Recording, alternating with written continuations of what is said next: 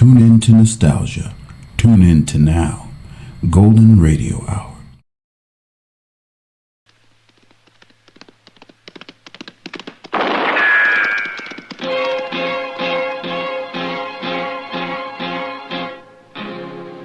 Gunsmoke, brought to you by L&M Filters. This is it. L&M is best, stands out from all the rest. Around Dodge City and in the territory on West, there's just one way to handle the killers and the spoilers, and that's with a U.S. Marshal and the smell of Gunsmoke.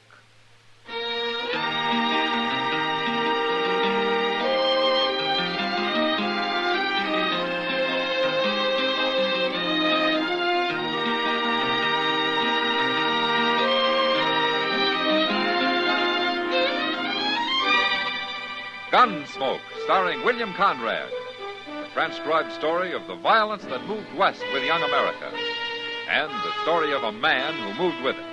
I'm that man, Matt Dillon, United States Marshal. The first man they look for and the last they want to meet. It's a chancy job, and it makes a man watchful and a little lonely.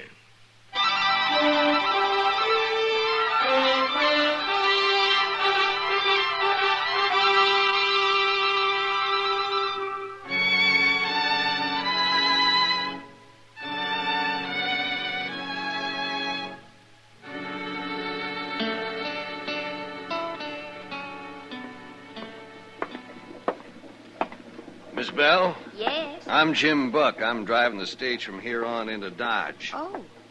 What happened to the other driver? I always spell him here. He told me to look out for you. Oh, that's kind of him. And kind of you, too. You're awful young to be traveling alone. I'm 17. Well, now, I take it back.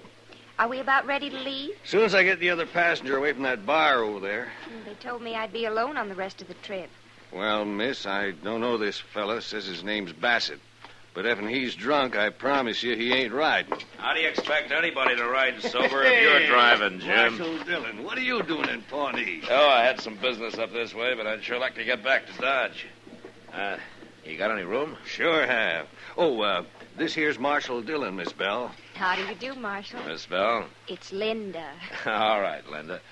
When are you leaving, Jim? Soon as I round up that Bassett fella. Well, get him, whoever he is. Huh? And drive easy, will you, Jim? I wore out a horse getting this far, and I sure need some sleep.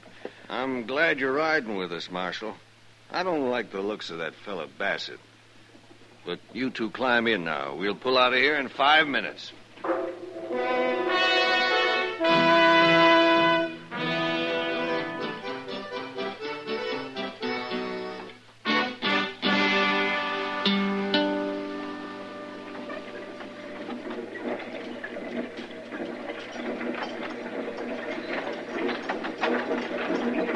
Nice day. The lawman's asleep. It's you I'm talking to, Missy. It's a nice day, ain't it? Yes. That's better. As long as we're riding the Dodge together, we better get acquainted. My name's Joe Bassett. How do you do? Well, there's no cause to be bashful, Missy. I ain't gonna hurt you. You staying in Dodge? Yes. Well, now, that's just fine. Please, I'm rather tired. Oh, you are.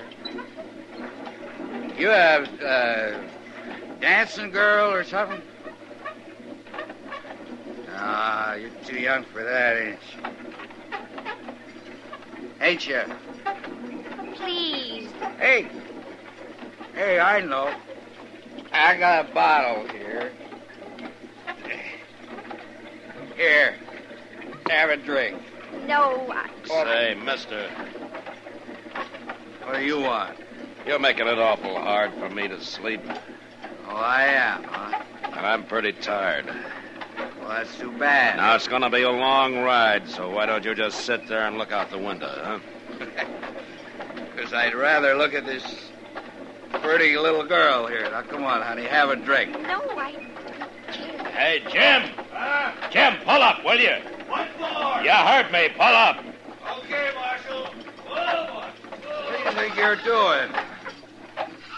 What's your trouble, Marshal? There's no trouble. Your friend Bassett here wants to ride up on the box with you. What? He wants somebody to talk to, Jim. Are you crazy? He's waiting for you, Bassett. I'm staying where I am. You're holding us up. Now you get moving. All right. I will. You like you broke my arm. You should have left your gun where it was. All right, now get outside. Hurry it up. I'm going. But you're gonna wish you'd never seen me. I'm wishing that already. Give me a hand, driver. All right. My arm's all numb where to kick. I'm sorry for the delay, Linda. Marshal. It was worth it, though. Maybe now we can both get a little sleep, huh? Well, I can certainly use... What'd you say? I said I can certainly use some. Oh, yeah. Yeah.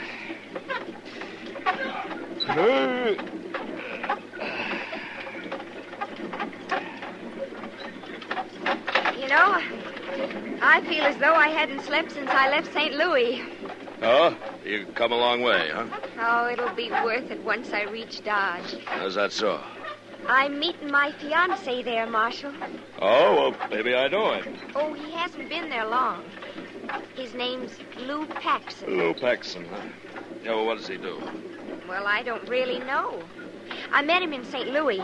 It was only for a few days. Uh-huh. I see.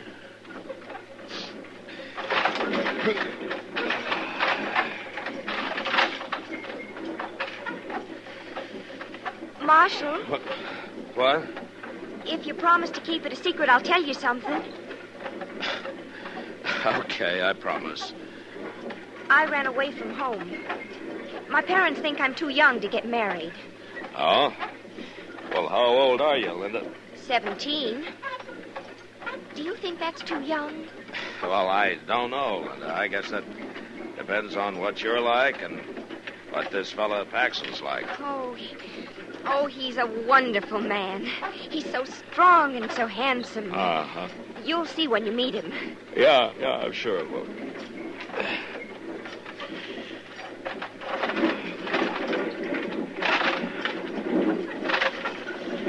Marshal, Yeah. are there a lot of men in Dodge like that man, Bassett? Oh, why do you ask, Linda? Well, he frightens me. He's not going to forget what you did to him just now. Oh, well, you let me worry about Bassett, huh? I don't like him. Well, I don't like him either, but why don't we forget about him and try to get a little sleep, huh?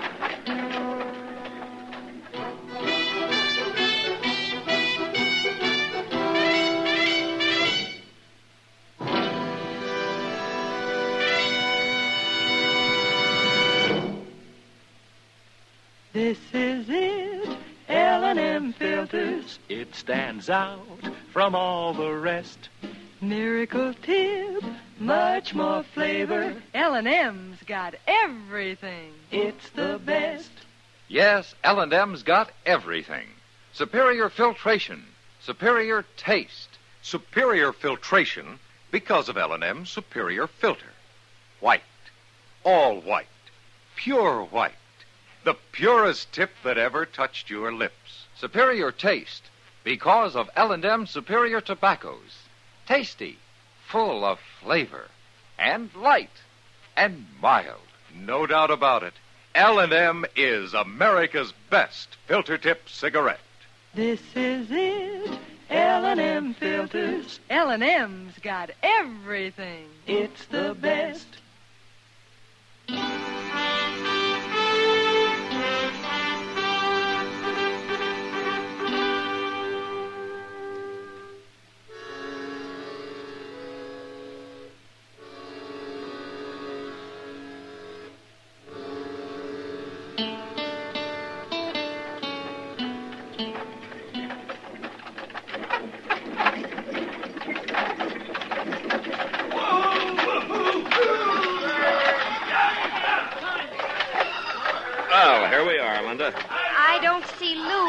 we'll find him, all right.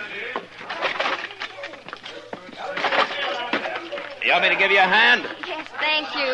Okay. There we go. Come home, Mr. Dillon. Oh, hello, Chester. Oh, Linda, this is Chester Proudfoot. How do you do, Chester? Well, how do you do, Miss?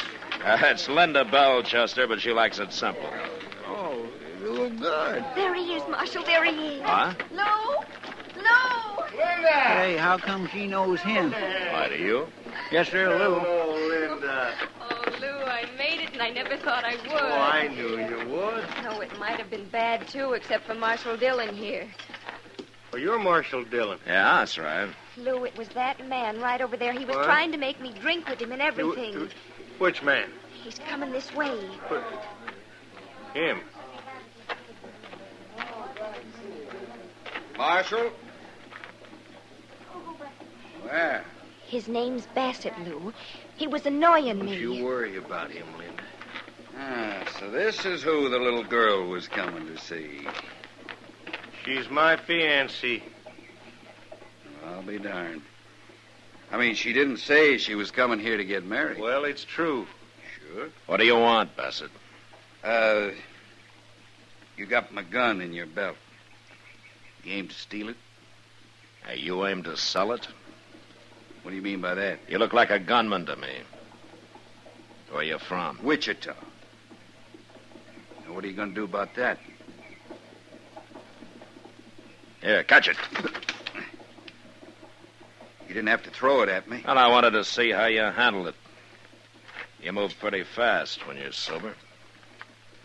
What are you prodding me for, Marshal? You aim to stay here long?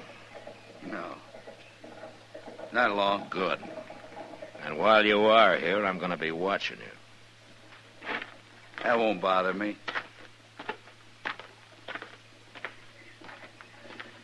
Well, Marshal, I got to thank you for taking care of Linda. Yeah, sure. Now, I don't know who that Bassett fella is, but he shouldn't have been bothering her.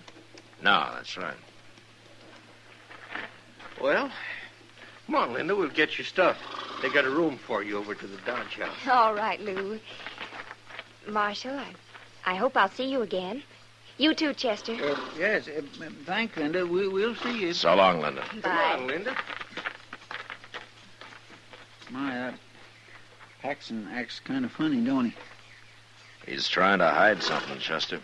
He is. He and Bassett didn't handle that very well. What do you mean? They know each other. You think so? And it was pretty clear that they don't want anybody to know it. Well, why? What do you know about Lou Paxton, Chester? Nothing. I just seen him around. Uh-huh. Any idea what his game is? No, sir. I don't. None at all. Well, maybe we'll find out now. I expect he's just been waiting for Bassett to get here.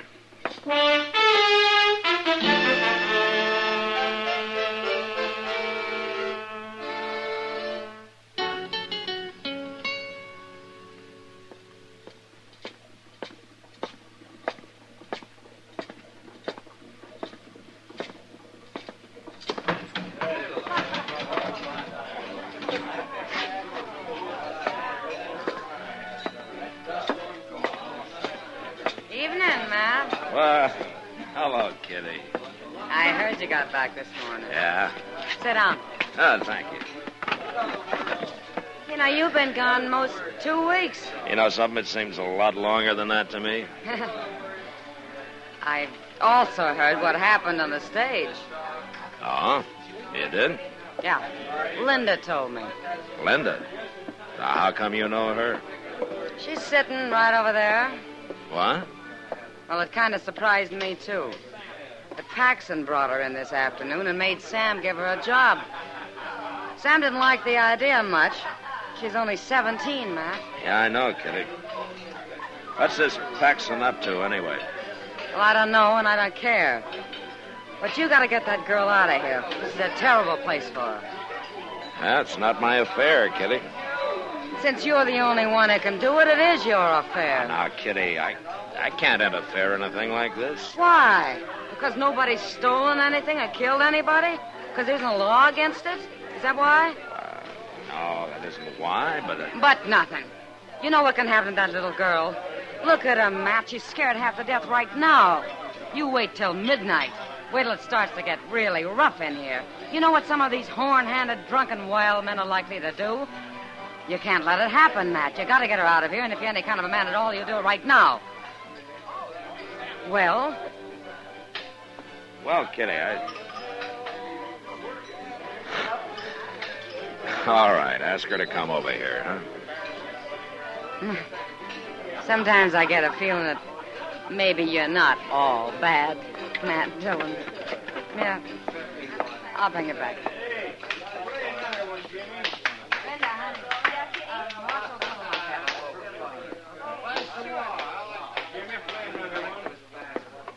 Here we are. Oh, hello, Linda. Kitty said you wanted to see me, Marshal. Yeah, that's right. Sit down, won't you? All right. You don't have to be scared of the marshal, Linda. Oh, I'm not really. But, well, tonight I feel scared of everybody. Then why do you stay here, Linda? Lou says I've got to. Why? He says it's to keep me out of the way. Oh? Out of the way of what? I don't know. But if I'm here, he knows where I am, and he can always come to find me. But I don't like it here, Marshal. I'm not used to men like these. Linda, I want you to go back to your room, and I want you to stay there. Oh, I can't, Marshal. Lou'd get angry. You don't have to tell him about it. But he'll find out. He'll find out all right, Linda. As soon as I explain things to Sam here, he'll find out from me.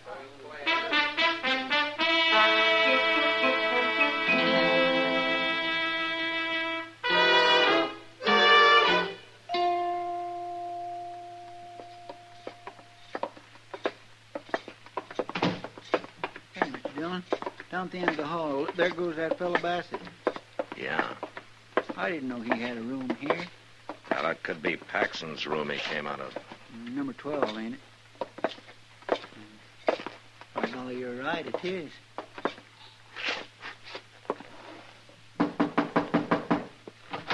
Now, listen here, Oh. Thought it was someone else. Bassett's gone, Paxton. What do you want, Marshal? I want to talk to you. Oh. What about? Why did you pretend you didn't know Bassett at the stage this morning? I don't know him. Well, he just walked out of your room. I mean, I didn't know him. I didn't know him this morning. You're lying. Now, Bassett's a gunman, Paxton. What's your business with him? I got no business with him, Marshal. We were talking, is all. Uh-huh. About how much are you going to pay him? I got nothing to do with him, I tell you. All right. Now, I don't know who you're after, but this time I'm going to stop the trouble before it starts. Chester, when's the next stage leave?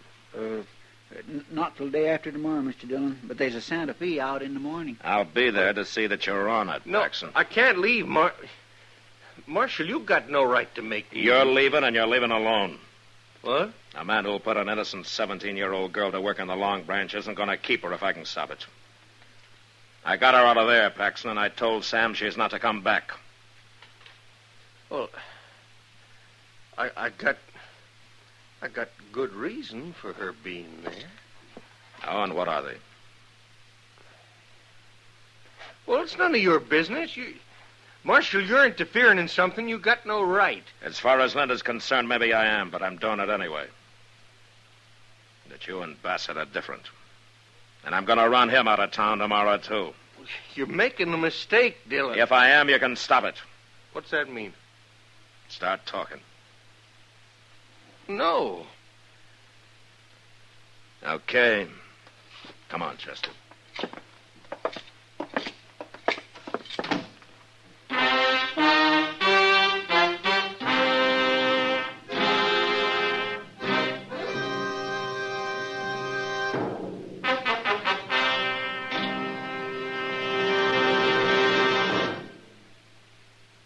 To you, to the thousands of smokers who are changing to L&M every day, to the millions who now smoke L&M, here is your assurance L&M gives superior filtration because of its superior filter.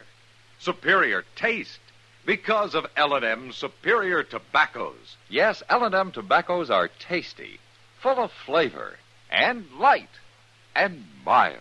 And L&M's superior filter is the purest tip that ever touched your lips.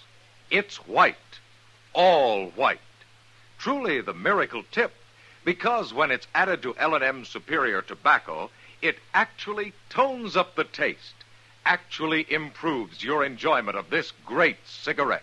Yes, L&M's got everything. Superior taste, superior tobacco, superior filter. That's why it's America's best filter tip cigarette. Try L&M today.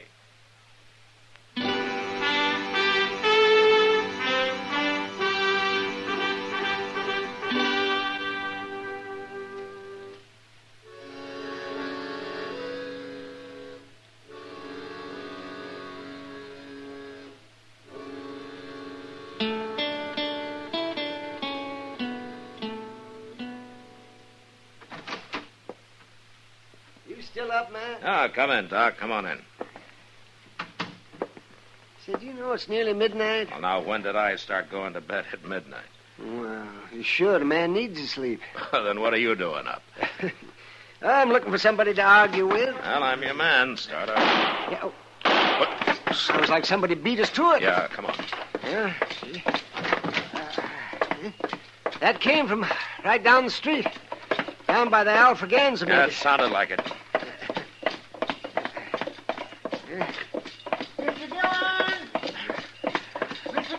Over here, Chester. What happened, Chester? Lou Paxson. They shot him. He went into the back room at the Alfraganza wearing a mask and carrying a gun in his hand, but they shot him before he could run off with any money. He didn't even try to shoot back. Well, is he hurt bad, Chester? I don't know, Doc. I didn't wait to see. Well, I'll go see that he's taken up to my office. Give him a hand, Chester. Yes. I'll come up there in a few minutes. Well, where are you going? There's a man across the street I want to have a little talk with. Where? Oh, Bassett. Yeah, that's right.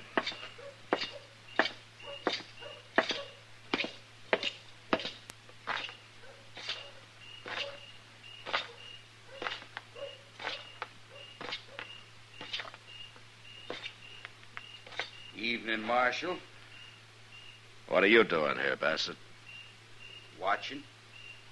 Watching for what? Not for anything. Just watching. You working with Lou Paxson? Why? He just got shot. Dead? Why don't you go find out? Ain't nothing to me, Marshal. You know, Bassett, I was going to run you out of town tomorrow, but now I think I'll keep you around till I find out what this is all about. I ain't done a thing. And you're not going to, because I'm going to lock you up right now. I never been in jail in my life, Marshal. A lot of men haven't, even men like you. But you're going now. No.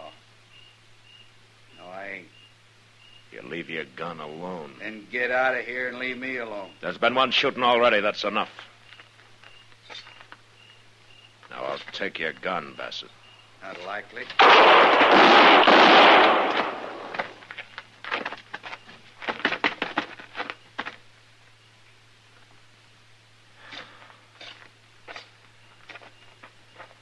He missed you, Mr. Dillon.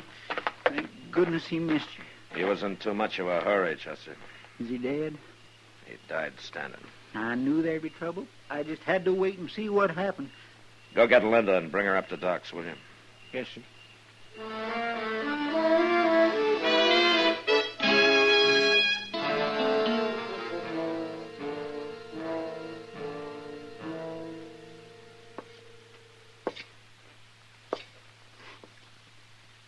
How is he, Doc? He's not good, man. One bullet in the neck, another in the chest. I'm sorry, Paxson. There isn't much I can do for you. No. No, I can't live this way. Not for long. Paxson, Chester's gone for Linda. She'll be here directly.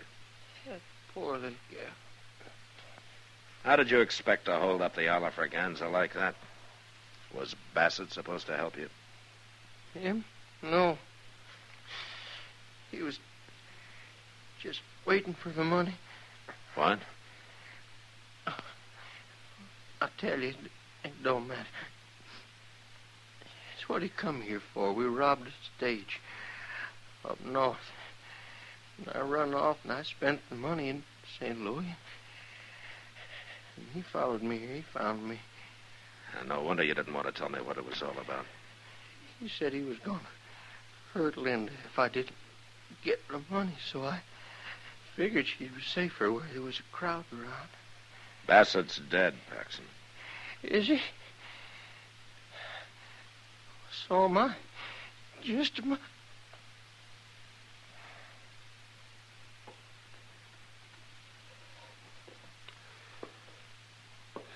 He's gone, Matt. Oh, that's probably Linda. You better keep her out of here. Yeah. Chester, wait in there, will you? Yes, sir. What are you going to tell her, Matt? I'm going to tell her the truth, Doc. The whole story. Oh, that would be awful hard on her, wouldn't it? Finding out what kind of a man Paxson was? No, you could spare her that. Linda got off easy, Doc. Married to an outlaw, she'd have been in real trouble. But all this won't do her any good at all if I don't send her home a lot smarter than she left. And that's what I'm going to do.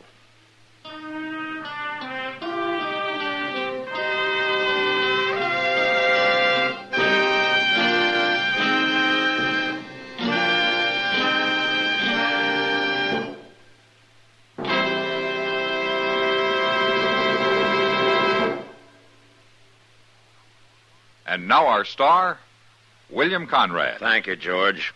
You know what I like about L&M's is they're mild and mighty easy on the draw. When you get right down to it, no filter stacks up with L&M's pure white miracle tip for quality or effectiveness. Darn good smoke. See for yourself. L&M stands out from all the rest.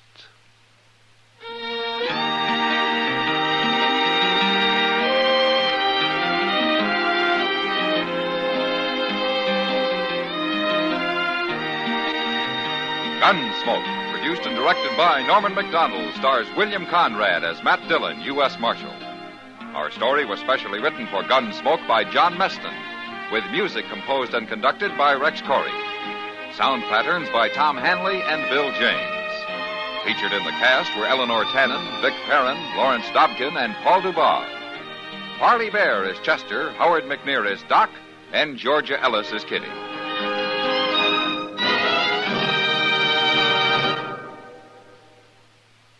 Put a smile in your smoking. Next time you buy cigarettes, stop. Remember, only Chesterfield is made the modern way with Accuray. This amazing quality detective electronically checks and controls the making of your Chesterfield, giving a uniformity and smoking quality never possible before. For the first time, you get a perfect smoke column from end to end. From the first puff to the last puff, Chesterfield smokes smoother. Chesterfield smokes cooler. Chesterfield is best for you. Next time you buy cigarettes, stop. Remember, Chesterfield is made the modern way with Accuray. Put a smile in your smoking, just give 'em a try. Light up a Chesterfield, they satisfy. Remember, listen again next week for another transcribed story of the Western frontier. It's America growing west in the 1870s. It's Gunsmoke, brought to you by L&M Filters.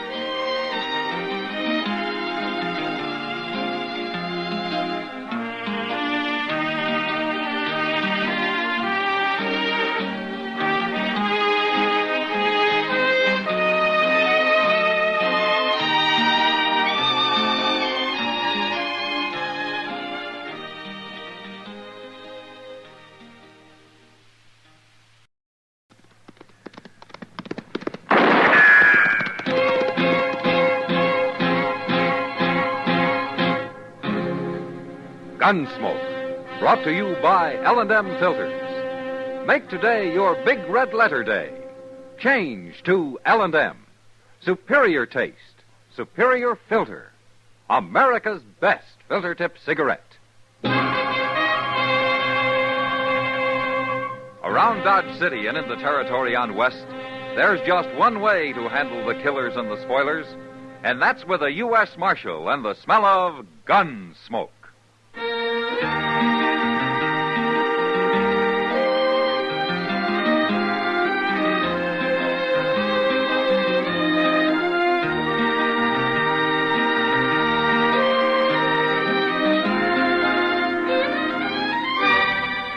Gunsmoke, starring William Conrad. The transcribed story of the violence that moved west with young America. And the story of a man who moved with it. I'm that man, Matt Dillon, United States Marshal. The first man they look for and the last they want to meet. It's a chancy job, and it makes a man watchful and a little lonely.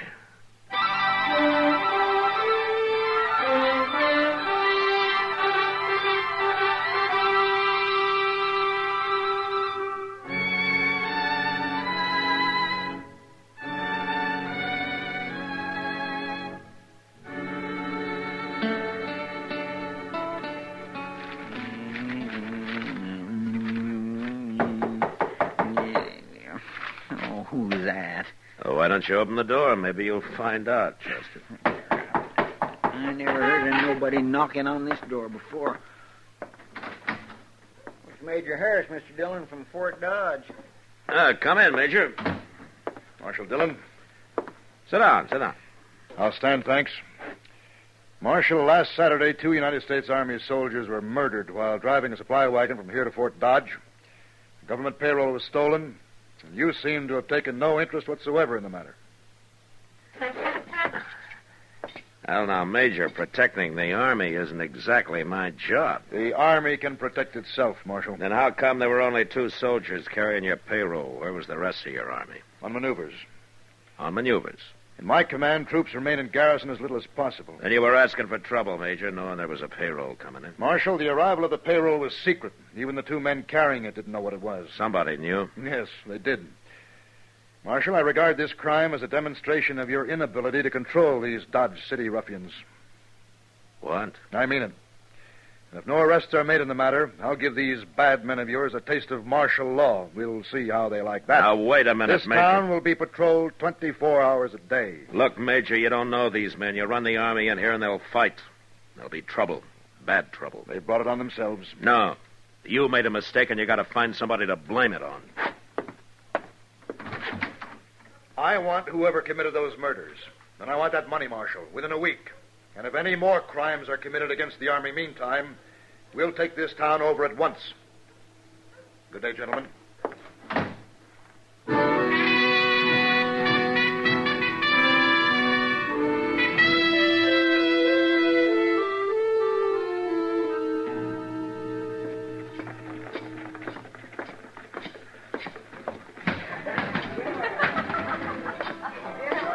Hello, Matt. Evening, Kitty.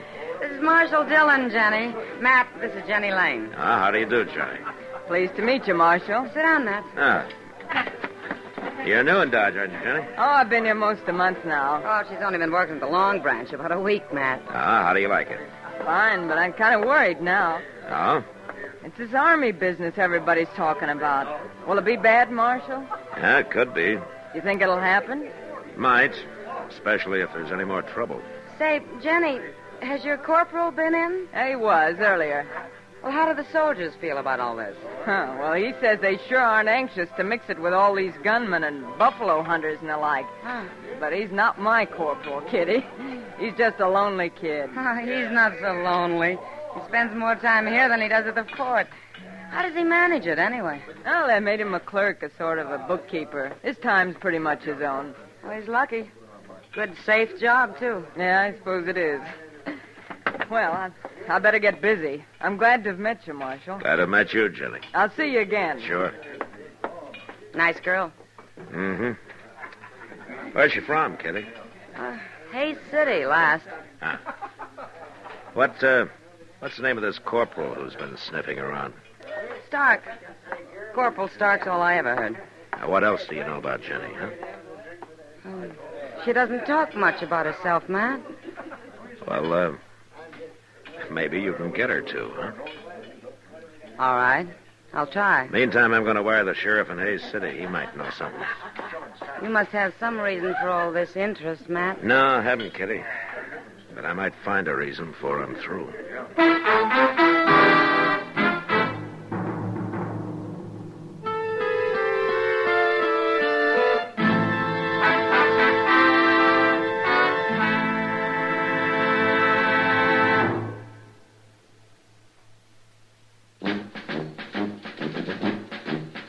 Make today your big red letter day, your L&M red letter day. Superior taste and filter, it's the miracle tip. Make today your big red letter day. Change to L&M today. L&M's got everything. Superior taste. And superior filter. Get L&M today. This is it. L&M, superior taste and filter. Superior taste from tobaccos especially selected for filter smoking. Tobaccos that are richer, tastier, light and mild. And L&M's superior filter is white, pure white. Truly the miracle tip, because when it's added to L&M tobaccos, it actually improves your enjoyment of this great cigarette. Next time you buy cigarettes, look for the big red letters L&M. Smoke L&M filters, America's best filter tip cigarette. L&M's got everything. Get L&M today.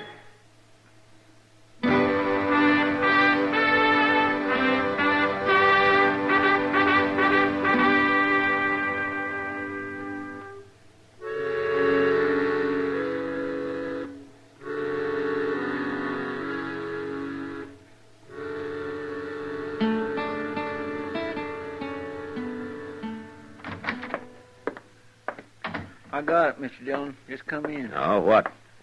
The answer to that telegraph you sent to Hayes City last night. Oh? Here. Oh, thanks. I don't know what it says or anything. Jenny Lane left Hayes about a month ago with a stranger called Nate Brand. Nothing against girl, but believe Brand a wild one. Regards, Clint Adams. Never heard of no Nate Brand. No, neither have I. What's she doing, hiding him somewhere? Oh, Matt. Yeah, what is it, Doc? Trouble. Oh, what kind of trouble? A shooting. Out behind the Texas Trail. What? It's bad, man. It's real bad. Well, the shooting's always bad, Doc. Yes, but this one's going to lead to a lot more shooting. Somebody just killed a soldier.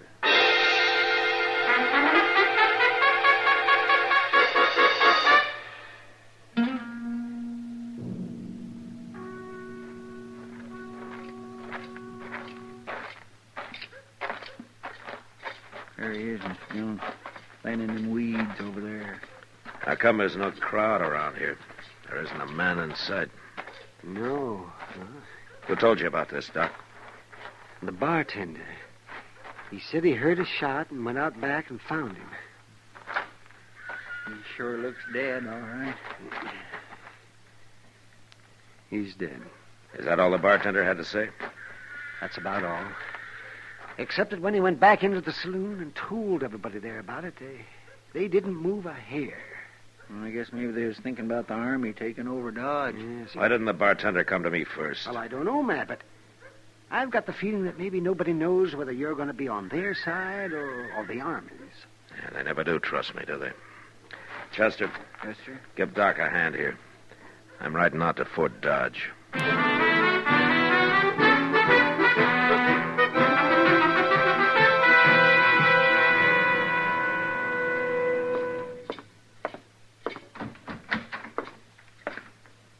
Marshal Dillon. Hello, Major. What brings you to Fort Dodge, Marshal? Murder. What? Murder. A soldier? Uh-huh. Who? I don't know. Some private. In Dodge City, of course. That's right. Have you arrested the murderer? Nobody saw it happen, Major. I see. Well, Marshal, you leave me no choice. Wait a minute, Major. I didn't ride out here just to bring you the news. I want something from you. From Me? I want you to keep all the soldiers out of Dodge for the next 48 hours. Put it off limits. That's not exactly what I had in mind. Listen, Major, Dodge City's an armed camp. It's full of men who fought Indians, who fought the war between the states, who fought each other ever since they could spit. They'll fight you next. They'll make you hate it. They can't fight the Army. They can and they will. And a lot of men will die on both sides. But I'll make you a deal, Major. A deal? You give me 48 hours and I'll find your killers. You better take it. Because it'll get you out of a lot of trouble. All right. But I want the criminals delivered here. To me. Sure. But I might have to kill them to get them here.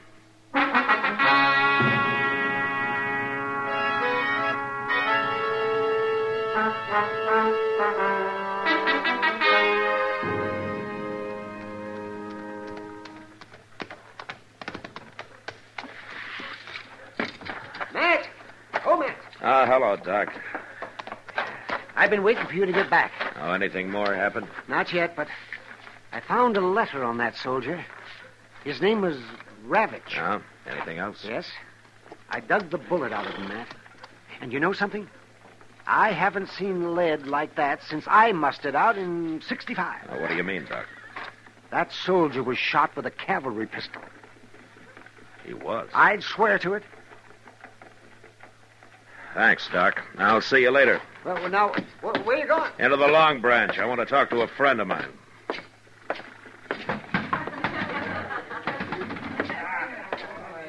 I've been expecting you, Matt. Oh, have you, Kitty? Chester was in a while ago. He told me about that telegram from Hayes City. Look, Kitty, I gotta work fast. There's gonna be a war around here soon. I found out a couple of interesting things, Matt. One is Jenny's been seen riding horseback at night towards the Arkansas down by Brandy Bend. Oh? It might have something to do with that man she left Hayes City with, Nate Brand. Yeah. I think he's hiding out down near Brandy Bend. Any idea why? Corporal Stark and Jenny went for a ride one night. When was that?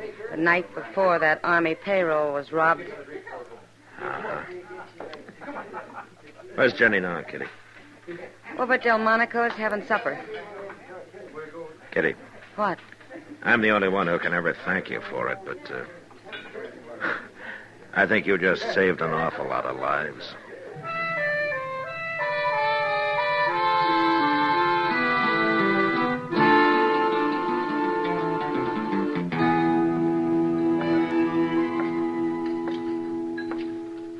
Evening, Jenny.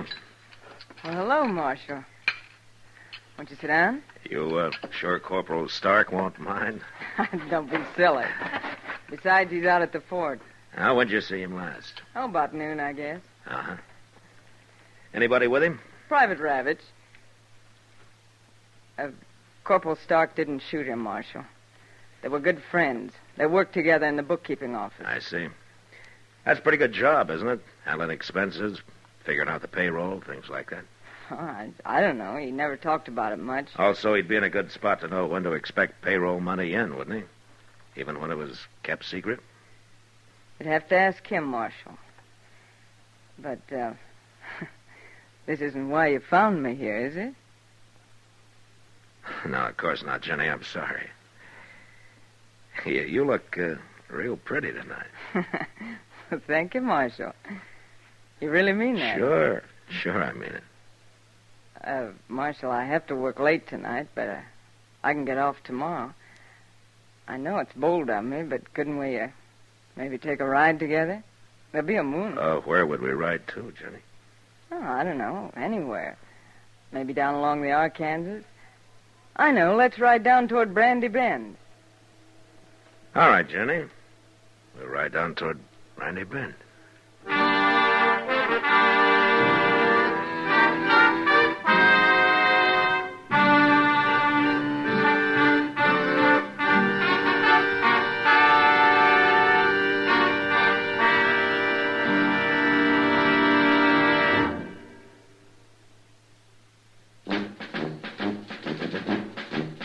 Make today your big red letter day, your L&M red letter day. Superior taste and filter, it's the miracle tip. Make today your big red letter day. Change to L&M today. L&M's got everything. Superior taste. And superior filter. Get L&M today. This is it. L&M, superior taste and filter. Superior taste from tobaccos especially selected for filter smoking. Tobaccos that are richer, tastier, light and mild. And L&M's superior filter is white, pure white. Truly the miracle tip, because when it's added to L&M tobaccos, it actually improves your enjoyment of this great cigarette. Next time you buy cigarettes, look for the big red letters L&M. Smoke L&M filters, America's best filter tip cigarette. L&M's got everything. Get L&M today.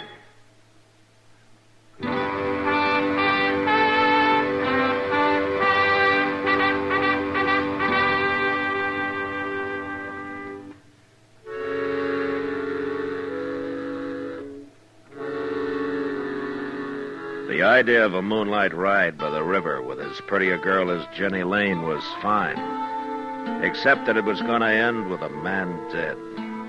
Either me or her friend, Nate Brand. She was obviously leading me into an ambush, and there wasn't a thing I could do but go cheerfully along. I met her the next night. We started out. But a mile or so before we got to Brandy Bend, I pulled up and suggested we dismount and let the horses blow a little. They won't run away, will they? The horses? No. Now, don't worry. Here's a good place to sit.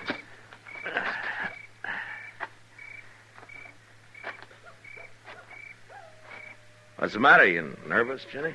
No. No, of course not. Sit down. Take it easy, then. All right.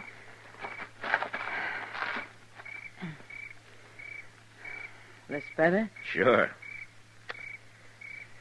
Yeah, it's a nice night, isn't it? Yeah. That's beautiful. You're not even looking at it. Something on your mind, Jenny? No. Why should there be? Why, you tell me. That's nothing, Marshal. Really. Let me ask you something, Jenny. Did you ever see a man killed? What? Why'd you say that? What, did you? Yeah, once in a saloon. Tell me, did he have a fair chance? Of course, he even drew first. Then you never saw a man shot in the back or ambushed, huh? What are you driving at, Marshal? Oh, I'm just thinking about people, Jenny. Like, sometimes a person isn't really bad. He just falls into bad company. What's that got to do with me? And I think it sort of goes against your grain, the idea of a man being killed without a fair chance. Why'd you come with me, Marshal? Somebody had to. I suppose you know about everything. I think Private Ravitch got killed by Corporal Stark because he found out about the payroll deal between you and Stark and Nate Brand. Sure. Well, what are you going to do now? Gonna ride to Brandy Bend with you. But why? Because I'm gambling that you're still decent enough inside to let me have that fair chance I was talking about. That's quite a gamble, Marshal. Yeah. But we'll ride slow. And you'll have a little time to think about it.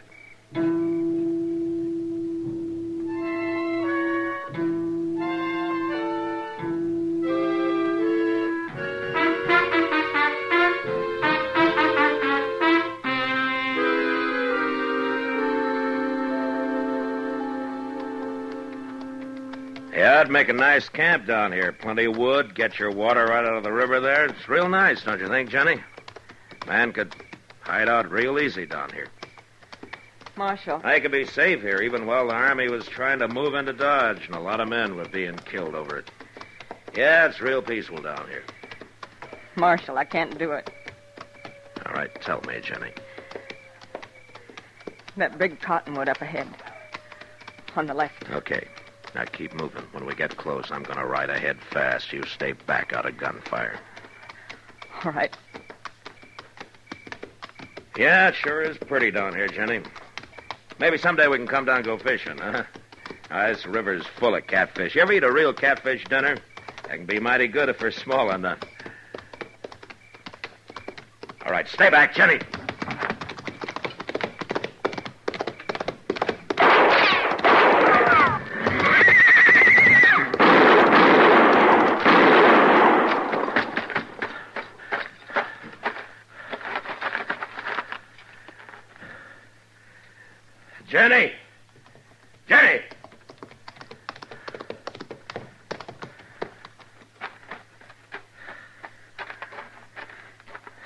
He's dead, Jenny.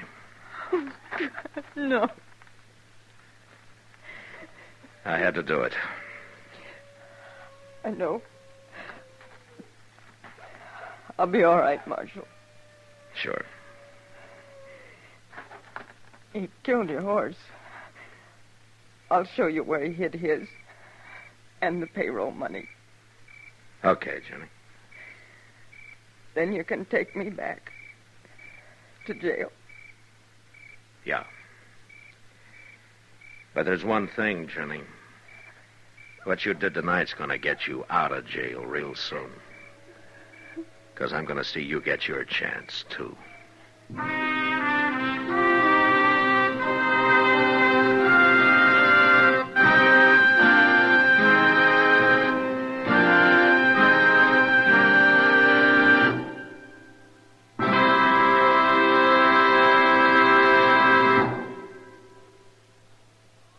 And now our star, William Conrad. I'm telling you, the day you change to L&M, well, that's the day. Your big red letter day. No filter stacks up with L&M's pure white miracle tip. And I know you'll go for L&M's taste, superior taste you get from L&M's superior tobaccos, richer, tastier tobaccos. Next time, look for those big red letters on the L&M pack.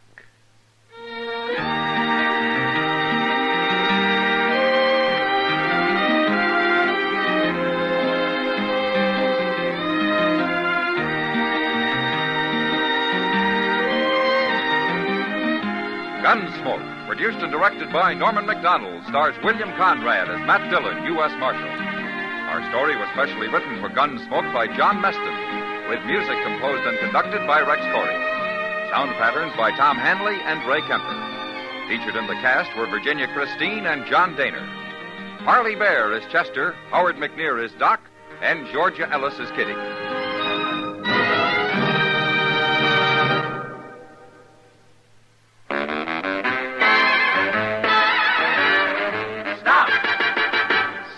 Smoking with a smile, with Chesterfield. Smoother, cooler, milder, Chesterfield.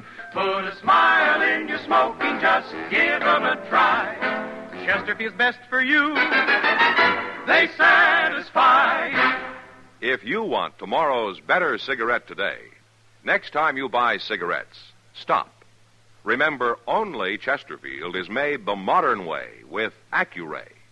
You'll notice how fresh and good Chesterfield's made with Accuray taste, how smooth they are, and how they satisfy. So buy Chesterfield today. Smoother, cooler, best for you. Recently, many of your cards and letters have requested an evening time for Gunsmoke Radio. In response to these requests, the makers of Chesterfield and L&M filters will now also bring you Gunsmoke every Sunday evening at 6:30 p.m. Eastern Time. So now you can take your choice and hear Gunsmoke transcribed at the time that is most convenient, either on Sunday evenings or Saturday at this time. And remember, the makers of Chesterfield and L&M filters also present Gunsmoke for your enjoyment on television. Tonight, watch an entirely different Gunsmoke show on the CBS television network. Check your local TV listings for time and channel.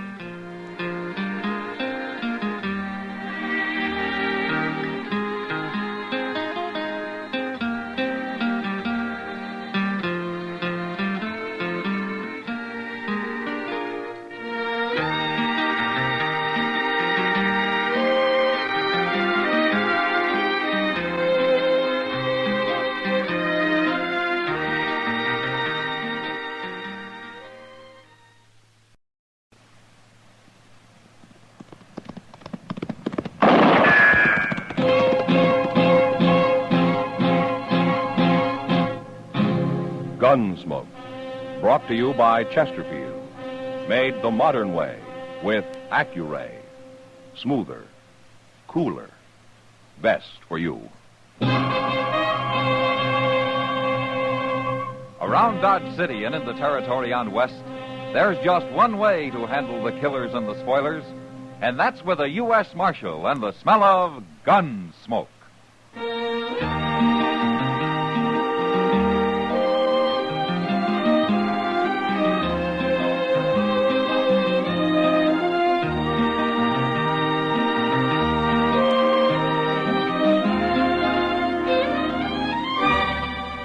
Gunsmoke, starring William Conrad. The transcribed story of the violence that moved west with young America. And the story of a man who moved with it. I'm that man, Matt Dillon, United States Marshal. The first man they look for and the last they want to meet. It's a chancy job, and it makes a man watchful and a little lonely.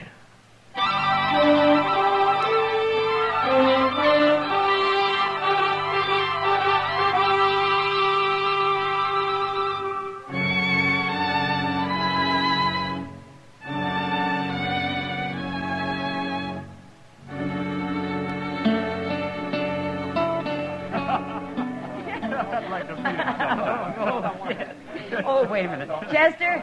Chester! Evening, Miss Kitty. Well, you were going straight to the bar without even saying hello. Well, I figured you was kindly busy. I'm busy telling Andy here about Dodge. Andy, this is Chester Proudfoot. He's one of the people you ought to know. This is Andy Hill, Chester. Pleased to meet you, Chester. Well, sit down. Thank you. Chester works for Marshal Dillon, Andy. Well, that ought to be a good job. Oh, it's a fine job. If you like long hours and poor pay. He spends quite a few of those long hours sitting around the depot waiting for the Santa Fe to come in, Andy. Well, that's just so Mr. Dillon will know where I'm at if he wants me for anything, Miss Kitty. Your name, Kitty? I'm busy, mister. They told me your name. Now I'm going to buy you a drink. Come on over to the bar. Back to your hogs, mister. You're spoiling the air. I'll have no talk from a woman of your kind. All right, you get out of here, mister. Get out. You putting me out? You ain't even armed. Well, I'll find me a gun quick enough. Hey, mister. How about me? I'm armed. You're too young to be wearing a gun. Take it off. You do it. You take it off. I sure will. From there. You want to die, don't you? No. I don't want anybody to die. Now, you get out of here. I'm going to put a bullet in you. You can't do it, mister. Don't try. I'll show you. I told him he couldn't do it. You killed him, Andy. He was looking for a fight. I don't even know who he is. I never seen him before. But there's Matt. Who? Marshal Dillon, Andy. Oh. Did you kill this man? I did it. It was self-defense, Matt. Andy had to shoot him. That's the truth, Mr. Dillon. That man was treating Miss Kitty awful bad, and I didn't have no gun, and Andy stood up to him. Get some help and carry him out of here, Chester. Yes, sir. A couple of you men give me a hand here. Kitty, let's step over here. Yeah. You and Andy, is it? Andy Hill, Marshal. You should have seen it, Matt. That man had his gun almost out before Andy even started to draw. So you're pretty fast, huh, Andy? I'm alive. Where you from? I told you my name. It don't matter where I'm from. What are you doing in Dodge? Marshal, I come here looking for a job, an honest job. He told me the same thing, Matt. I believe him. Why would I be lying? Well, the way Kitty described it, you're mighty handy with a gun for a man who's looking for an honest job. All right, I'll move on. I wouldn't have a chance here with you against me. Matt. Don't worry about it, Miss Kitty. I'll make out someplace else. Wait a minute, Andy. Yeah? Go over to the stage office. Ask for Jim Buck. What for? He's a driver. He's looking for a man to ride shotgun. Tell him I sent you. Thanks, Marshal. I'll go over right away. So long. You see, Matt? He did mean it. Yeah, he wants a job, all right. But he's hiding something, Kitty. When a man hides something, it's usually bad. But I got a feeling about him, Matt. I think he's all right. Well, I hope so, Kitty. Won't be so good if I recommended an outlaw to protect the stage.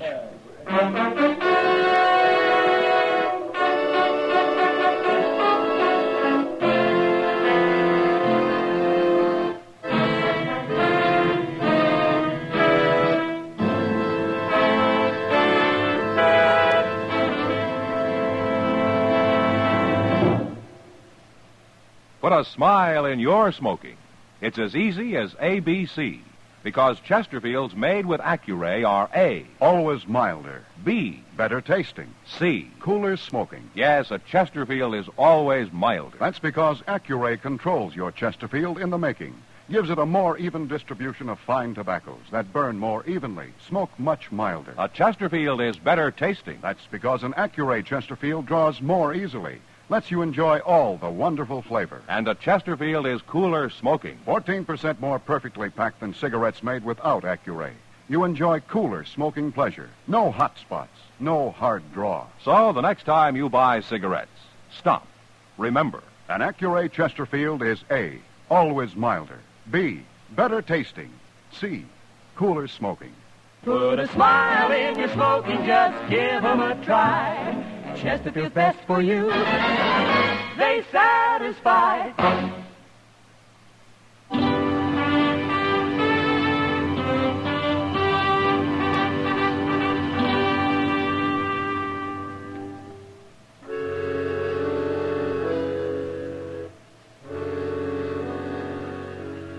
I didn't see Andy again that night, but I ran into Jim Buck, and he told me that he'd hired him and that they were leaving for Hayes City the next morning. It was 2 days before they were due back, before I'd find out if I'd made a mistake or not. And I waited. In the evening they were due, I was over at the stage office. Of course, the stage was late, over an hour late, but it finally came. And Andy was up on the box next to Jim. They pulled up, and Jim jumped down and ran over to me. Marshal, you arrest him. Arrest who? Andy Hill, that's who. If I hadn't heard how good he is with a gun, I'd have taken him myself. I'd have shot him dead. Now, wait a minute, Jim. What's the trouble? He's mad at me, Marshal. Mad at you? You ought to be tarred and feathered. Why don't one of you tell me what this is all about? We was held up, Marshal. Held up, by heaven, and this so-called shotgun man sat there like a owl on a rafter. Sat there and did nothing. Is that true, Andy? Why kill a man for nothing, Marshal? For nothing? The treasure box was empty and we carried no passengers this trip. He didn't get a thing. You didn't know that box was empty till I told you afterwards. I knew it before we left Hayes City, Jim. I figured I ought to know what I was guarding, so I found out. Sure.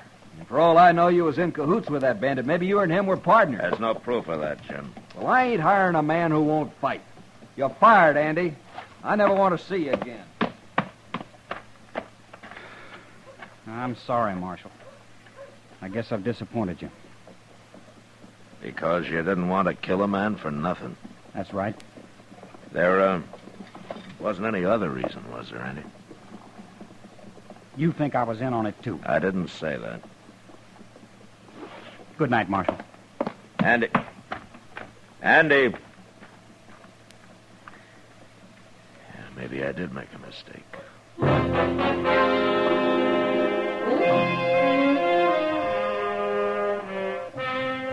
I wasn't sure about Andy that night, but the next few days changed my mind again.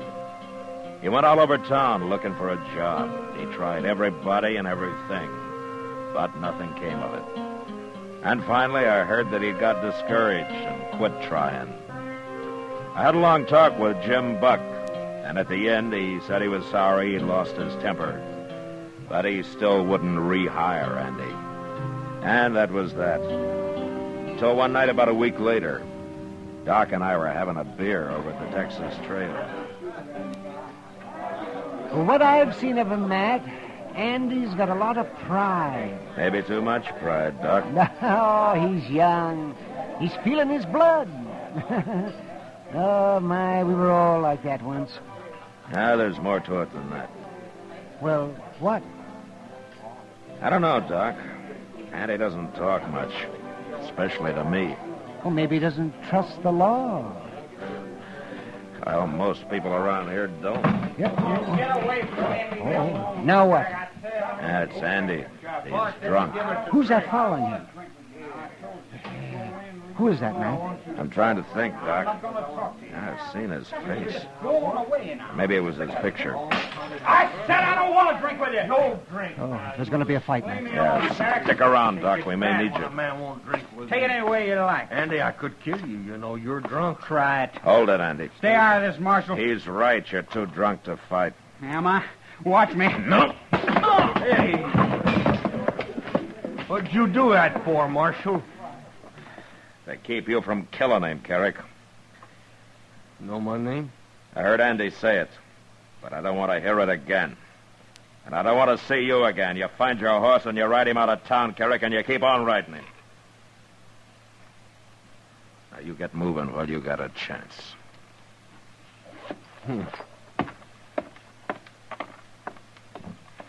Now, Chester.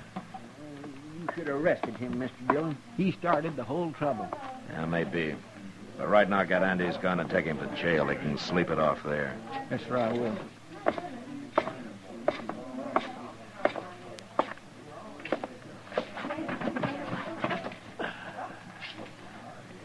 Well, you didn't need me after all, man. Doc, that's the first time I ever turned an outlaw loose. What's that? Carrick. I saw his picture the other day on some news circulars. The law in Oklahoma Territory. I'd like to have him back. Well, then why didn't you arrest him? Andy's wanted with him. There's no picture, but I remember the description now. Carrick for murder, Andy for robbery. They were partners. You let a murderer go? No, not exactly, Doc. Carrick needs Andy for a partner. That's why he came here. And that's why he'll come back. If he comes back, you're going to have two outlaws to deal with. Yeah, maybe. But it's Andy who's going to have to decide that. He's still got a choice to make, Doc. So all I'm doing is giving him the chance to make it. Why should you risk facing a pack of trouble to help a man you hardly know, man? A man who hardly knew me went out of his way once, Doc. Maybe I'm kind of paying him back. Oh. Well, I still say you must have a lot of faith in Andy. No, not a lot, Doc. Just enough to take a gamble.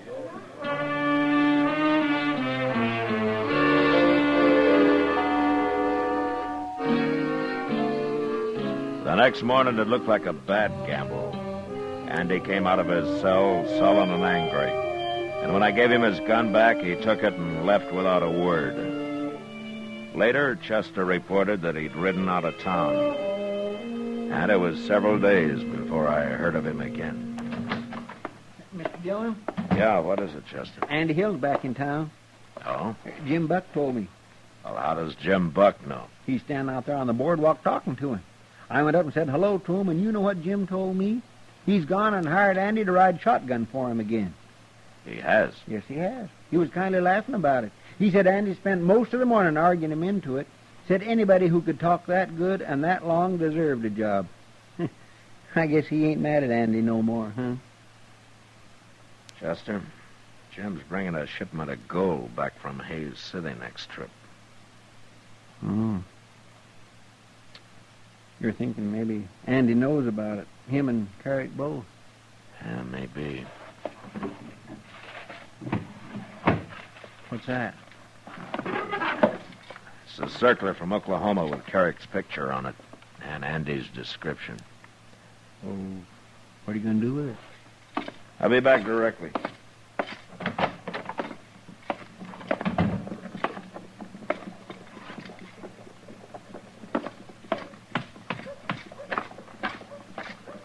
Hello, Andy. What do you want, Marshal? Where's Jim Buck? He went over to the stage office. I hear you're riding shotgun for him again. Any objections, Marshal? Andy, if I had everything on my mind the way you have, I don't think I'd be friendly with the law either. What do you mean by that? Here, take a look at this. Now, wait a minute, Andy. I didn't come to arrest you, so don't make me kill you. What? I wanted you to see that circular. I didn't think you and Carrick knew it was out. I don't understand you, Marshal. It was Carrick who held up the stage last time when you were riding shotgun. Wasn't it? It had nothing to do with me. I didn't know he was in the country. But you didn't shoot because you didn't want to kill a man for nothing, especially a former partner, huh? Okay, Marshal. I think you're partners again, Andy. I think you got this one planned. You won't take me alive, Marshal. I told you I didn't come here to arrest you. Why not? Because I think a man who wants it deserves a chance, Andy. You haven't had yours. Not yet. Well, maybe I'm wrong giving it to you, but I'm going to do it. What do you mean? The stage goes to Hays tomorrow. It'll be back Thursday. I'm going to be waiting for it, Andy. Waiting real hard.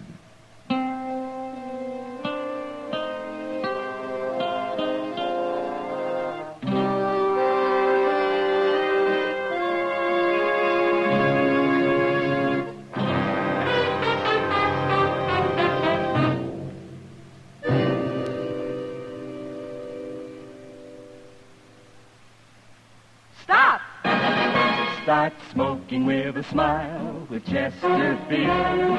Smoother, cooler, milder Chesterfield. Put a smile in your smoking, just give 'em a try. Chesterfield's best for you. They satisfy. Yes, put a smile in your smoking.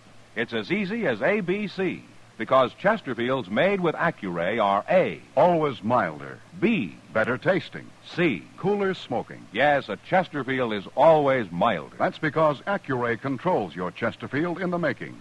Gives it a more even distribution of fine tobaccos that burn more evenly, smoke much milder. A Chesterfield is better tasting. That's because an Accuray Chesterfield draws more easily. Lets you enjoy all the wonderful flavor. And a Chesterfield is cooler smoking. 14% more perfectly packed than cigarettes made without Accuray. You enjoy cooler smoking pleasure. No hot spots. No hard draw. So the next time you buy cigarettes, stop. Remember, an Accuray Chesterfield is A. Always milder. B. Better tasting. C. Cooler smoking. Put a smile in your smoking, just give 'em a try. Chesterfield's best for you. They satisfy.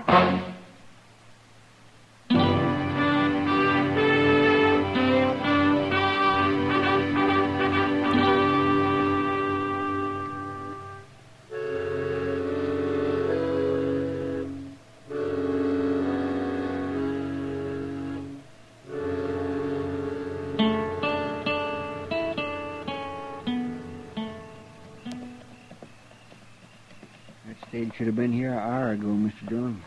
It's already dark. That's often late, Chester. Why did it have to be late this time? Are you worried? Yes, sir. And so are you.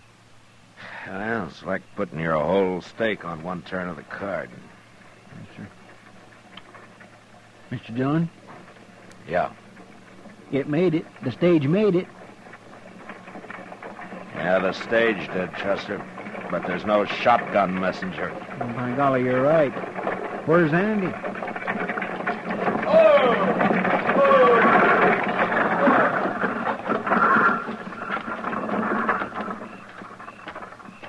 Where's Andy, Jim? I don't know where he is. I ain't seen him since we got to Hayes. You mean he quit, Jim?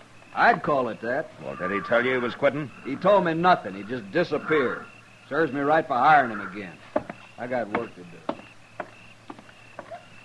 I guess he figured he'd get as far as Hayes without you after him, and then him and Carrick could run from there. What are you looking at? That rider coming up the street, Chester. Leading that pack horse? It's not a pack horse. There's a body tied across the saddle, and that's Andy leading it. By golly, you're right. Now what's he gone and done? We'll ask him.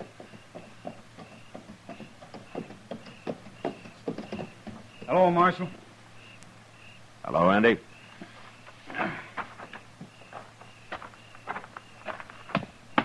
That's Carrick I got there, Marshal. You kill him? I killed him. No witnesses. No way to prove who drew first. Jim Buck told me you ran off up in Hayes City. Jim might have got shot if I hadn't. Oh? Carrick was going to hold up the stage again, Marshal, and I decided not to let him do it. But I figured if I tried to fight him while I was sitting up there next to Jim, it'd go bad. So you rode back to meet Carrick alone, huh? Yeah. I left the night we got to Hayes. I found him and told him I was through for good. He got scared and went for his gun. But, like I say, I can't prove it was self-defense. Maybe I shouldn't have come back. Nobody's going to believe an outlaw. Chester. Yes, sir? Give Andy a hand with Carrick's body. I got some work to do. Where are you going? I'm going to write to the law in Oklahoma Territory. I'm going to let them know they can withdraw that wanted circular on Carrick. But what about Andy and that robbery charge? After I tell him how he brought in Carrick and how hard he's trying to go straight, I think they won't be too hard on him.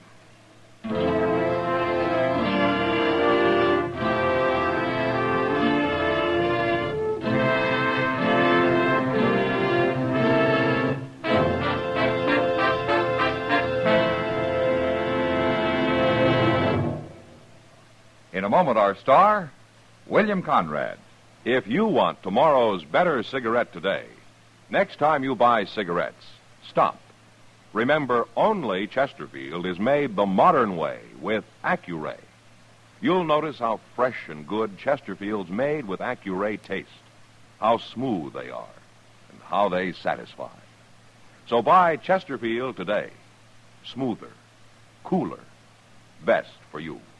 You know, on the frontier, there were all kinds. Buffalo hunters, trail drivers, spoilers, saddle bums. And there were lawmen, good and bad. Well, our story next week concerns a lawman's death. Until then, good night.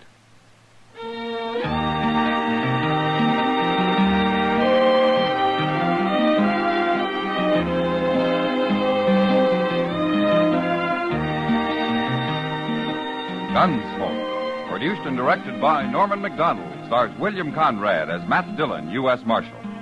Our story was specially written for Gunsmoke by John Meston, with music composed and conducted by Rex Corey.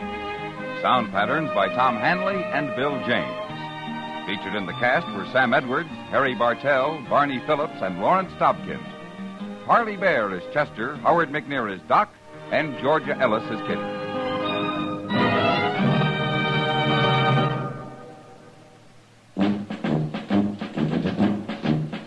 Make today your big red letter day, your L&M red letter day. Superior taste and filter, it's the miracle tip. Make today your big red letter day. Change to L&M today. L&M's got everything. Superior taste. And superior filter. Get L&M today.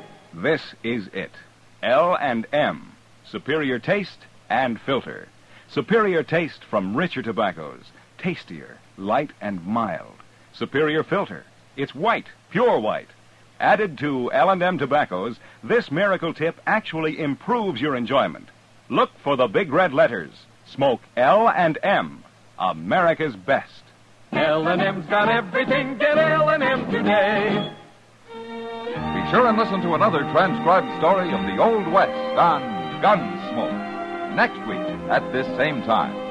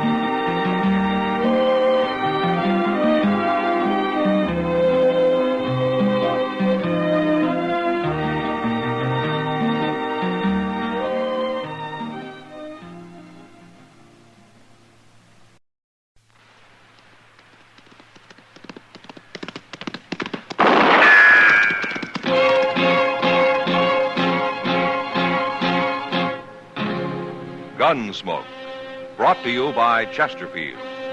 To put a smile in your smoking, always buy Chesterfield. Made the modern way with Accuray. Around Dodge City and in the territory on West, there's just one way to handle the killers and the spoilers, and that's with a U.S. Marshal and the smell of Gunsmoke.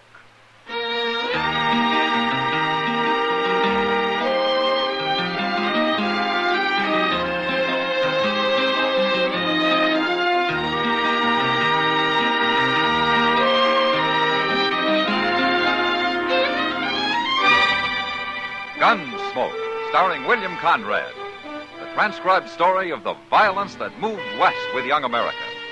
And the story of a man who moved with it. I'm that man, Matt Dillon, United States Marshal. The first man they look for and the last they want to meet. It's a chancy job, and it makes a man watchful and a little lonely.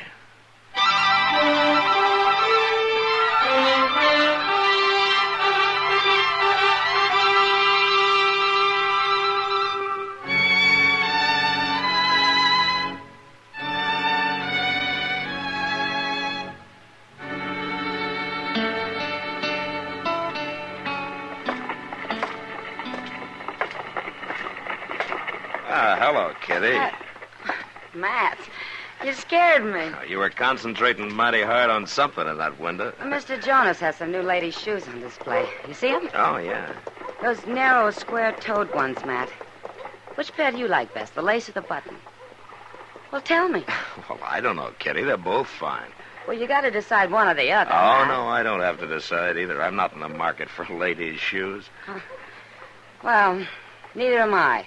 What? Look at those prices. $2.65 for a pair of shoes. Did you ever hear of such a thing? Kitty, I only stopped to say hello, not to argue about ladies' shoes. Well, I still think somebody ought to complain to Mr. Jonas. Well, it's not my job. I got enough trouble as it is. Well, I'm going in and tell Mr. Jonas what I think of his prices. Have a good time, Kitty. You bet I will.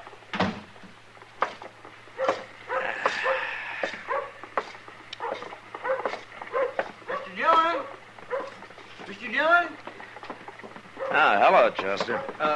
Mr. Dillon, this here is Mr. Trumbull. Uh-huh. He come over to the office looking for you. How do you do? Marshal Dillon. You're a stranger here, Mr. Trumbull? First time in Dodge, Marshal. First time. Oh, well, what do you want to see me about? I want a badge, Marshal. I want you to make me a deputy. A deputy? Now, you look here, Mr. Never mind, Chester. Good. What do you want to be a deputy for, Mr. Trumbull? Well, I'm leading a party of immigrants up onto the South Fork of the Pawnee. Oh? I thought you were new to this part of the country. Well, I've got maps, Marshal. Good maps. Furnished me by the Santa Fe Railroad. You work for the railroad? No, sir. I work for these immigrants. It's like this, Marshal. I got some 10 families together, and I arranged to buy 5 sections of railroad land for them, about 30 miles northeast of here. I made all the legal arrangements, and I'm guiding them in. I see. What's that got to do with your wanting to be deputized, though? Well, I thought it might be a good idea, just in case there's any squabbling when we get there. You know, over who gets which land, that sort of thing. Uh-huh. Most parties draw straws before they ever see the land, Mr. Trumbull. Haven't yours? Well, yes. Sure, of course. Well, then why should there be any trouble? Well, one of the men's having a little wife trouble, Marshal. You know how it is.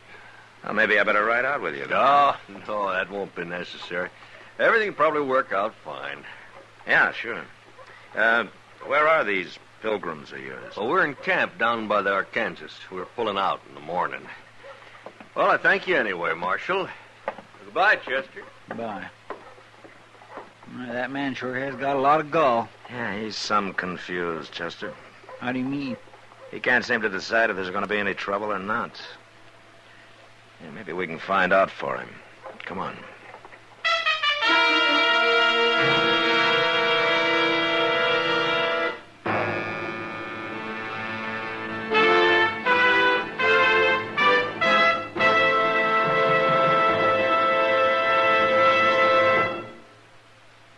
Stop, shop, for all your friends this year, this easy way. Give Chesterfields this year so bright and gay. Wrapped and ready, they're the best to buy. Cartons of Chesterfields, they satisfy. This Christmas, give everyone Chesterfields. Chesterfields are easy to give because they come ready to give in a bright red special holiday carton that's wrapped in its own colorful Christmas ribbon. Everyone enjoys Chesterfield's smoother, cooler smoking pleasure. So, to all your friends this year, say, Merry Christmas with cartons of Chesterfields. No wrapping, no tying. They're easy to give because they come ready to give. Chesterfields in the bright red special holiday carton. Wrapped and ready, they're the best to buy. Cartons of Chesterfields, they satisfy.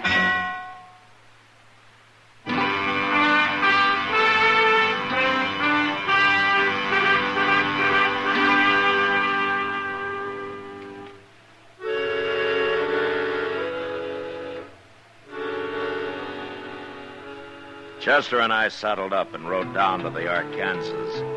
It was easy to find the immigrant camp. A dozen wagons were scattered through the cottonwoods, and there were campfires everywhere. But the people themselves were all gathered together in a big circle. We rode up to them, but nobody paid any attention to us. And then I saw why. In the middle of the circle stood two men and a woman. The men were bare to the waist, and each was pressing his left forearm against the other's, while the woman was binding their arms tightly together with a stout piece of cloth. In their right hands, the men held bowie knives. What in the world are they up to, Mr. Dillon? Now, that's a way of fighting, Chester. Tied together like that, one of them has to die, maybe both of them. Hey, you stay here with the horses. All right, sir. Will you stand aside, please? Let me through here, huh? Make that knot tight, Signet. Do you have to go through with this? No man messes around with my wife. He didn't mean nothing by it. We was talking, that's all. Now get out of the way, Sidney. You ready, Keppert? You're a fool, Calhoun. But I'm ready. All right, hold it, you men. Stay out of this, mister. I'm a lawman, Calhoun. I don't like this kind of fighting. Now drop those knives. Both of you.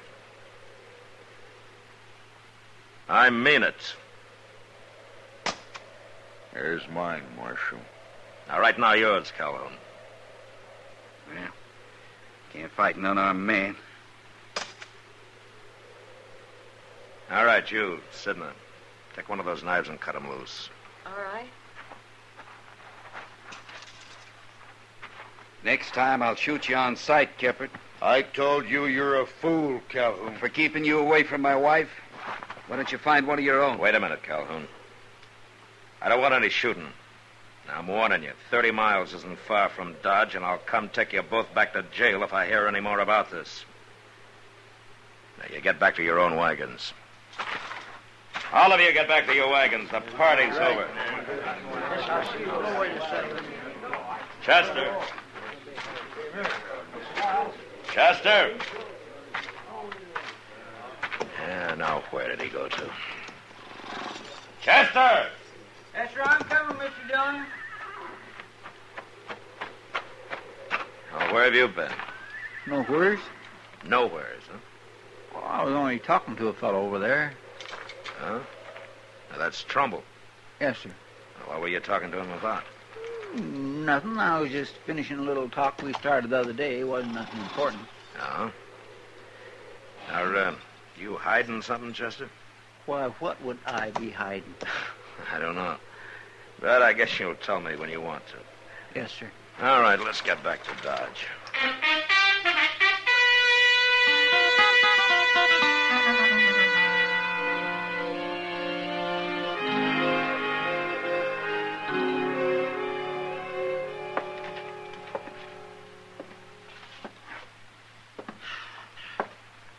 Chester.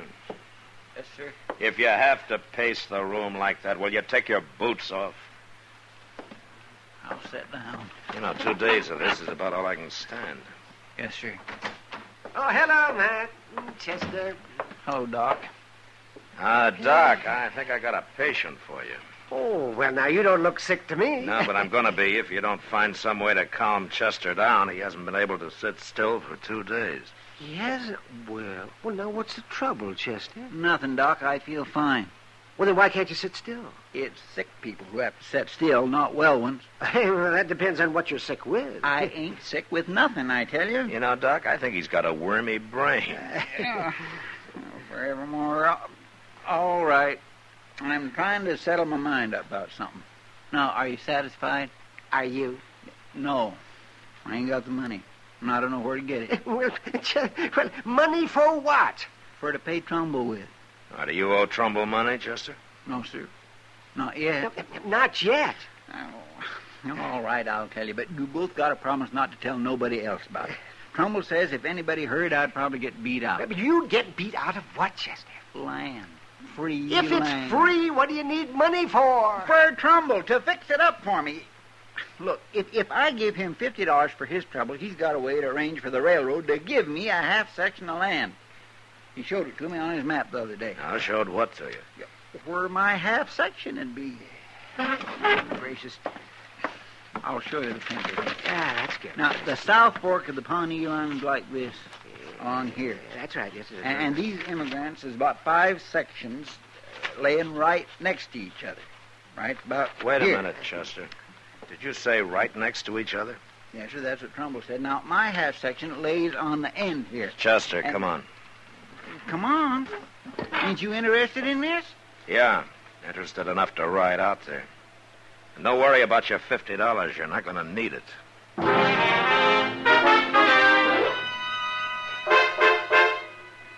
It was just after sunset when we hit the South Fork of the Pawnee, and a half hour later we spotted the first immigrant wagon. A man was working nearby trying to shape the foundation for a cabin from some red cedar he'd snaked up from the river. We got down and walked over to him. It was Keppert. The man Calhoun was about to fight for chasing his wife. Hello, Marshal. Hello, Keppert. This is Chester Proudfoot. Glad to know you. Well, what are you doing out here, Marshal? There ain't been no trouble. Yeah, Keppert, I'm afraid there has been. What do you mean? Hey, look yonder. That fella coming sure is in a hurry, ain't he? It's Calhoun. He's got a rifle. I better get mine. No, you stand where you are, Keppert. But he might shoot me. You saw what he was like? You'll have to shoot me first. Keppert! Oh, now what's the trouble, Calhoun? I'm looking for my wife, Sidney. If she was here, you'd see her, wouldn't you? Maybe she's down by the river. You can look there, too, if you want. What's the marshal doing here? He was about to tell me. And then he can tell me, too. I came here to tell all of you, but I want to ask you something first. What? Do any of you have bills of sale from the railroad for this land you're on? No. No, not yet, Marshal. Trumbull just gave us a receipt and said the railroad would send us a bill of sale. Uh-huh. But you've already paid. Sure. Each man gave Trumbull $400 for a half section. And $25 on top of that for his services. That's right. What are you asking for, Marshal? I understand these sections lie right next to each other, huh? They do for a fact. What's wrong with that? Well, I guess you don't know it, but when the government granted land to the railroad, it only granted alternate sections. Every other one. So the railroad couldn't sell sections lying right next to each other, could it? No. No, it couldn't.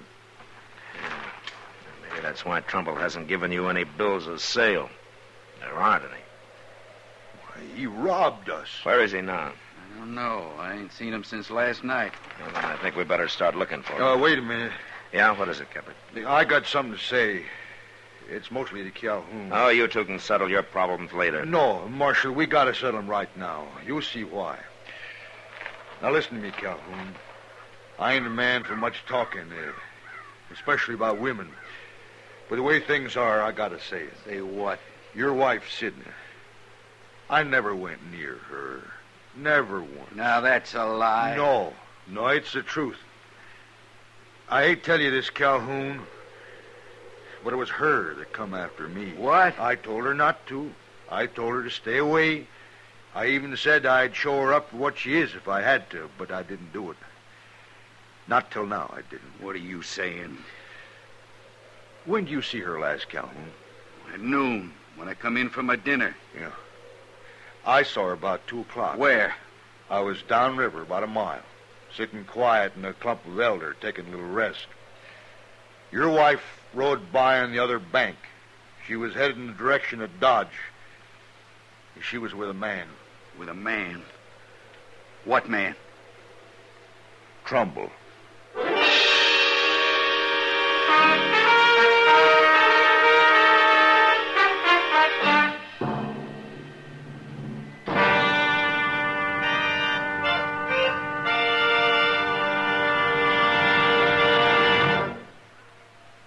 Stop!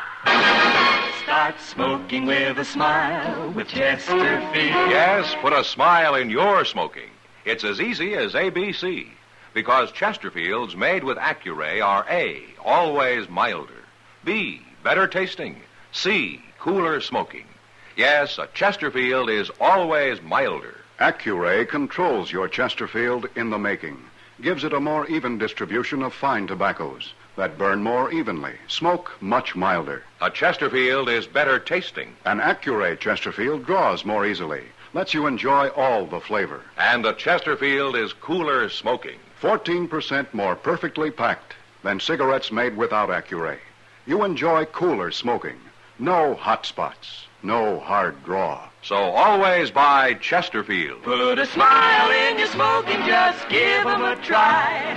Light up a Chesterfield, they satisfy.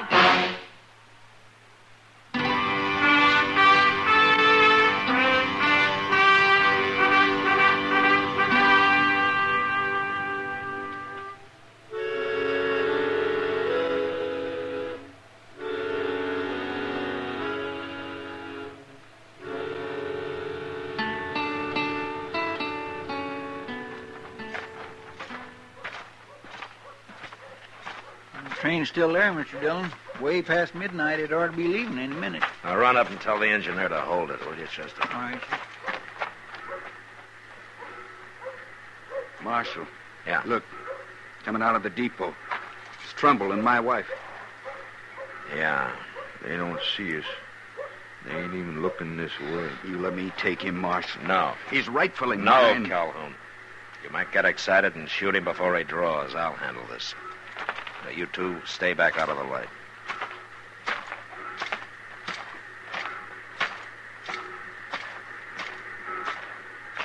Hey, Trumbull. Marshal. Evening, ma'am. What do you want, Marshal? I want to talk to you. Don't have time. That train's about to leave. It's not going to leave. Anyway, you're not taking it. Oh. You're interfering because of Sidney here. Well, she's going with me, Marshal, and that's no business of yours. I'm arresting you for robbery, Trumbull. What? Give me your gun. No. I said give it to me. Get out of the way, Sidney.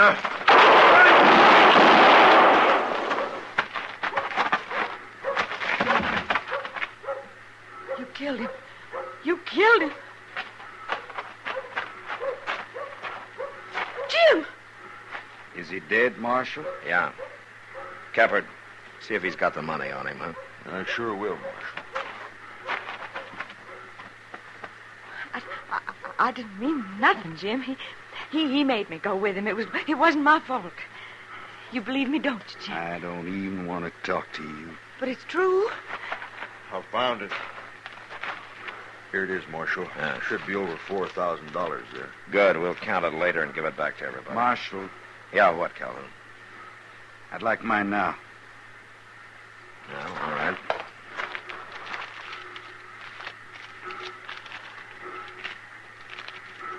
Here. $425. Thanks. Sidney, take this money. What for? Take it. But why? That's all the money I got in the world. I don't figure I owe you nothing now. What are you saying, Jim? You know what I'm saying. Yeah, sure. I know. So long, Jim. Goodbye. Calhoun, What, Kevin? I got some money coming back. I'll lend you half of it. After all I done to you? Can't blame me much for that. I've been a fool, Keppert. You was right. That's over and done. But I can't take your money. That wouldn't be right, now would it, Marshal? You can decide about that tomorrow, Calhoun. We'll ride out and bring those other people back into Dodge. What for? So they can file for government land at the land office here. Free land. Should have done that in the first place. You know, I know of a fine section north of here that I'd kind of like to file on myself. Why don't you? Well, one man couldn't handle it. It'd take two men to prove it up, you know. Two good men. I might show it to you sometime if you're interested.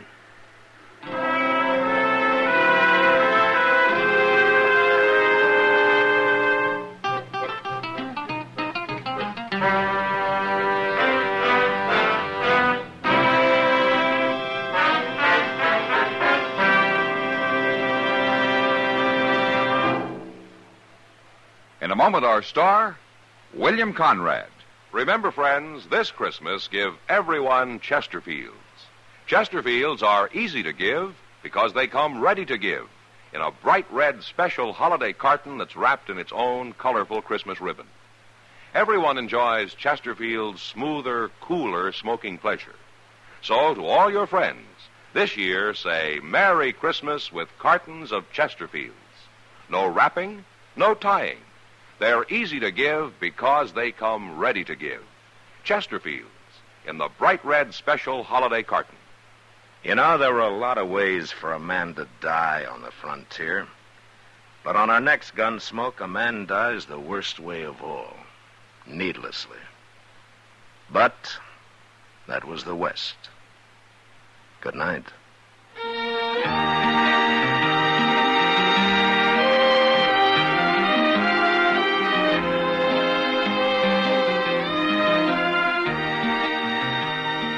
Gunsmoke, produced and directed by Norman McDonald, stars William Conrad as Matt Dillon, U.S. Marshal. Our story was specially written for Gunsmoke by John Meston, with music composed and conducted by Rex Corey.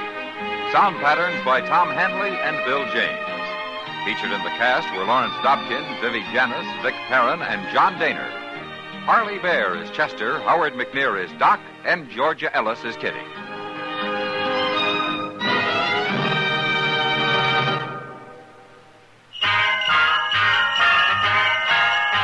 Make Christmas their red letter day, their L&M red letter day. Give 'em the Christmas carton full of America's best. Yes, give L&M's on Christmas Day to friends who smoke the Builder way. L&M's got everything, the gift for Christmas Day. This is it. For Christmas, L&M filters and the handsome Christmas carton. No fuss with ribbons or paper. It's all wrapped and ready to give. This Christmas, give L&M Christmas cartons. Join us again next week for another specially transcribed story as Matt Dillon, U.S. Marshal, fights to bring law and order out of the wild violence of the West in Gunsmoke.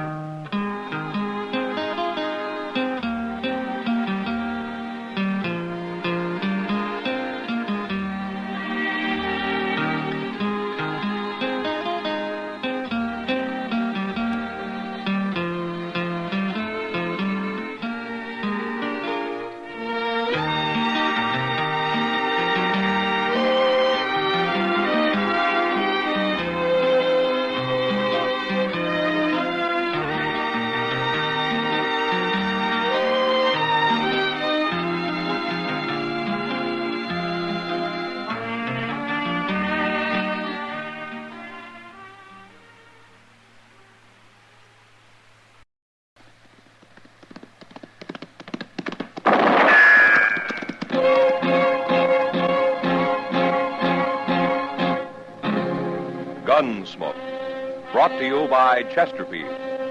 Chesterfield packs more pleasure because it's more perfectly packed, thanks to Accuray.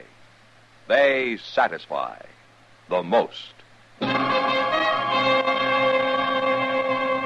Around Dodge City and in the territory on West, there's just one way to handle the killers and the spoilers, and that's with a U.S. Marshal and the smell of Gunsmoke.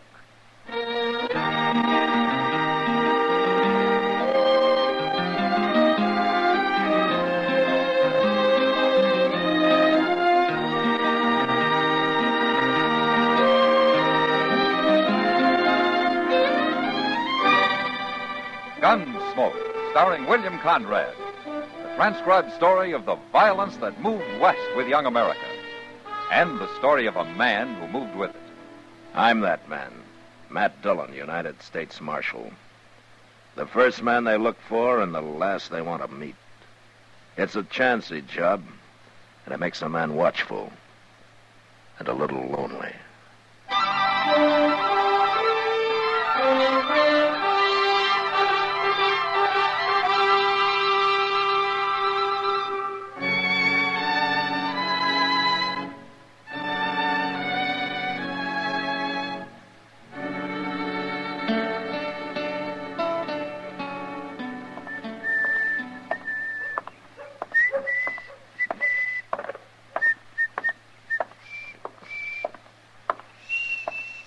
Well, hello, Doc. Chester? You going out on a sick call? I don't usually carry my bag when I'm going for a beer. Oh, no. Why, did you want something? Oh, no. I just thought I'd stop by. Well, you can walk with me at the stable if you want to. I'm going out to Jake Morrison's. His boy has the ague. Oh, now, ain't that a shame? Seems like everybody's getting the ague these days. Had a touch myself last week. Oh, that's so? You know, most folks swears by Osgood's Calagogue. But I found me some new stuff. Professor Curtis's original Mameluke liniment. Mameluke? Look, it says right here on the bottle what it's good for. Guaranteed to cure cramps, pains in the joints, sore throat, frosted feet, rheumatism, lumbago, old sores, bites of insects and reptiles, mange, salt rheum, dysentery, diarrhea, and cholera. Well, a regular medical arsenal all in one bottle. And it's doing you good, is it? Well, of course, Doc. Well, then how come you're still walking around like a buffalo with ring bone? Well, maybe I still got just Oh, so you come to me for some free advice now, didn't you? Well, I'll just give you some free advice. Chester, stop eating all that salt pork and dried beans. What? And put some fresh greens in your stomach. Why? And stay away from the saloons for a few days. Oh, now, Doc, a little whiskey and sugar never hurt a nobody. little whiskey. Oh, and most important, take all those patent medicines you got and use them for cleaning your boots. They're just the thing to kind of toughen up the leather. And as far as I'm concerned now, Chester, you can... What's the matter, Doc? Doc, what is it? Something about that fellow that just rode by?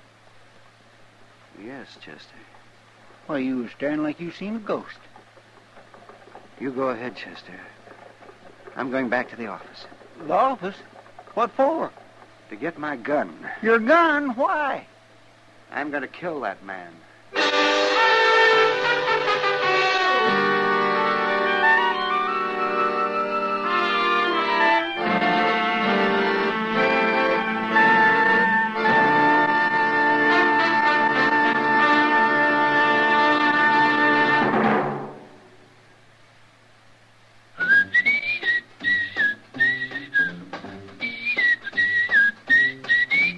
Packs more pleasure, packs more pleasure. Chesterfield packs more pleasure because Chesterfield's more perfectly packed.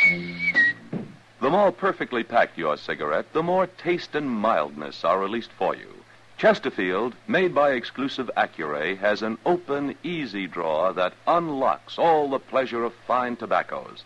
Now, Accuray ensures an even distribution of tobacco from one end of your Chesterfield to the other. Chesterfield is firm and pleasing to the lips, mild yet deeply satisfying. Chesterfield packs more pleasure because Chesterfield's more perfectly packed. To the touch, to the taste, Chesterfield packs more pleasure because it's more perfectly packed. Buy Chesterfield, mild, yet they satisfy the most.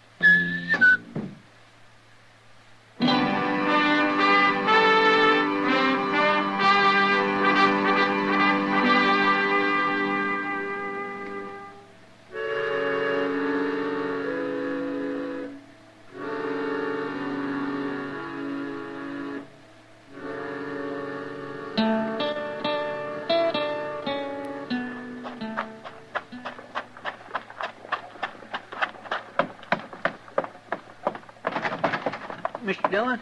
Mr. Dillon? Yeah, what's the trouble, Chester? You better come on out the plaza. Maybe you can stop him.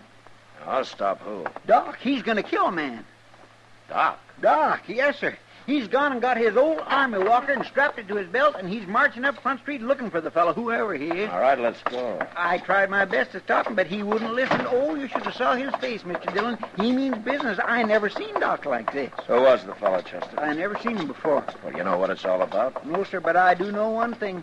I'd hate to have to face that old Walker pistol, even if 'tis an old cap and ball. Why, it'd blow a hole clean through a buffalo. Matt! Oh, wait a minute. It's Kitty at the door of the Long Branch. She's waving. He must be down there. Yeah, come on. Matt, it's Doc. Is he in there, Kitty? Yeah, and he's got a gun. He's threatening some man. All right, thanks, Kitty. And if you won't come outside, I'll kill you where you stand. I told you I'm not going to fight you. That's up to you. But I'm going to kill you whether you defend yourself or not. Doc. That's enough. Matt, you stay out of this. Happens to be my business, Doc, when a man threatens another man in this town. When the other man doesn't want to fight, won't defend himself, it could turn out to be murder. You think I don't know that? You must want to kill him pretty bad. I've wanted to for a lot of years. Why? I've got good reasons, Matt. But you won't tell me, huh? No. All right, what about you? I could say I don't know, that I'm just a stranger passing through town. But I know. There's no good reason for murder. I guess he thinks there is. Do you? Not many men would say yes to that, now would they, Marshal? But you won't defend yourself, huh? I won't draw with him, no. If he's going to shoot me, he'll have to take the consequences. I'm not a fighting man, Marshal. I'm a miner. Me and my partner here, we're just traveling through Dodge. We don't want any trouble. That's right, Marshal. We made our strike out in Arizona Territory, and we're headed back for St. Louis. Oh, we was just minding our own business, having a quiet drink when this fella comes along. What's your name? Clem Maddow. This is Ben Bartlett, my partner. We don't want no trouble. You won't have any. Go on back to your drinks. I'm going to kill him one way or the other, Matt.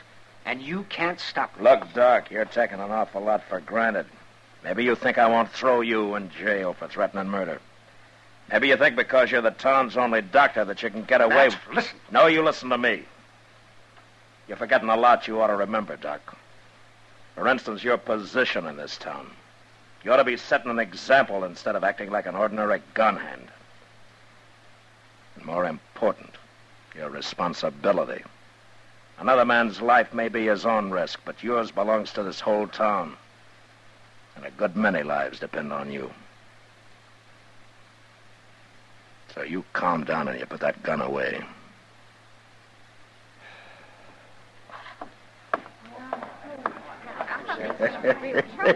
Hey, you sure told the old fool off. You shut up!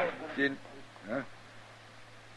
Maddow, I don't know anything about you. Maybe you're what you say, but if Doc doesn't like you, that's good enough for me. So you get out of Dodge while you got a whole skin. And you stay out. Why should we? We got a right... And you take your partner with you, Maddow, because I don't like him. Sure, Marshal. We was going on tomorrow anyways. We're right on tonight, as soon as we stock up on some grub. All right. Where did Doc go, Chester? Well, up the street, probably back to the office, like you said to Matt, the look on his face when he went out. Yeah, I know, Kitty. Well, I'm going up there. Matt, you had to do it. Yeah. I'll see you later, Kitty. Yeah, sure. Mr. Dillon, that Maddow, he didn't seem like such a bad fellow. No, he didn't, Chester. I'd sooner believe bad of that partner of his, that Bartlett. That one seemed like he could be a hard case, all right, without half trying. But Maddow wouldn't even defend himself. No. But I don't think that was because he was afraid to. No, that's true.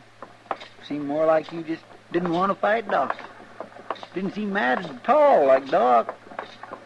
More like he was sad. Maybe a man with a guilty conscience, Chester.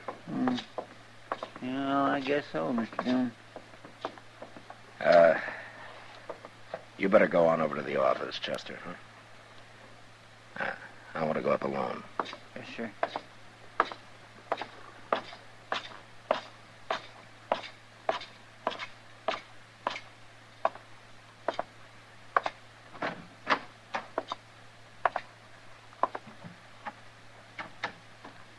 Doc.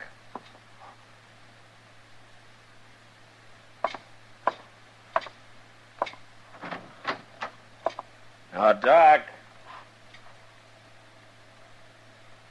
Huh. Now, I wonder where he could have gone.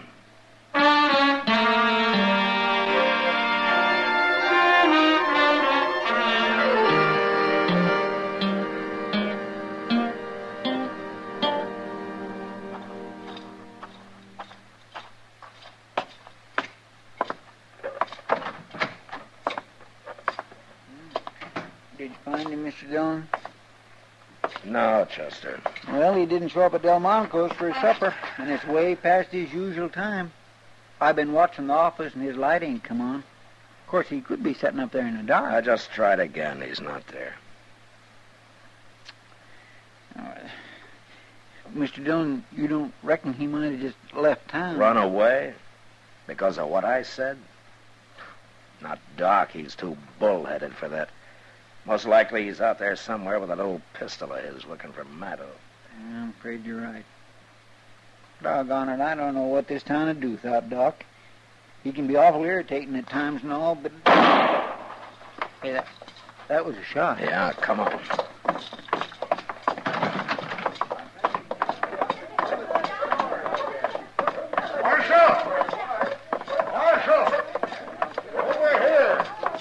It's that Bartlett, Mr. Dillon. It's Clem, Marshal. I think he's dead. All right. Everybody stay back. Give me that lantern, will you? He was shot in the back, Mr. Dillon. Yeah. It looks mighty bad. He said he'd kill him, and he's done it. Did you see who did it, Bartlett? No. We was loading horses, and I just turned to go back into the store for another load when I heard the shot. Anybody else around to see it? Why, no, but after all, Marshal, can't be much doubt who did it, can there? Everybody in town heard him threaten to kill Clem. Just because the man's a doctor doesn't give him any right to go around murdering people. That's enough, Bartlett. The important thing right now is to try to save this man's life. Where will we take him at, Mr. Dillon? There's only one place, Chester. Yes, sir.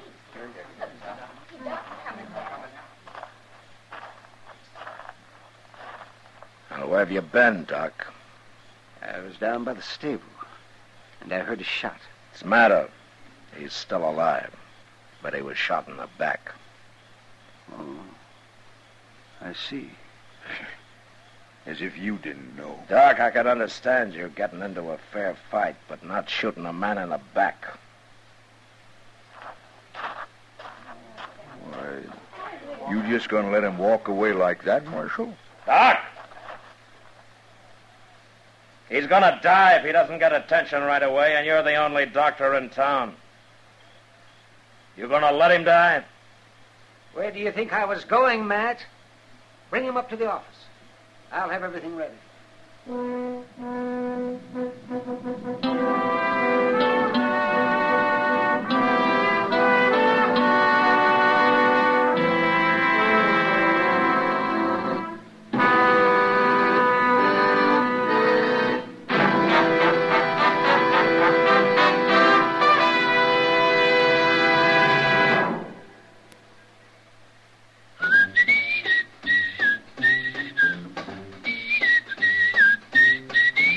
Packs more pleasure, packs more pleasure. Chesterfield packs more pleasure because Chesterfield's more perfectly packed.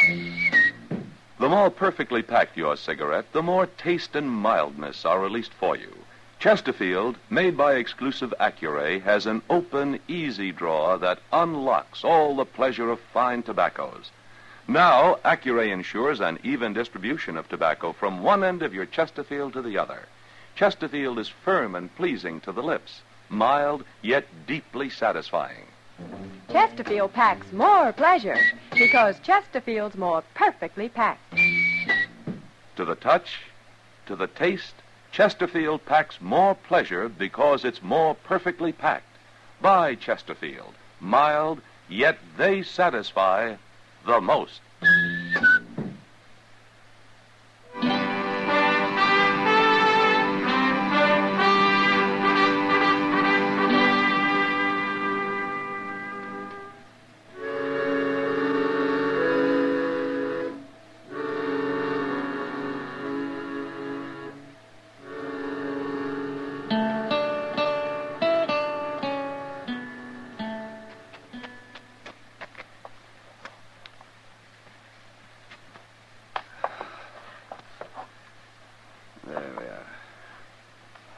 he going to pull through, Doc?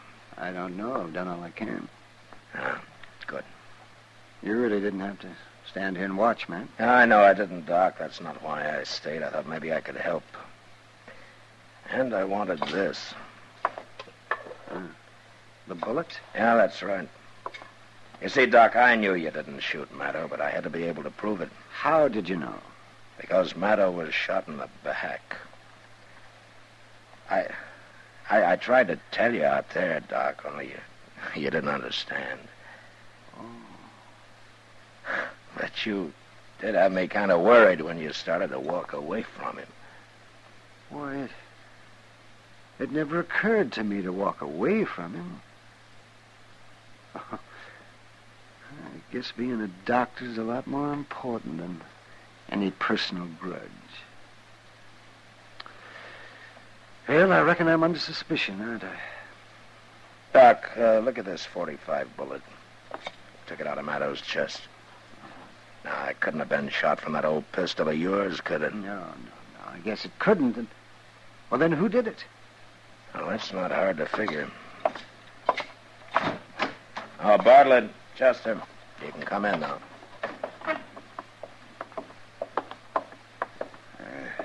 How is he, Marshal? I think he's going to be all right. He ain't going to die? Say, that's mighty fine. Well, I was plenty scared with this man operating and all. You needn't have worried. He's a doctor and a good one. You see, he didn't shoot your partner. He didn't? No, we have the proof for that. Who did? Now, there's only one other man in town who'd have had any reason to. A coward who saw a golden opportunity to double his takings of a mining strike by shooting his partner in the back. You just keep your hands away from your belt, Bartlett. Well, want me to get his gun, Mr. Dillon? Yeah, Chester. Oh, you're crazy, Marshal. You can't prove this. I think we can, Bartlett. Anyway, we'll just wait and see. All right, take him down and lock him up, Chester. Yes, sir. Come on, you.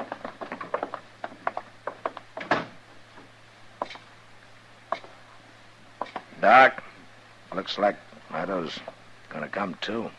Yes, maybe. His color's better. You know, it's funny. I don't hate him anymore. You mind telling me why you ever did? It happened a long time ago. It had to do with a girl we were both pretty fond of. She chose Maddo, but he jilted her. She drowned herself. I swore I'd kill him. And I carried that hate in my heart all these years. That's not good for a man. No, it's not, Doc. Well, you brought me to my senses, Matt, in that saloon. Thank you. Well, I looked all over for you afterwards. Well, guess I was out of Jake Morrison's. I remembered I had to treat his boy for the ague, so I did. Doc. Oh, yes, Clem. Now you just take it easy. That's right. You lie still. You're going to be all right. Doc, I wanted to tell you I'm awful sorry for what happened. Maybe sorrier than you. I loved her. I would have come back if I could have. Well, I guess I never even thought of that. Well, we've both been sorry too long. It's all over now. Thanks. Now you just go on to sleep. You get your rest there now. And the world will look a lot better to you tomorrow. That's it. That's it. Well, good night, Doctor. Good night, man.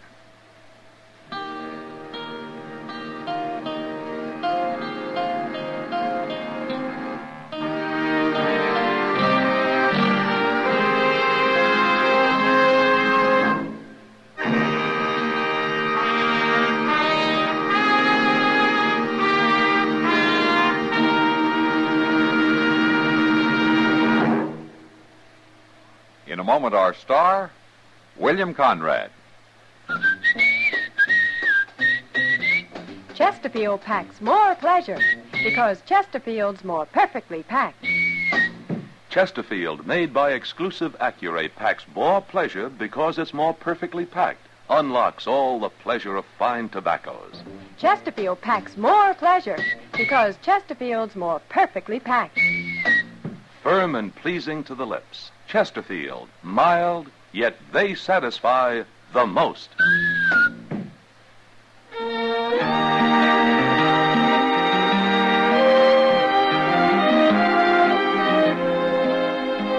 You know, cowboys with 6 months trail pay made the frontier a good place for a crooked gambler.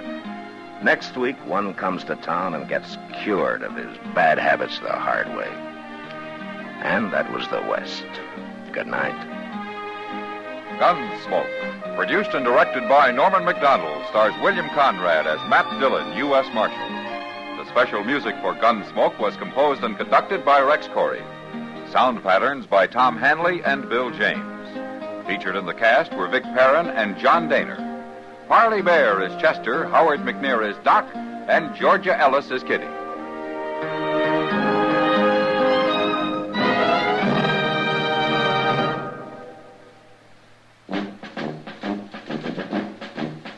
Make today your big red letter day, your L&M red letter day. Superior taste and filter, it's the miracle tip. Make today your big red letter day. Change to L&M today. L&M's got everything. Superior taste. And superior filter. Get L&M today. This is it. L&M, superior taste and filter. L&M, America's best filter tip cigarette.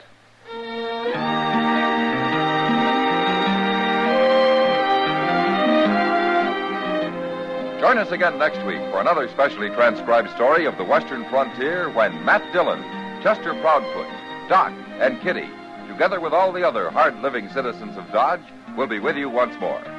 It's America growing west in the 1870s. It's Gunsmoke.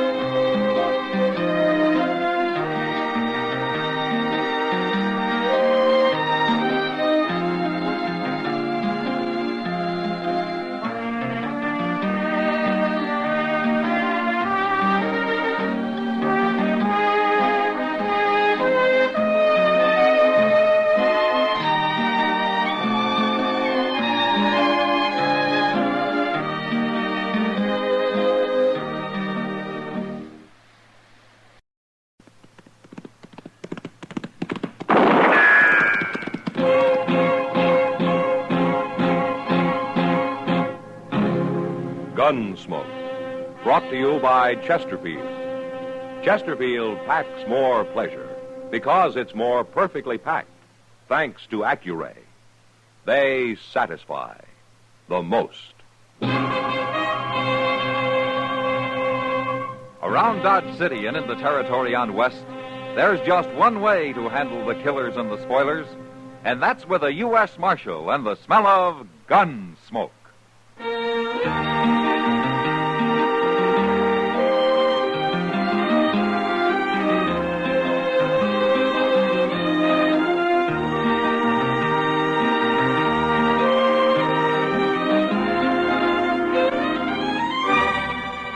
Gunsmoke, starring William Conrad. The transcribed story of the violence that moved west with young America. And the story of a man who moved with it. I'm that man, Matt Dillon, United States Marshal. The first man they look for and the last they want to meet. It's a chancy job, and it makes a man watchful and a little lonely.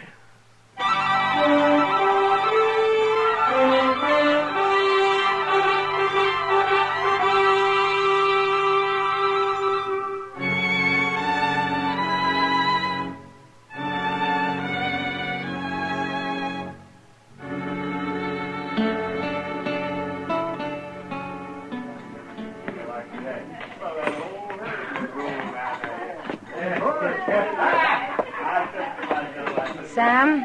Kitty, what'll you have? I'm going out to Delmonico's for something to eat.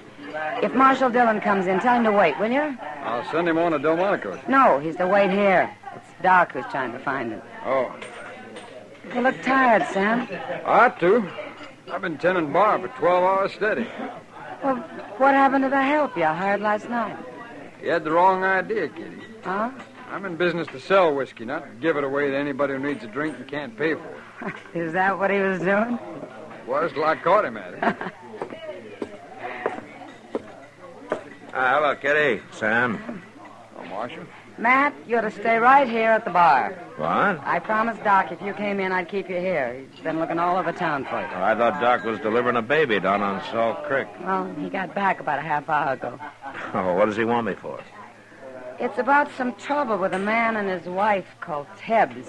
Tebbs? Well, not where he delivered the baby. This was in a sod hut about a mile above the crossing. Ah, well, what about him? Here he comes. He'll tell you. Here he is, Doc. Oh, fine. So you're a good girl, Kitty. Yes, you are. You're a good girl. I might never have found him. What's all this about these Tebbs people, Doc? Well, they're having trouble, Matt. Oh, what kind of trouble?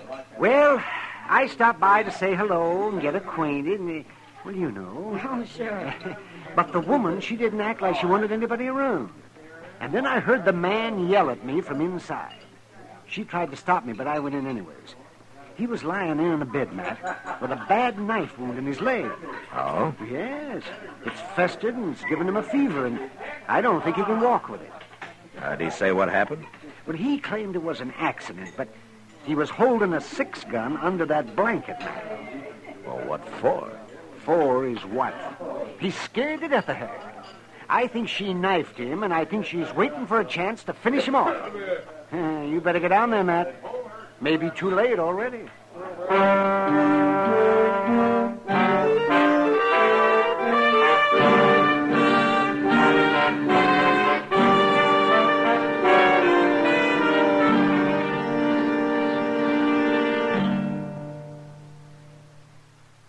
Introducing one of the country's best-known jazz musicians and arrangers, Mr. Bobby Haggart. How about whistling along with him?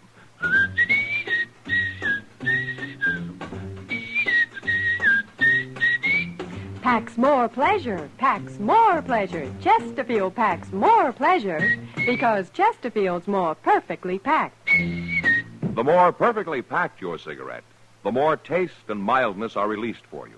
Chesterfield, made by exclusive Accuray, has an open, easy draw that unlocks all the pleasure of fine tobaccos. Now, Accuray ensures an even distribution of tobacco from one end of your Chesterfield to the other. Chesterfield is firm and pleasing to the lips, mild, yet deeply satisfying. Chesterfield packs more pleasure because Chesterfield's more perfectly packed. To the touch, to the taste, Chesterfield packs more pleasure because it's more perfectly packed.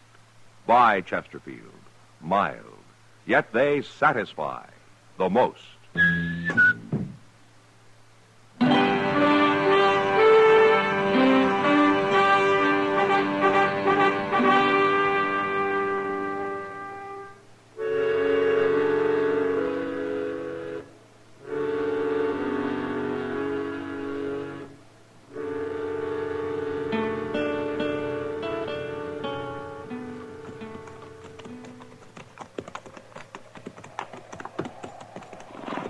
I reckon this is Tebbs' place, all right, Mr. Dillon. That's the way Doc described it, all right, Chester. Including the wife out there hoeing in the dirt. She's letting on she don't see us. Yeah. I didn't expect we'd be very welcome here. Just wait till she finds out you're a marshal. And I'm not going to tell her, Chester. Not right off, anyway. Hello, ma'am. Hello. We were looking for a drink of water. Crick's over yonder. Yeah, but you got a well here. Water's no better than the crick. Okay, we'll use the creek. But, first I'd like to talk to your husband. My husband? What about? Oh, just wanted to get acquainted. He ain't here. Ah. Well, we go get a drink, then we'll come back and wait for it. No. Who are you talking to, Florrie? Who's out there? Nobody. Now you stay quiet. He's feeling poorly, mister. I don't want nobody bothering him. Well, we won't bother him. You stay out of there. Well, then I'm coming too. You better wait outside, Chester. Yes, sir. That hut can't hold more than 3 people anyway. Hello. Oh, I knew I heard somebody. Your wife says that you're sick, Ted. I told you to leave him alone. I told you not to be troubling him. Well, I'm only being neighborly, ma'am. If he's sick, maybe I can help. So you're a neighbor, mister? Well, my partner and I are planning a homestead nearby. As soon as we can decide on a good piece of land. Well, you get it staked out, then you come see us, mister. Everything will be fine then. Now, Florrie, don't be that way. Me being sick and her having to do all the chores makes her kind of edgy, mister. And being up nights, that's what's hardest on her. I ain't complaining. Yeah, I know, Florrie, but I can tell. Mister, I got an idea. Said you wanted to help. Sure. Anything I can do. Be willing to sit up with me tonight? No, Ben. You need some rest, Florrie. You see, I got a fever, mister. I get to tossing in my sleep. I throw off the blanket, all like that. You don't look like you've been sleeping at all. Huh. Will you do it, mister? Sit up with me? No. No, he ain't going to sit up with you. Oh, why not, ma'am? I don't mind. 'Cause I ain't going to sleep in here with no stranger about, that's why. Oh. Well, I didn't think she would. Look, I'll tell you what. I'll spend the night on the ground outside, if you don't mind. We do mind. Florrie, you ain't acting like a wife. You ain't acting like a wife at all. You can stay, mister. No, fine, good. Wait a minute, mister. Yeah, what? I was just wondering if maybe tomorrow, if you'd be willing. I ought to get into Dodge and see the doc. There's a wagon outside. No, you don't. Oh, shut up. Well, sure we'll take you in, mister. We'll be glad to.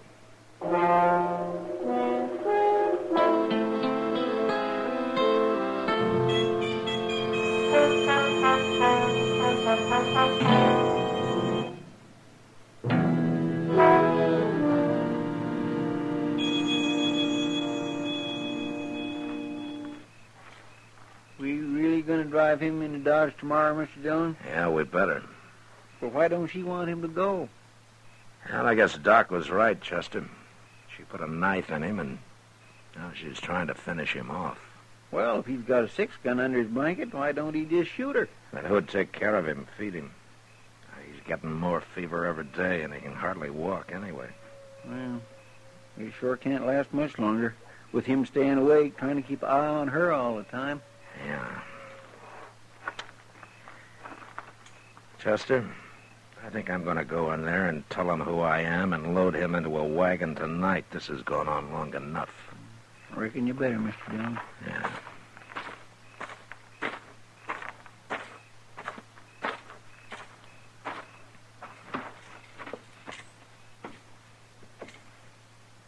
Where's your wife?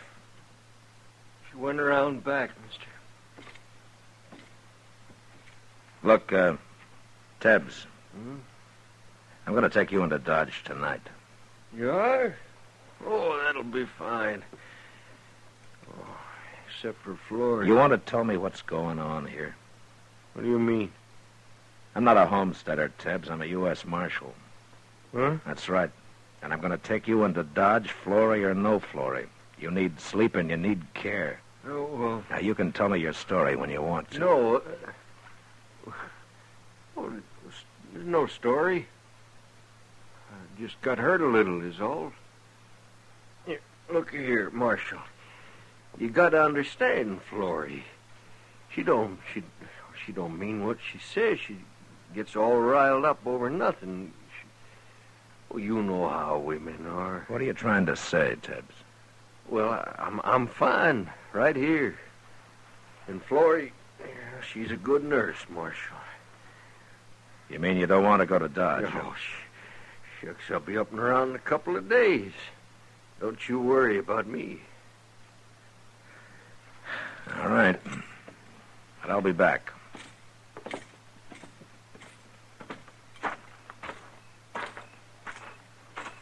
Chester. Chester. Get your hands up and turn around, Marshal. She's got a shotgun, Mr. Dillon. And I'll use it, too. She was listening at the window.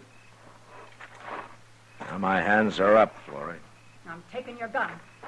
She got my gun, too, Mr. Dillon. You're making a bad mistake, Florrie. I won't have you nor nobody else meddling where you don't belong. Now get your horses and ride out of here. All right. But we'll be back. I'm going to be sitting right by that door, Marshal. First thing I see or hear gets a load of buckshot. It won't be us, Florrie.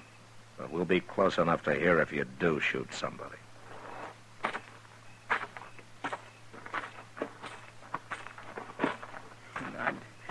I couldn't help it, Mr. Dillon. She come ooching around the side of the hut, and I didn't even see that cussed shotgun until it was too late. Yeah, neither did I. What are we going to do? There's nothing we can do tonight. But tomorrow in the daylight, we got our rifles. We'll think up some tricks for her.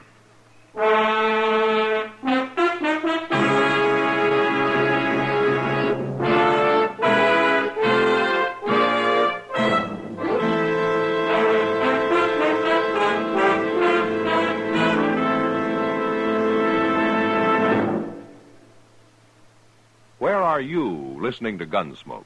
In your favorite easy chair? Or out driving? Oh, there you are. In the kitchen. Say, you want to make whatever you're doing more enjoyable? Have a Chesterfield. Enjoy Chesterfield's better taste and mildness. You see, Chesterfield packs more pleasure because it's more perfectly packed.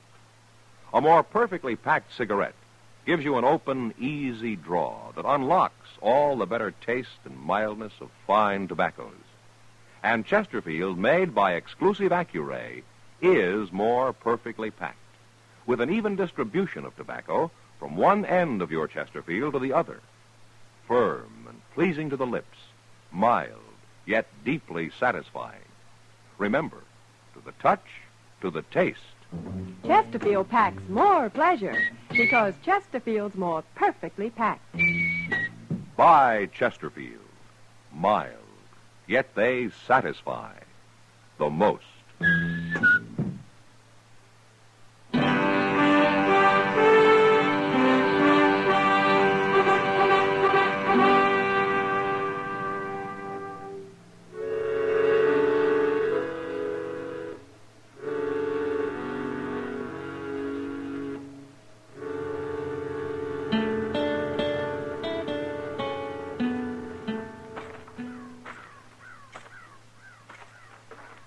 I don't see her around nowhere, Mr. Dillon. She must be inside the hut, Chester. Well, I hope she don't come charging out of there with that shotgun blazing. It would be a bad way to start the day, wouldn't it? I can't think of none worse, especially on an empty stomach. Yeah. Oh, there she is. Hmm? Now, wait a minute. It's all right. She isn't armed. Come on over here, Marshal. Now, what's she up to? Yeah, it's hard to say with a woman like that. I thought you'd be back this morning. Yes, I told you we would. We're going to take your husband into Dodge, ma'am. You're too late, Marshal. Too late. He died during the night. What? It was too much for his heart. He always did have a weak heart. Where is he, Florrie? Lying there inside, Marshal. Why? Don't you believe me? I believe you, but I want to have a look at him. What for? I got him all wrapped up in his blanket, ready for burying. I'll go dig a grave for him if you want to help so much. All right, we'll dig a grave after I've seen him. You got no respect for the dead, Marshal? It's the living that bothers me right now, Florrie.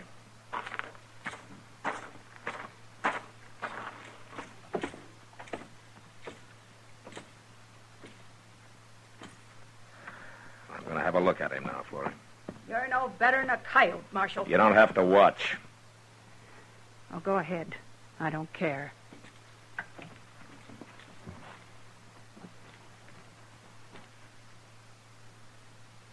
unbutton his shirt here.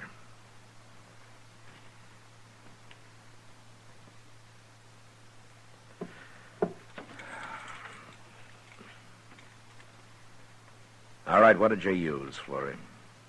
Use? For what? I might have known he couldn't stay awake forever. He fell asleep and you stabbed him in the heart with a needle or something.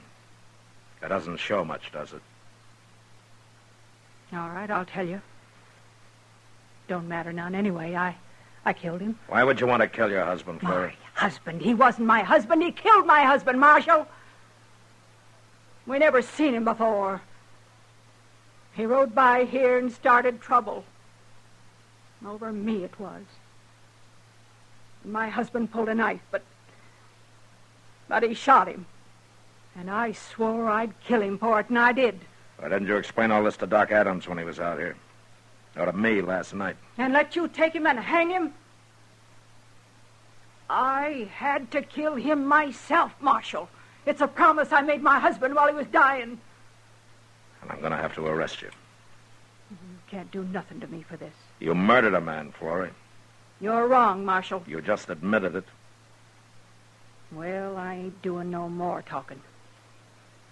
You take care of him, and we'll go into Dodge. But I won't be in jail long, you'll see.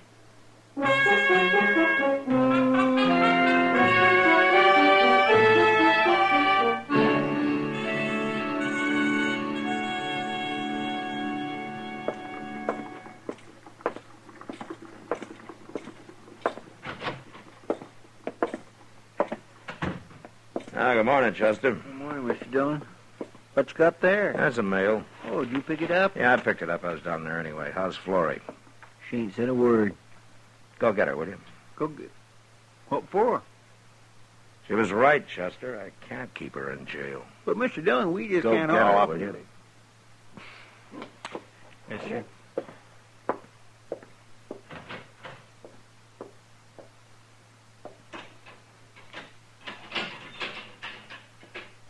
All right, come on out for it. You turning me loose?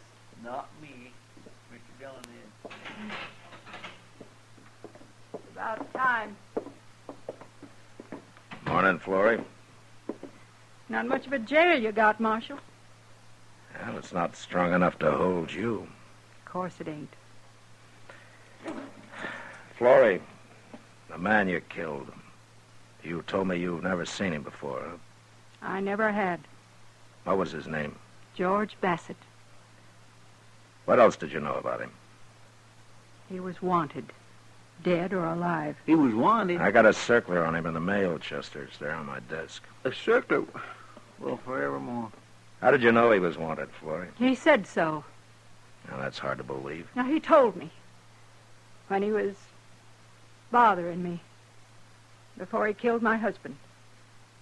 He said one more wouldn't matter. I guess he planned to kill me, too, later. Only he hadn't figured on getting cut up.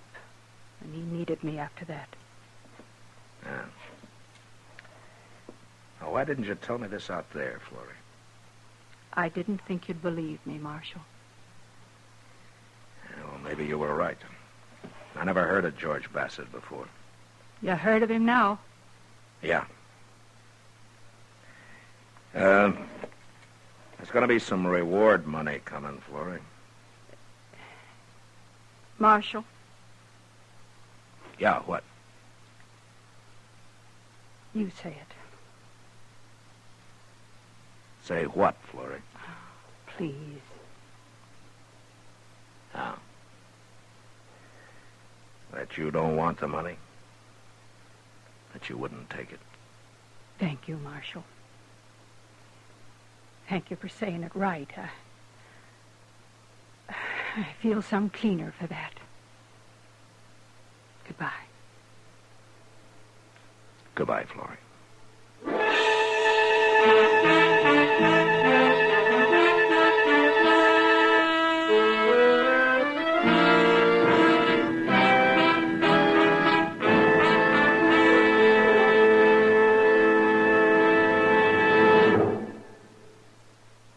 In a moment, our star, William Conrad. Chesterfield packs more pleasure because Chesterfield's more perfectly packed. Chesterfield, made by exclusive Accuray, packs more pleasure because it's more perfectly packed. Unlocks all the pleasure of fine tobacco. Chesterfield packs more pleasure because Chesterfield's more perfectly packed. Firm and pleasing to the lips. Chesterfield. Mild. Yet they satisfy the most. You know, on the frontier, almost anybody who had a few dollars could open a bank of his own. And by the same token, anybody who had a gun could try to rob it. And next week, a man does. And that was the West. Good night.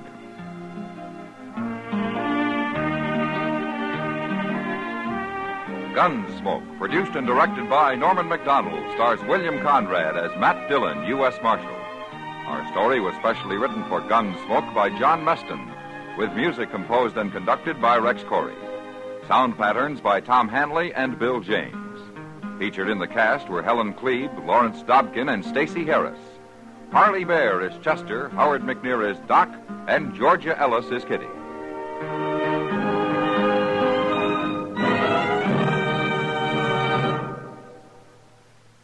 Smokers, this is it.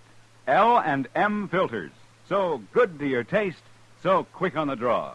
Make today your big red letter day, your L&M red letter day. Superior taste and filter, it's the miracle tip. Make today your big red letter day. Change to L&M today. L&M, so good to your taste. So quick on the draw. Get L&M today. Relax with L&M. So good to your taste, so quick on the draw. Join us again next week for another specially transcribed story on Gunsmoke.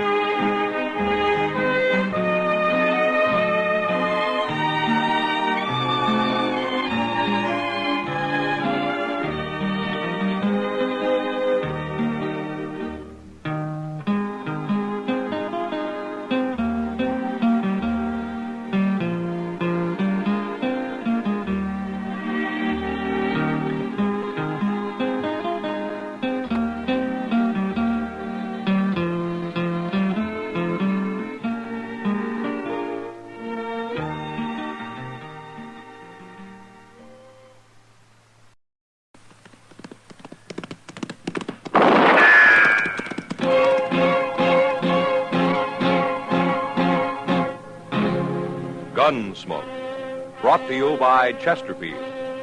Chesterfield packs more pleasure because it's more perfectly packed, thanks to Accuray. They satisfy the most. Around Dodge City and in the territory on West, there's just one way to handle the killers and the spoilers, and that's with a U.S. Marshal and the smell of Gunsmoke.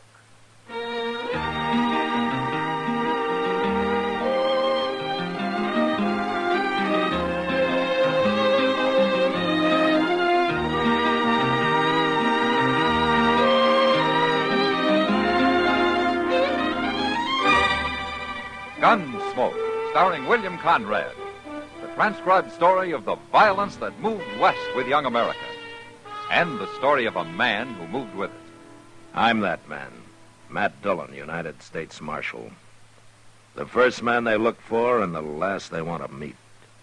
It's a chancy job, and it makes a man watchful and a little lonely.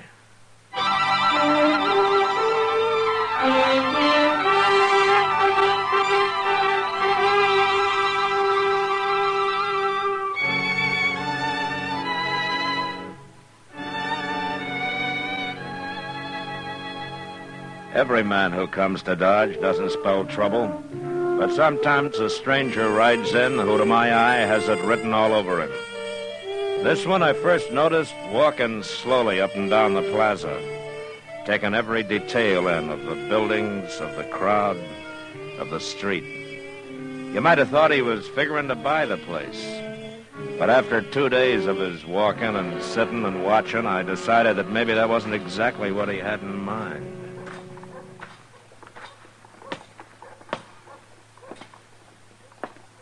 You looking for somebody, mister? You've been in Dodge long enough, stranger. You know who I am. Marshal Dillon. If there's anything about this town you haven't found out, maybe I can help you. This is the first civilization I've seen in months, Marshal. Just trying to get used to it again. By the way, my name is Cole Yankton. Well, it ain't no summer name, Marshal, if that's what you're thinking. What do you do that keeps you away from civilization, Yankton? Oh, I've been horse trading, around among the settlers, a few peaceful Indians. Uh-huh. But you're done with that now, huh? I sold what I had. Come out pretty good, too. You know, most men who come here with a stake spend it gambling. I haven't seen you near a saloon yet. I'll look them over later. You aiming to stay here long? I come here to take the Santa Fe to Wichita, Marshal. Well, it goes every day. You got something against me? No, not yet. I guess being a lawman, you gotta be suspicious of everybody, don't you? Not everybody. There's nothing wrong with me, Marshal. Now, don't you worry about a thing. I won't, Yankton. Good. I'm gonna let you do the worrying.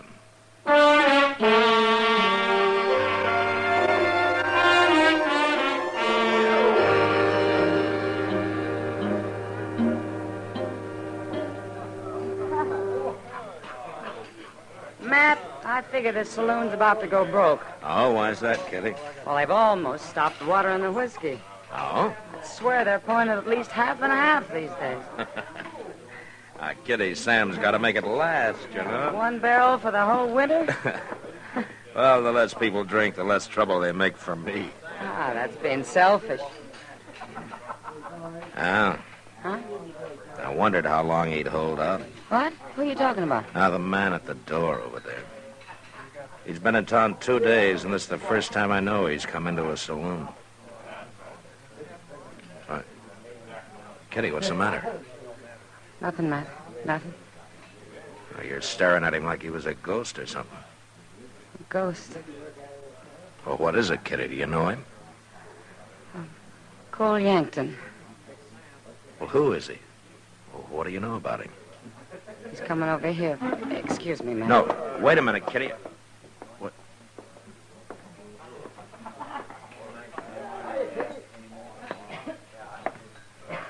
Evening, Marshal. Hello, Yankton. Your girl took off. Uh-huh. She's going out the back door. She's really leaving. Yeah, it looks that way. Now, why'd she do that, Marshal? I wouldn't know, Yankton. You ain't even curious? I don't figure it's any of my business. Maybe you're right, Marshal. Maybe it ain't. Like I said, Yankton, you worry about it. Good night. Good night, Marshal.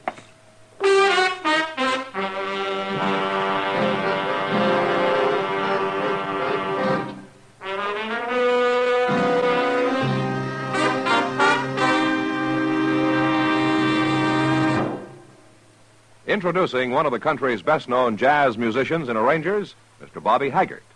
How about whistling along with him?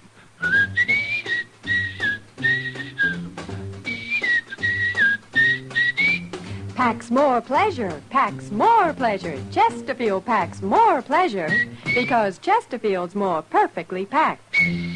The more perfectly packed your cigarette, the more taste and mildness are released for you.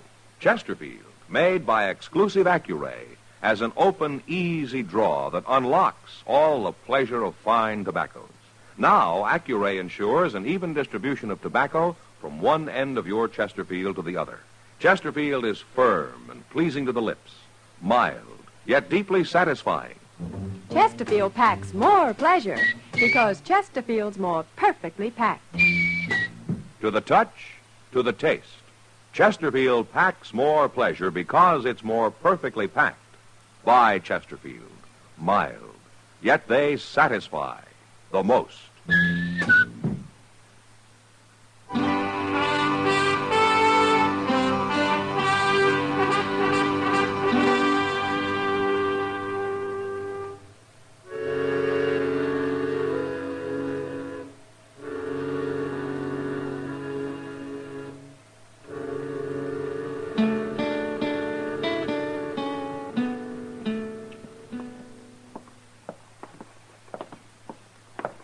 Look at him, Chester. Sitting there half asleep in the sun, and crime is being committed all over town. Widows are being robbed, old men are getting their throats cut, little children are being sold into slavery. And there sits the law, sucking on a straw while he digests his dinner. My golly, Doc, he don't look none too lively. If I had a gun, I'd shoot his heels off. I'll lend you mine. Why don't you two sit down and quit bragging? Huh? Yeah. We better do it too, Jesse. It'll make him look less conspicuous. You know, this is one part of my job I take pleasure in, Doc. You know something? I wouldn't hire either one of you to drive a tent peg in quicksand. Don't answer him, Chester. That's his bad conscience talking. Doc, did you ever hear of a man doing a little thinking once in a while? Always thinking. And what would you be thinking so hard about, Marshal? Well, I'll tell you, Doc. Cole Yankton over there. Oh? That's him standing right across the street. Where? Oh, yes, I know. I saw him this morning. This morning? Where? In the plaza. He was asking where he could find Kitty. Said he wanted to talk to her. Well. Now, that's all right, Chester. Why shouldn't he be talking to Kitty? Well, no reason, I guess. You don't fool me, Mad Dillon. You're wondering why as much as everybody else. Kitty knows lots of people, Doc. Oh, yes. People like Cole Yankton. Outlaws. Look, there's Miss Kitty. So she's going to run right into him. You stopped her. I guess he's going to get to talk to her, all right. But he isn't, Chester. He's just kind of smiling at her. Well, that sure didn't last long. Where's he going now? He's taking his horse. Looks like he's leaving town, Matt. Yonder he goes. Well, that's good riddance. You can forget about him, Matt. Yeah, maybe. Why don't you ask Miss Kitty about him, Mr. Dillon? You said you was having supper with her tonight, didn't you? Yeah, that's right, Chester. I'm having supper with her.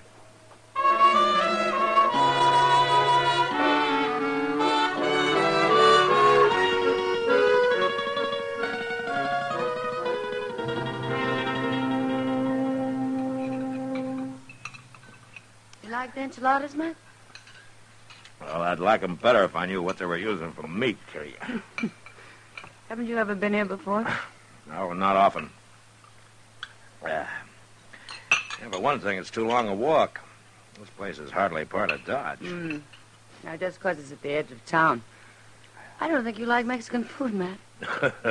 I grew up on it, Kitty. Well, the walk's good for you. Gives you an appetite. Huh? Mm-hmm.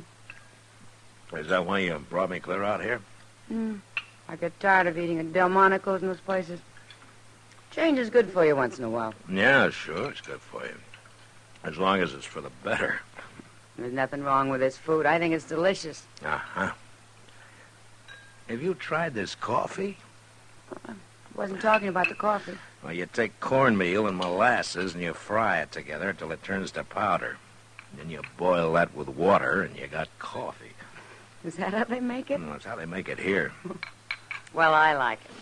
Well, you don't have to, you know. It's not going to cost me much.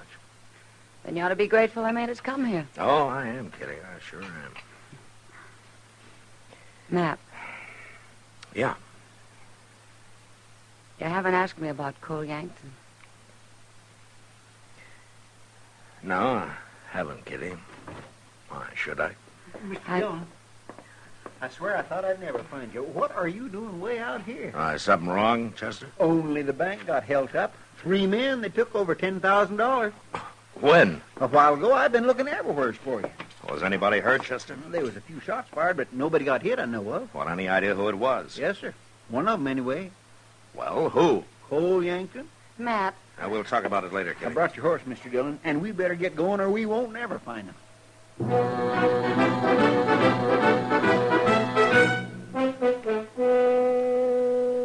All Chester knew was that Cole Yankton and his partners had headed south out of Dodge. So we started after him. We rode blind for a few hours. I was about to give it up and wait for daylight when we ran into a cowboy who'd heard him ride past him in the dark. When I told him who I was, he told me the only place in the whole country where they might be hiding. And an hour later, Chester and I were crawling on our bellies up to a half-fallen shack that lay under a small bluff. They ain't even hiding in the shack. They got a fire going outside. They'd have been safe enough if it hadn't been for that cowpuncher, Chester. Yankton's the one laying on the ground, ain't he? Yeah. Quiet now. Just hold it up, Chester, and listen. Don't worry. Won't nobody find us tonight. Come on, let's get a little closer.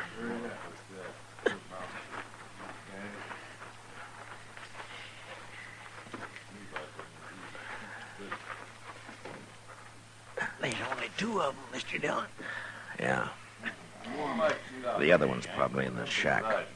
Listen. How are they gonna find it? Ain't bloodhound. Well, they don't like it, I tell you. Another thing, Yankton. What were them men doing in the bank? It was always empty at that hour. Can't find out everything in 2 days, can I? No, I guess not. I still give you credit for one thing, Yankton. At least that tin-horn marshal never showed up. Don't give me credit for it. Why, he means So kid, hard Mr. to know Dillon. it's about. He means she was in on Didn't it. that gal help you out? What's her name? My name's Kitty, and I don't want to talk about it. Hey, you talked about enough what we got to dodge. Look, the marshal was out of the way, wasn't he? That's what I said. And that's all you need to know. Now leave Kitty out of this. You're awful touchy about it, ain't you, Yankton? You shut up, or I'll put a Chester. bullet in you. Yes, sir. There You now, watch for the Brown. man in the shack. I'm going to move in on these two. Are you ready? I'm ready. I will. All right, you men are covered. Get your hands up. Shoot him.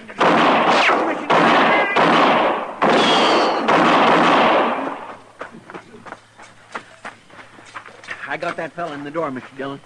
I gave up, Marshal. Don't shoot. Well, we got 'em all but him. All right, keep your hands up, Yankton. You're up. All right, get on your feet. No, I can't, Marshal. I'm too dizzy. What? I got hit. Marshal, I Got him, too, I guess, Mr. Dillon.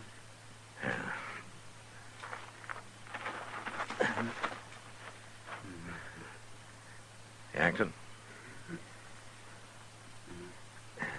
He's bleeding all right, Chester, but he's not dead. Say, looks like an old cart of some kind over there, Mr. Dillon. If it ain't busted, maybe we can hitch it up and carry him back to Dodge. Yeah. Well, let's find that money first, then we'll try it. All right. Mr. Dillon, Yeah. What, Chester?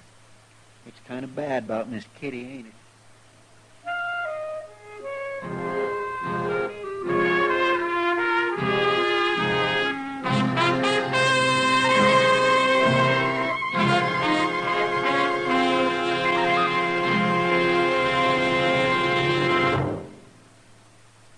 Say, where are you listening to Gunsmoke? In your car? Getting ready for dinner? Oh, I see. Just relaxing in your favorite easy chair. I'd say you're in a good spot right now to really enjoy Chesterfield's better taste and mildness. You see, Chesterfield packs more pleasure because it's more perfectly packed.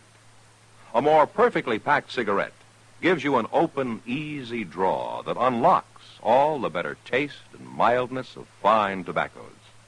And Chesterfield, made by exclusive Accuray, is more perfectly packed, with an even distribution of tobacco from one end of your Chesterfield to the other. Firm and pleasing to the lips, mild, yet deeply satisfying. Remember, to the touch, to the taste. Chesterfield packs more pleasure because Chesterfield's more perfectly packed. By Chesterfield. Mild, yet they satisfy the most.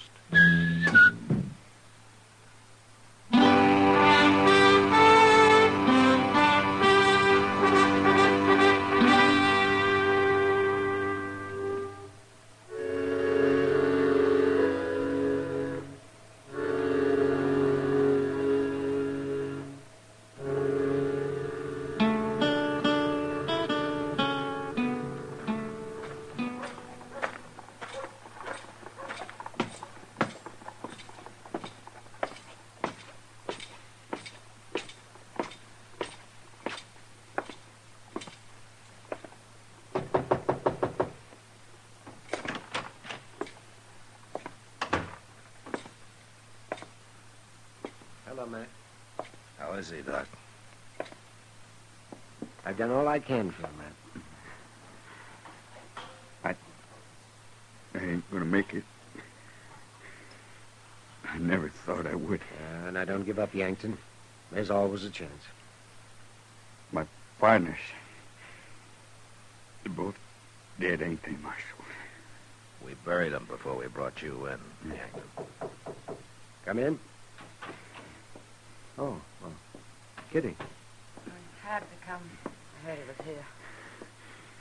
Hello, Kitty. You got a bullet in me, Kitty. I know. Out on the street there yesterday, I had it in mind to ask you something, but when I got close to you, I knew I couldn't. And I'm glad, because things didn't work out so good. No. I'm sorry, Cole. I'm real sorry. Thank you for coming, Kitty. I won't bother you no more.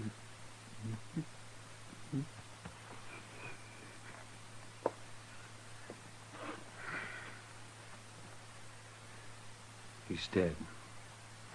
Here, I'll cover him up. Matt. No, Kitty. You don't have to explain anything. Yes, I do. I want you to hear, too, Doc. I'm listening. You both think I tried to help him, don't you? Well, it sure looks like you did, Kitty. No. And I guess I'd have to hear you say it before I'd believe it. I stand with Matt, Kitty. Thanks, Doc. Matt. Now, I'll tell you what, let's forget about it, Kitty, huh? No. I want to tell you something about Cole Yankton. He's been in California for years. That's why you never heard of him. Well, I've heard of him. I know what he's been doing. I think he came here because he thought I'd help him. But then he did a nice thing, Matt. He didn't ask me to. He didn't make me say no. Well, then I guess he wasn't so bad after all, Kitty. Cole Yankton, New Orleans. I was just a girl. He was the first man I ever knew. The first grown man.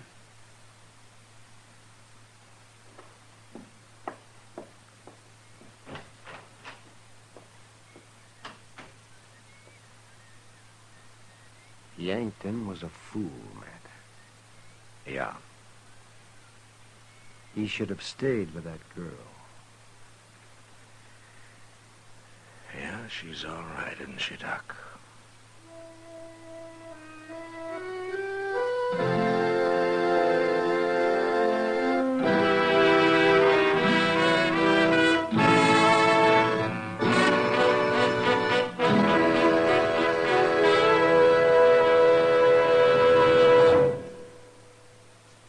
In a moment, our star, William Conrad.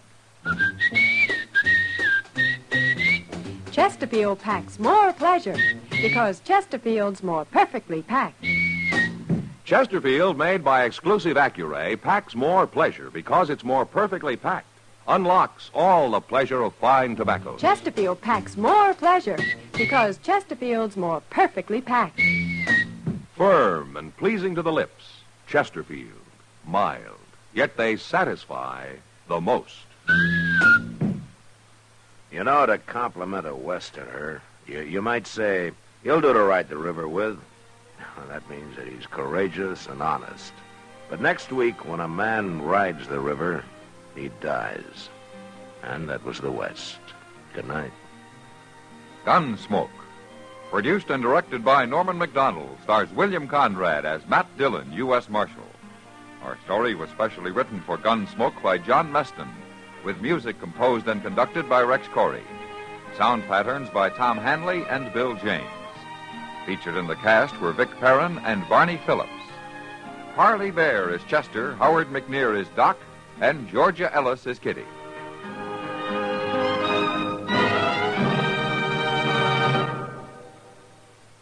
Smokers, this is it. L&M filters. So good to your taste, so quick on the draw. Make today your big red letter day, your L&M red letter day. Superior taste and filter, it's the miracle tip. Make today your big red letter day. Change to L&M today. L&M, so good to your taste. So quick on the draw. Get L&M today. Relax with L&M. So good to your taste, so quick on the draw. Join us again next week for another specially transcribed story on Gunsmoke.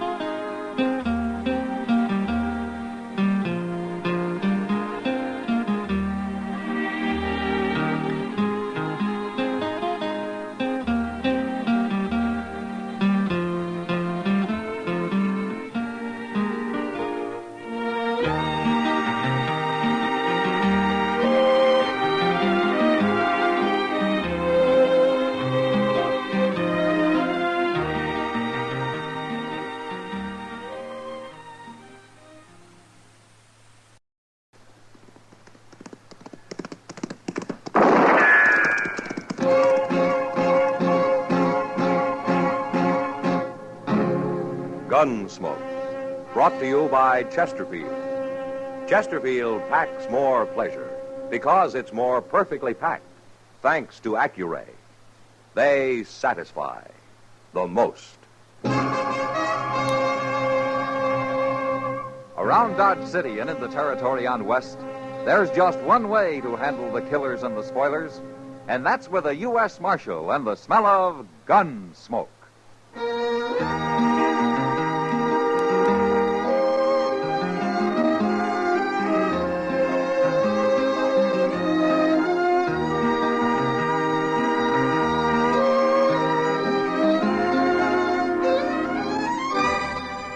Gunsmoke, starring William Conrad, the transcribed story of the violence that moved west with young America, and the story of a man who moved with it. I'm that man, Matt Dillon, United States Marshal. The first man they look for and the last they want to meet. It's a chancy job, and it makes a man watchful and a little lonely.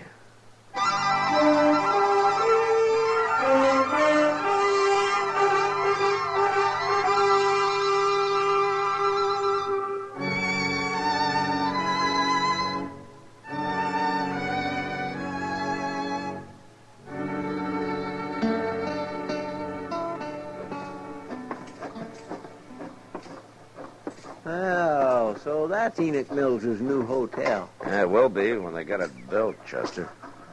I never heard of a cattle rancher going into hotel business before, Mr. Dillon. Enoch Mills is a man of enterprise. Look yonder at him. He's as proud as a new father, ain't he? Well, it isn't every day a man builds a new hotel in Dodge. Hello, Marshal. Chester? Oh, Mr. Mills? That's gone up pretty fast, isn't it? Well, we got most a month before it's finished. Uh-huh. How many rooms you going to have? 15. Could have more, but this is going to be a class hotel. Not some hay tent like Jim Doby's Dodge house. I bet he's jealous. That Doby's had a monopoly in this town long enough. You're right about him being jealous, Chester. He's already done everything he can to keep me from building. Oh, what's he done, Enoch? Tried to buy up all the good lumber in town, for one thing. Thought he'd leave me with nothing but a lot of warpy old cottonwood. But I got on to him soon enough. I'm building with the best, Marshal. All of it. Ash, hackberry. Yonder he comes now. It's scouting the enemy, I guess. Yeah. Let him scout. He'll be out of business soon enough. Looks like a town meeting we're about to have. How are you, Marshal, Chester? Hello, Mr. Dobie. We're coming along just fine, Dobie. Of course, it's only a little bitty hotel. You'll never beat me, Enoch. You're getting too old. Old? Dobie, I'll eat the goose that fattens in your grave. Not likely. Anyways, what do you know about the hotel business, Enoch? You won't last a month. Now, look, man. Dodge can use 2 hotels. There's plenty of trade here. Why don't you quit fighting each other? You're just scared of a little competition, Dobie. You ain't slept a night since I started building. You got a ranch to run, Enoch. That's enough for one man. You shouldn't be pushing into other people's territory. Well, you ain't gonna stop me, Dobie. I tried to stop you, and I'll go on trying. Marshal, he's threatening me. You heard him. I'm going to fight you, Enoch. I'm going to fight you all the way. So now you'd better start staying up nights. That man belongs in jail, Marshal. Dobie's a hard one, Enoch. He'll give you a fight. But I don't think he'll do anything illegal. Oh, you don't, eh? Well, you just wait and see. And it's going to be your fault for not stopping him now. The whole blame's going to be on your shoulders, Marshal. And I ain't going to let nobody forget it.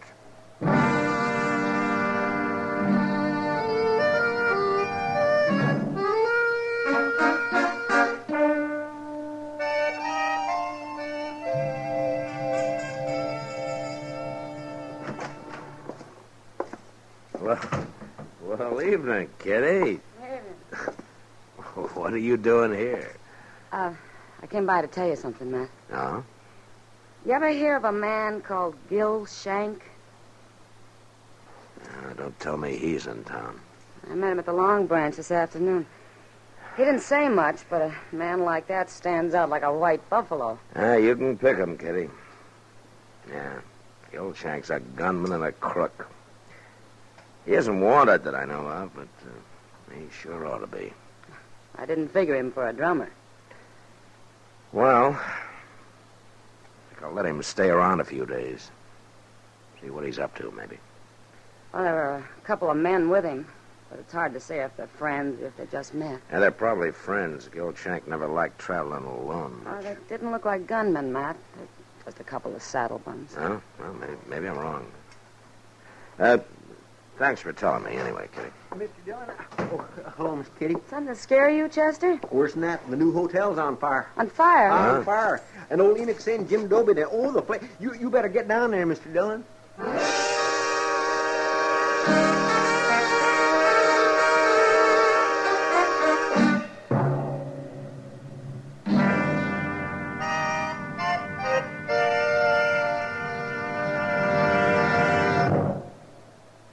Introducing one of the country's best-known jazz musicians and arrangers, Mr. Bobby Haggart. How about whistling along with him?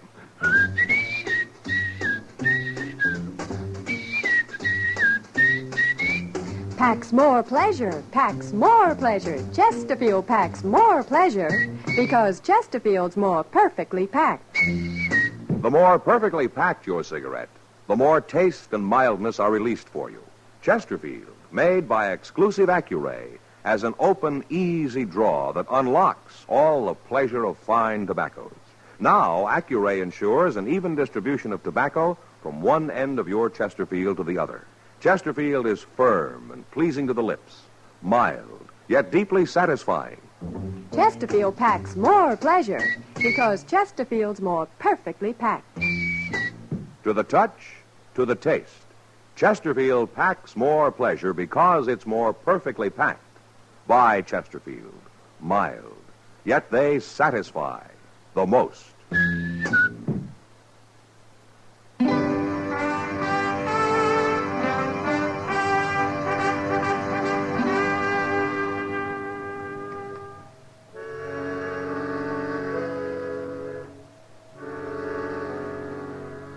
By the time I reached the fire, a bucket brigade had been formed.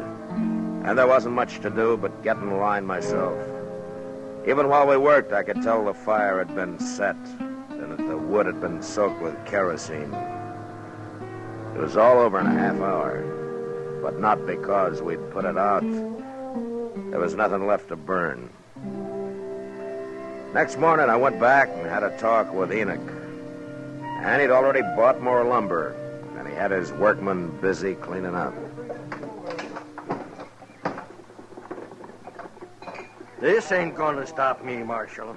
Takes more than a little arson to stop Enoch Mills. Enoch, I guess there's no need to ask you who you think did it, is there? What? Jim Dobie, of course. You know as well as I do. Yeah, but you don't have any proof of that, Enoch. I got what proof I need. And if you was anything of a lawman at all, Dobie'd be in jail right now.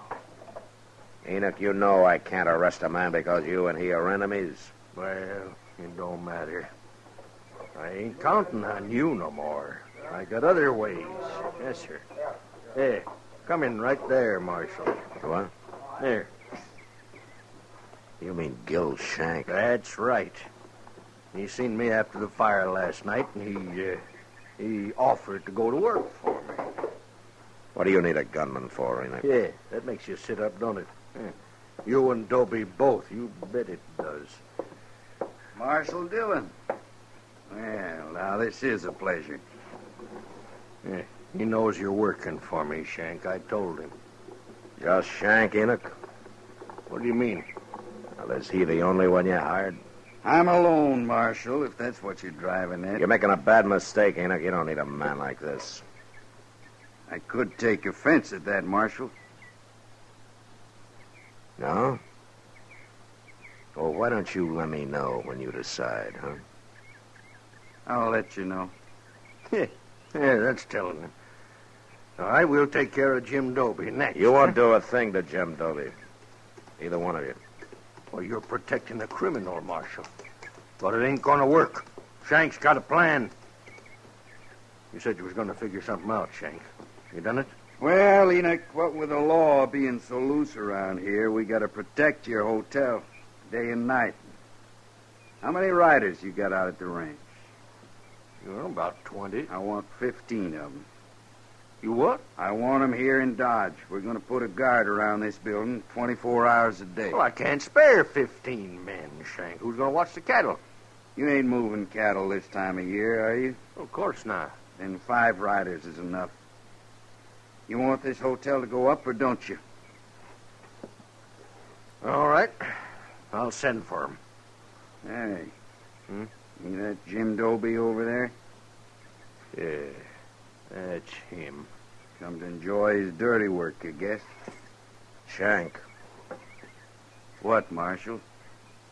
The first sign of any of your dirty work, and I'm coming after you. Fast.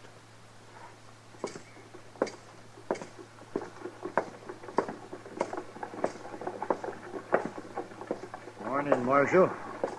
Dobie? I suppose I'm getting the blame for this? You are.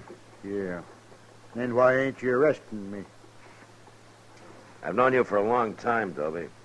You're pig-headed and you can be downright mean. But you don't fight this way. You make it hard to thank you, Marshal. You can thank me by laying off Enoch Mills for a while. There's going to be enough trouble without your making any.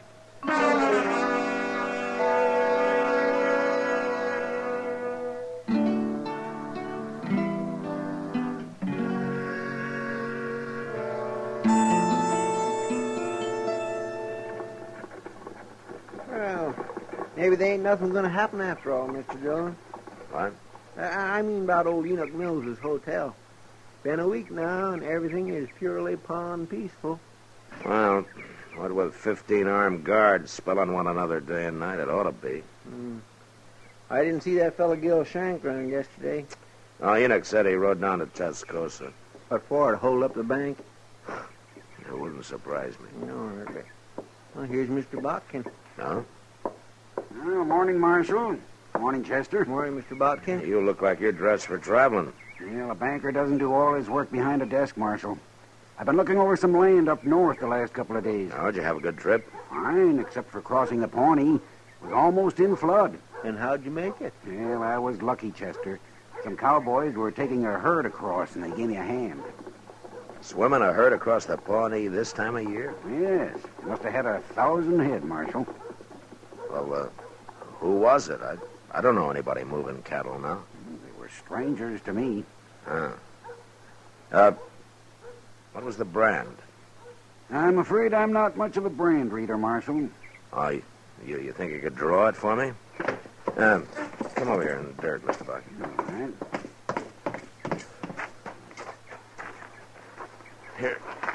Here's a stick. Now, what did it look like? Well, there was a circle here and a line through it, like this. It stopped just about here. Well, everybody knows that brand, Mr. Botkin. Everybody but me, I guess. Where would they be taking those cattle, Marshal? Only one place. The Greystone Indian Agency is about 20 miles beyond there. Oh, they're going to sell them to the agency, eh? Well, they won't get top prices, but it's always a fast cash sale. Chester. Yes, sir? Go saddle 3 horses and tie them up behind the office, and then wait for me. I'll be back after dark.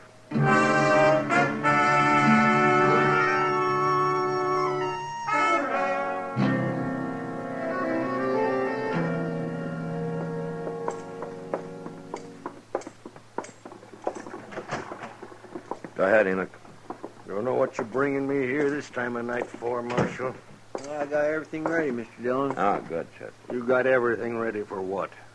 Well, I don't know exactly, Mr. Mills. Oh, I think you're both crazy.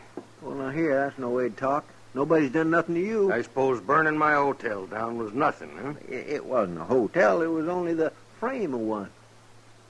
Chester, I'm beginning to think you and the Marshal was in on it. Both of you. You're such big friends of that Jim Doby. You'll believe most anything, won't you, Enoch?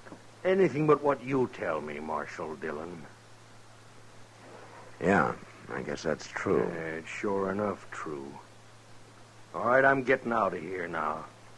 I got nothing to say to you, and you got nothing to say to me. Don't know why I come here in the first place. Wait a minute, Enoch. Well, make it fast. I will. I was going to try to explain something to you, but I can see that it'd be a waste of time. You all through? No, I'm just getting started. All right, give me that gun, Marshal. I'm going to keep it for you, Enoch. Right here in my belt. You arresting him for something, Mr. Dillon? No, I'm not arresting him, Chester. I'm kidnapping him.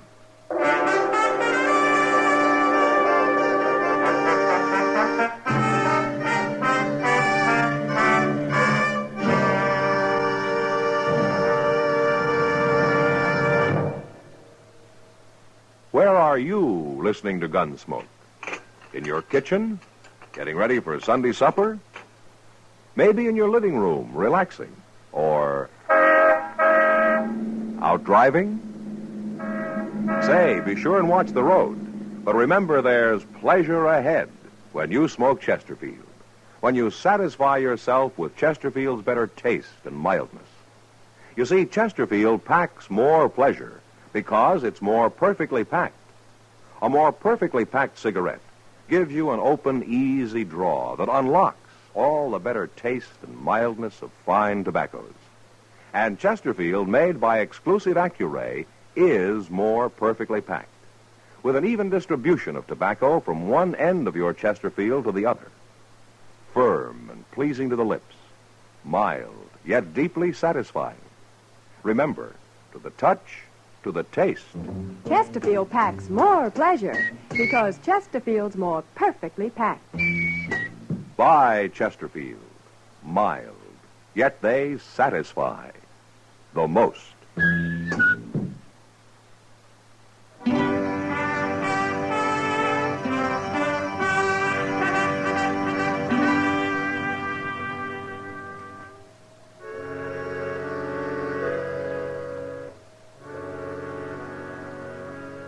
Enoch Mills was about as mad as any man I'd ever seen. But I managed to get him on a horse, and then he and Chester and I rode quietly out of Dodge. By noon next day, we'd covered some 60 miles and were at the Greystone Indian Agency. It was run by a man called Albert Leach, who didn't seem too bright, but at least I could tell he wasn't a grafter like most. I had a talk with him, and I brought Enoch in to meet him. Come in, gentlemen, come in. Have a chair. You give me a chair, mister. I'll bash both your heads in with it. Now, really, Mr. Mills. How come you know my name? Marshal Dillon told me. This is Albert Leach. I think he runs the agency. I don't care who he is or what he runs. If he's got anything to do with whatever it is you're up to, Marshal, he's going to end up in jail, too. Good heavens. Don't worry about it, Leach. Enoch was up all night. I think I put him in a bad temper. Look, Leach, I want you to tell him how many cattle you bought yesterday. 1,012 head. Mm-hmm. And you paid? $15 a head. Well, then you robbed somebody. Any couch and walk's worth $20. The government never pays over 15, Mr. Mills. Which is why I never sell to the government. We haven't got much time. Have you paid for those cattle yet, Leach? No, the boss will be here any minute to collect the money. In fact, that's him riding in now. Yeah. All right, you pay him, Leach, and we'll wait in the other room. I understand, Marshal. Come on, Enoch. You're getting yourself in deeper and deeper, Marshal. But I've about decided you won't go to jail. Just going to lock you up in a madhouse. Quiet now, Enoch. Just listen.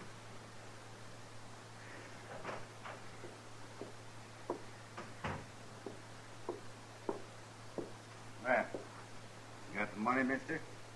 Are you the boss of that outfit? Enoch Mills is the boss. I run it for him. What? Be quiet. Come on, give me the money. I ain't got Well, all that's day. Gil Shank.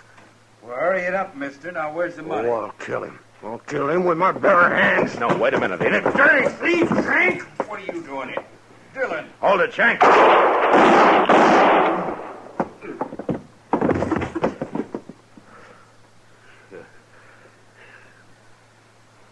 Yeah, you killed him, Marshal. You're not hit, are you, Enoch? Yeah? No, he missed me. That's what he wanted my men guarding the hotel for. That rotten criminal. He had some help. And we're going to be a long time finding him. I don't care about them. You got him. He set that fire, Enoch. He planned the whole thing. You had it figured out. Why didn't you tell me? You won't believe anything I say. Remember? I've been a fool, Marshal. Looks like I owe you an apology. Never mind me. What about Jim Doby? You've given him a bad name. I don't know, Marshal. I never should have started that hotel in the first place. I'm a cattleman. I'm no innkeeper. You mean you're not going to finish it? Oh, I'll finish it. But then you know what I'm going to do? I'll go to Jim Doby and I'll ask him to run it for me. You think he'll do it, Marshal? Yeah, he'll do it, Enoch. And whenever you come to town, he might even let you stay there. If you behave yourself.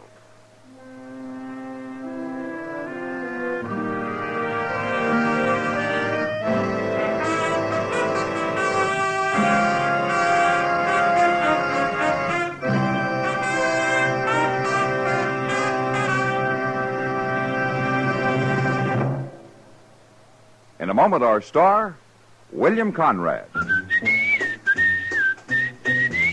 Chesterfield packs more pleasure because Chesterfield's more perfectly packed. Chesterfield, made by exclusive Accuray, packs more pleasure because it's more perfectly packed. Unlocks all the pleasure of fine tobacco. Chesterfield packs more pleasure because Chesterfield's more perfectly packed. Firm and pleasing to the lips. Chesterfield. Mild. Yet they satisfy the most. You know, on the frontier, an outlaw was called a gunman, while a peace officer was referred to as a gunfighter. But they both lived by their guns, and they usually died by them. And that was the West. Good night. Gunsmoke, produced and directed by Norman MacDonald, stars William Conrad as Matt Dillon, U.S. Marshal. Our story was specially written for Gunsmoke by John Meston, with music composed and conducted by Rex Corey. Sound patterns by Tom Hanley and Bill James. Featured in the cast were Lawrence Stobkin, Vic Perrin, John Daner, Harry Bartell, and Joe Duvall.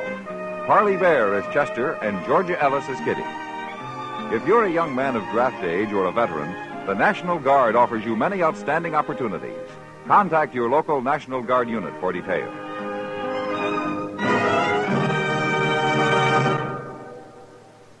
Smokers, this is it. L&M filters. So good to your taste, so quick on the draw. Make today your big red letter day, your L&M red letter day. Superior taste and filter, it's the miracle tip. Make today your big red letter day. Change to L&M today. L&M. So good to your taste. So quick on the draw. Get L&M today. Relax with L&M. So good to your taste, so quick on the draw. Join us again next week for another specially transcribed story on Gunsmoke.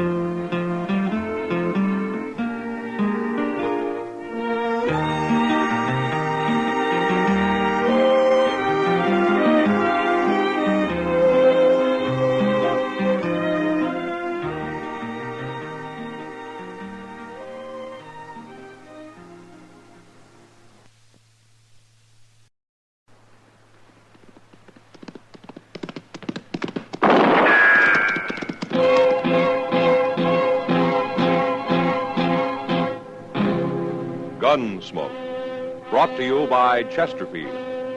Chesterfield packs more pleasure because it's more perfectly packed, thanks to Accuray. They satisfy the most. Around Dodge City and in the territory on West, there's just one way to handle the killers and the spoilers, and that's with a U.S. Marshal and the smell of gun smoke.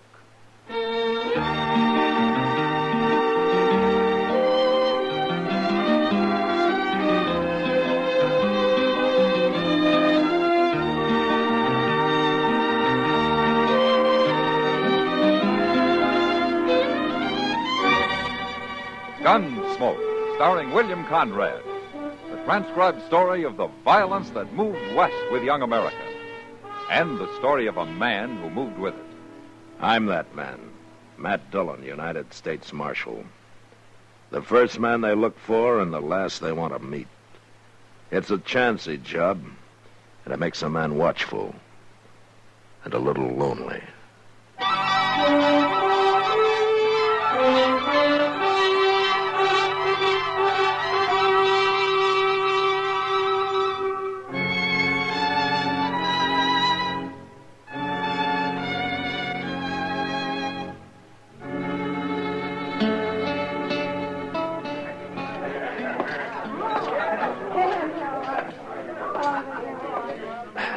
Evening, Matt. Hello, Kitty.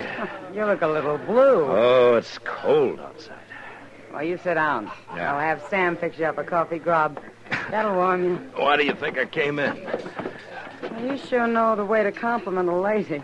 Maybe I ought to just... What do you think you're doing? Matt, look. He's been spoiling for trouble ever since he came in here. I asked It's you a Murdoch, question, huh? mister. Do you know him? Yeah. Well, answer. Nothing. You don't need the whole bar. What'd you say? I got as much right here as you. Is that so? Matt, he's got a knife. Wait a minute. Murdoch!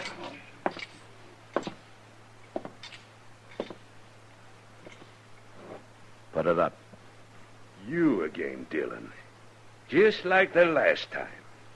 You want more of the same? It's a little different now, Murdoch. So I see.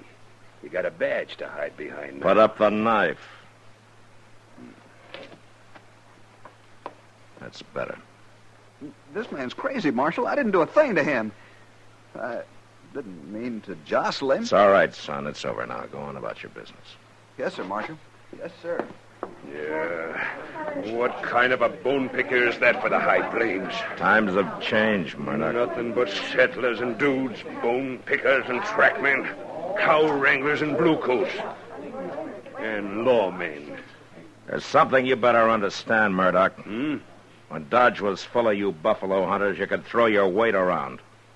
Well, not anymore. I ain't changed, Dillon. Just stay out of trouble. I'll do as I want. He always did. What are you doing in Dodge anyway? There haven't been any buffalo around here for years. Well, maybe I came to see you, Dillon. And I thought you probably figured me for dead. Oh, no. I heard about you and your badge. Maybe it's just as well for both of us I'm wearing it. I don't fear no man. And least of all, you. All right. Just let me give you a little warning. If you're thinking of going south for buffalo into Indian territory, I wouldn't. I do a lot of things you wouldn't. This is orders from Washington. They don't want any more trouble with the Indians. The territory is closed to hunters. They got cavalry patrols along the line. I go where I aim to go. And I don't fear no cavalry. And I got orders to stop anyone. Have you now? You just remember what I said.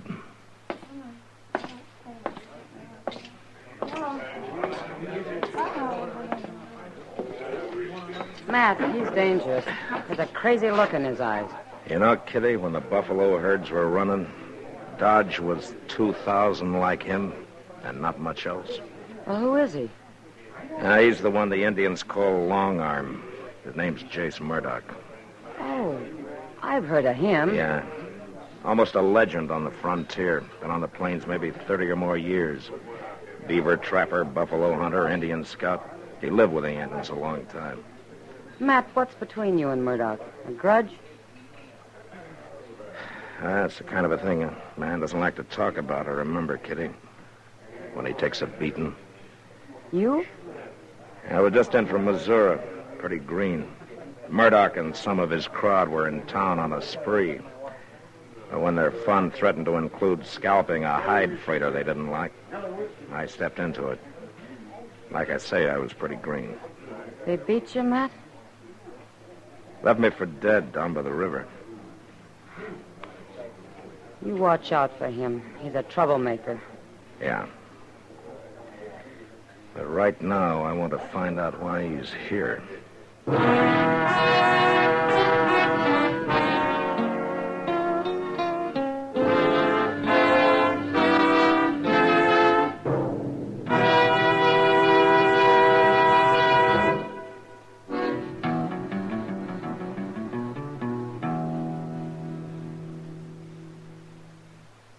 Introducing one of the country's best-known jazz musicians and arrangers, Mr. Bobby Haggart. How about whistling along with him?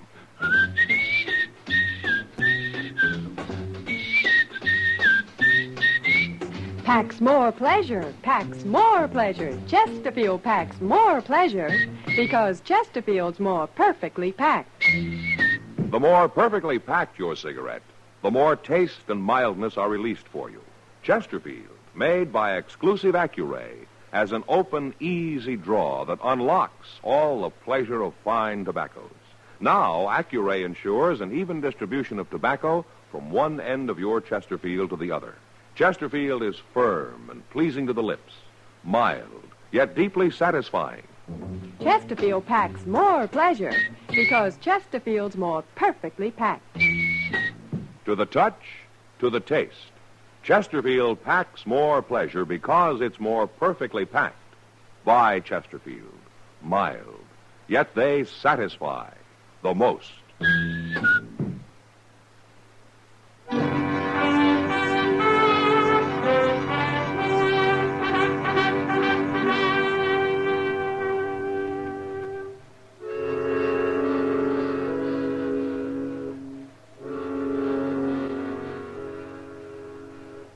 I figured Murdoch was in Dodge outfitting a hunt, so I found the merchant who sold him supplies. He couldn't tell me much, except that Murdoch had an Indian with him for a skinner, and that they were camped somewhere outside town. Took me a while, but I found the camp. And when I came up, the Indian was alone. He was a young brave, and he was hunched over the fire, sharpening a long, curved skinning knife.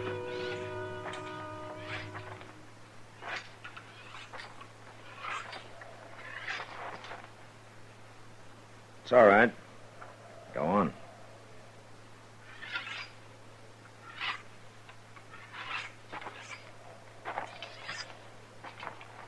You're a long way from home, aren't you? What are you, Blackfoot? How do you know that? The scars on your wrists, the cut arms. Your people do that in mourning some close relative's death, don't they? No. Who are those for? Father, brother, mother? All right. My name's Matt Dillon. I'm a U.S. Marshal. How are you called? Oh, what does Murdoch call you? When he is not angry, Injun. And when he is? Dog eater. Ah. And he knows his Indian insults. What do your people call you? It means golden calf. Now, you're a breed, aren't you? I'm an Indian. And then what are you doing here, so far from your tribe, skinning buffalo for a man like Murdoch? In the lodges at night, my people speak of the pale warrior with the long arm. Jace Murdoch, huh? When he was with us, his medicine was good. The plains were dark with buffalo. They gave the Indian all he needed: food, clothes, beds, lodge skins. Now we do not have good medicine.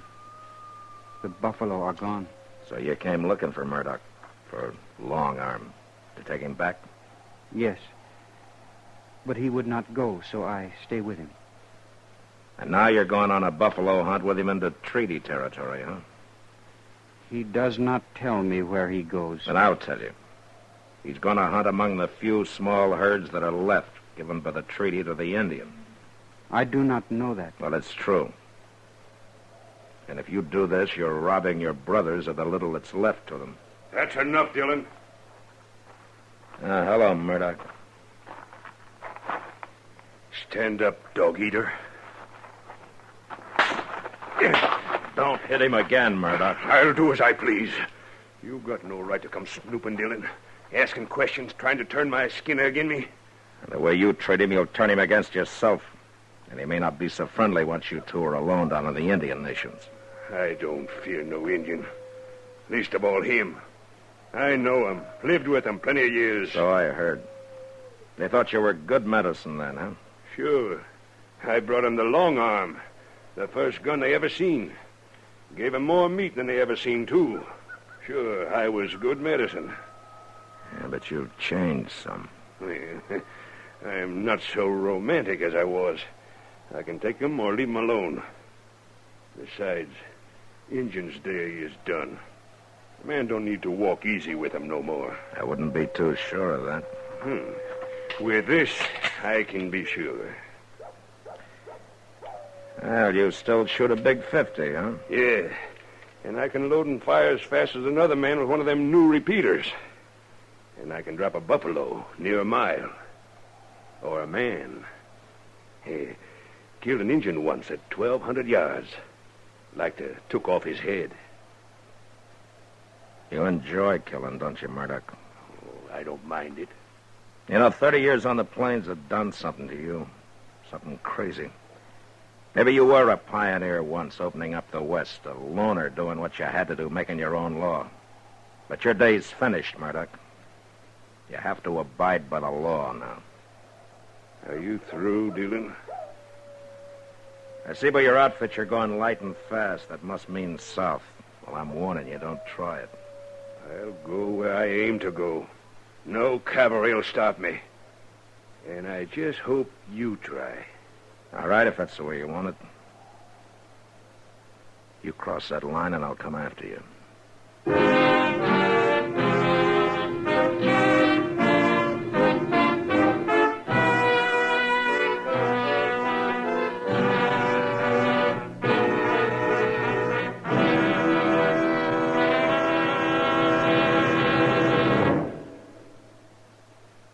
Say, where are you listening to Gunsmoke? In your car? Getting ready for dinner? Oh, I see. Just relaxing in your favorite easy chair. I'd say you're in a good spot right now to really enjoy Chesterfield's better taste and mildness. You see, Chesterfield packs more pleasure because it's more perfectly packed. A more perfectly packed cigarette gives you an open, easy draw that unlocks all the better taste and mildness of fine tobaccos. And Chesterfield, made by exclusive Accuray, is more perfectly packed, with an even distribution of tobacco from one end of your Chesterfield to the other. Firm and pleasing to the lips, mild, yet deeply satisfying. Remember, to the touch, to the taste. Chesterfield packs more pleasure because Chesterfield's more perfectly packed. By Chesterfield. Mild, yet they satisfy the most.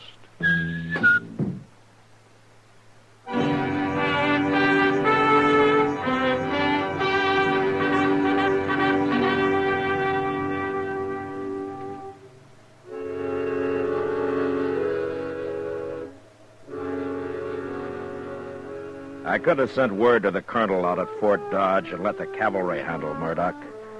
But this was something personal. It was a job I wanted to do myself. I couldn't touch Murdoch until he crossed the line into the Indian Nations, so the next morning I just watched him drive out of town.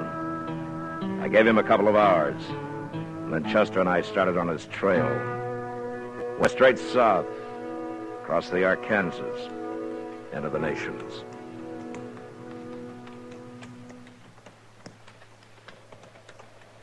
I don't know, Mr. Dillon. It seems almost too easy. His wagon tracks in the snow going straight as a board as far as you can see over the next rise. Yeah, I know, Chester. But we better keep our eyes open. We should be getting close to him now.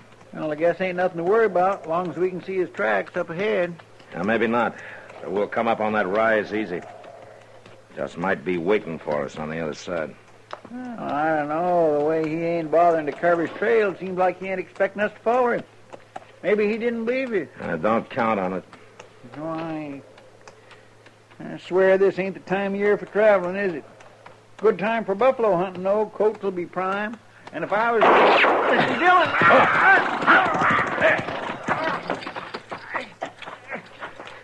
Chester, you hit? No, sir, he didn't get me. He got my horse, but I'm pinned down. All right, I'll get you out. Mr. Dillon, look out. He's still shooting. All right, just stay flat behind the horse. Now, you pull your leg out when I lift up on the saddle, huh? Yes, sir, I will. There. Now, stay low. Mr. Dillon, where'd that shot come from? Well, I'm not sure, but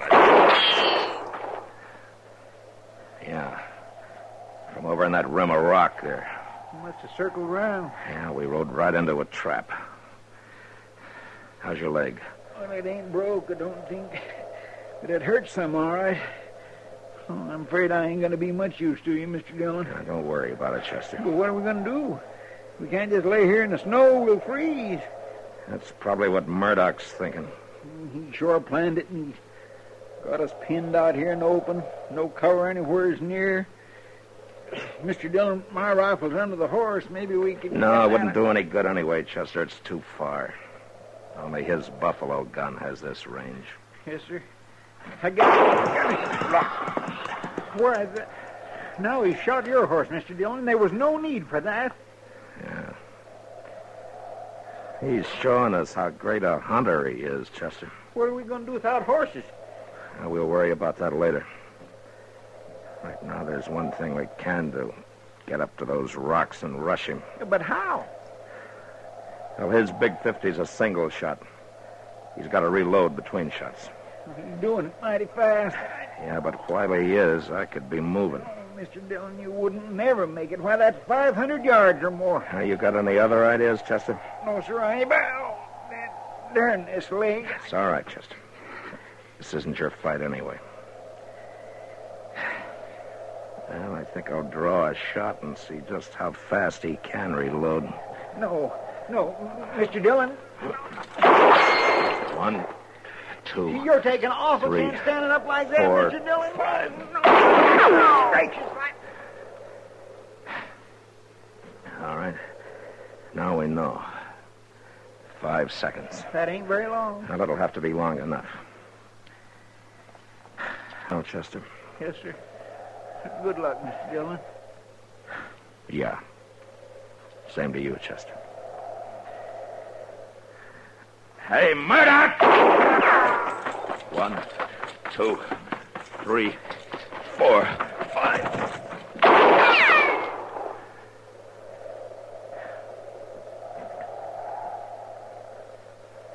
Not like hunting buffalo, is it, Murdoch? 1, 2, 3, 4, 5.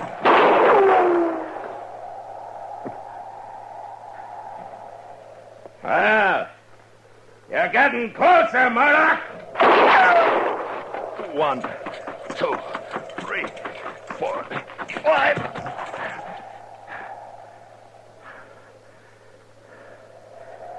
Oh, maybe he's caught on. Hey, Murdoch! You couldn't be out of ammunition, could you?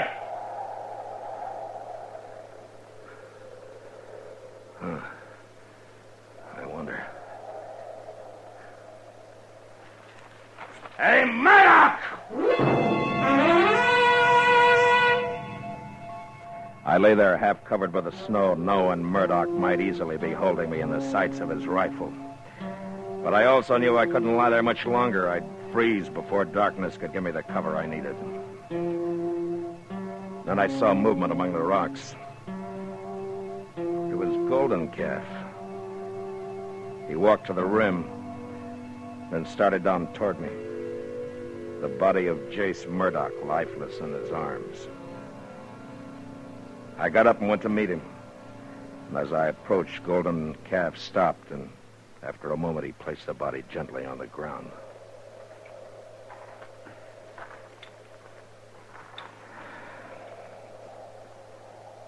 Why did you do it, Golden Calf? I know now you spoke the truth. His medicine was not good. Not anymore. Is that the only reason you killed him? Here? Now? All right, thanks, anyway. I'm going to have to take you back. But nobody will convict you for saving the life of a U.S. Marshal. Well, we're going to have to bury him. Yes. Here, wait a minute. Let me see your wrist. That's a new gash. Was Murdoch a relative of yours? He was my father. I am Golden Calf, the son of Long Arm. Oh. Well, all right, Golden Calf. Let's get started.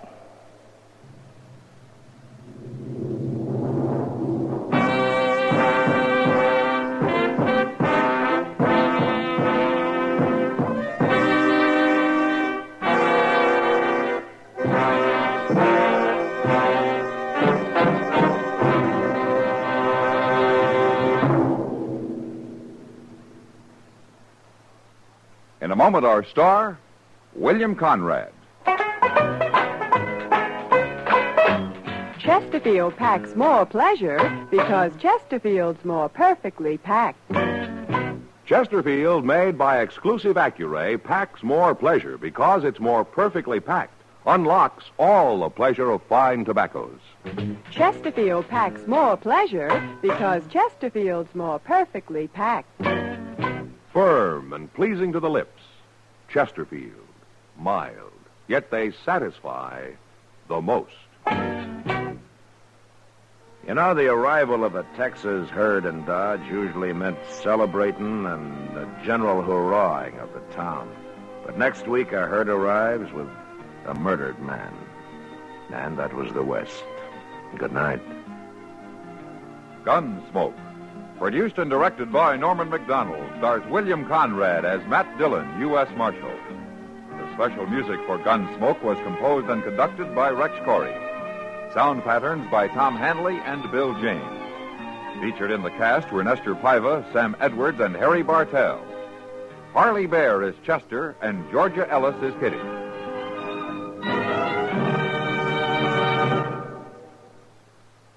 Smokers, this is it. L&M filters. So good to your taste, so quick on the draw. Make today your big red letter day, your L&M red letter day. Superior taste and filter, it's the miracle tip. Make today your big red letter day. Change to L&M today. L&M, so good to your taste. So quick on the draw. Get L&M today. Relax with L&M. So good to your taste, so quick on the draw. Join us again next week for another specially transcribed story on Gunsmoke.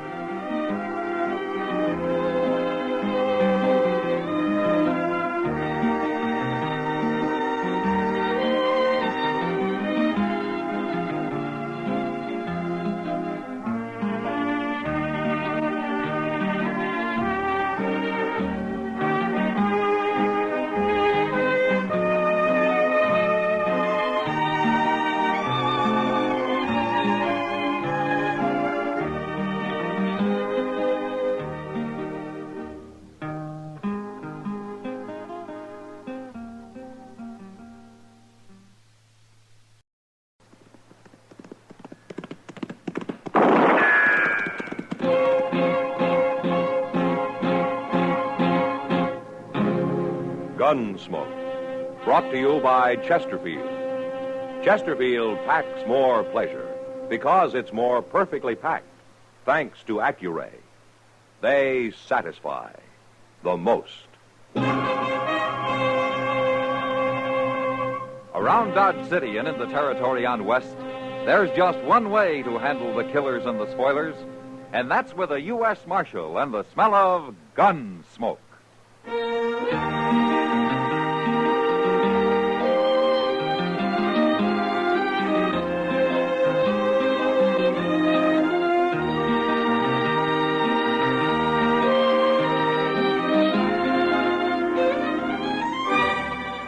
Gunsmoke, starring William Conrad.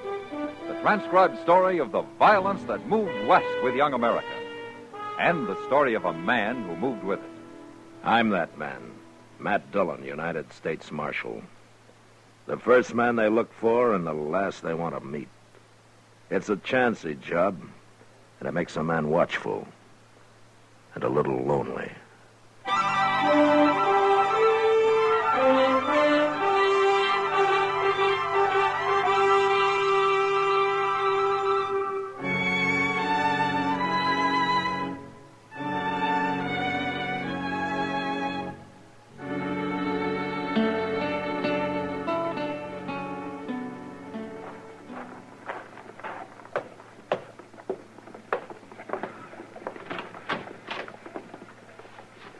This the marshal's office? Yeah, come in, stranger.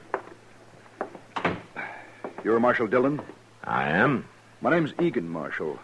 Emmett Egan. I'm glad to know you. This is Chester Proudfoot. How do you do? Oh?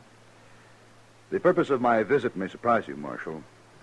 Well, if it doesn't mean trouble, it sure will. I've just deposited $50,000 in the bank here. Huh? That's a lot of money, Egan. Well, it's taken me ever since the war to earn it. I've been up in Chicago, Marshal, running cattle auctions for a man named Swift, but I'm through with that now. No? I want to try something new. Marshal, I don't intend any insult. But if you need money, name your price. I'm afraid I don't follow you, Egan. I want your job. What?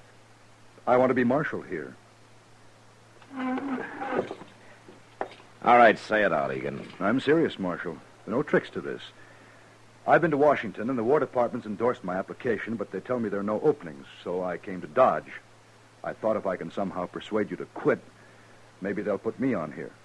I think you are serious. Oh, I am. It's simple enough. I'm tired of the kind of work I was doing, and I want to try this. Something exciting. Oh, I see. What would you advise me to do, Marshal? Go back to Chicago. You're a lot safer there. You think I'm not qualified to be a lawman?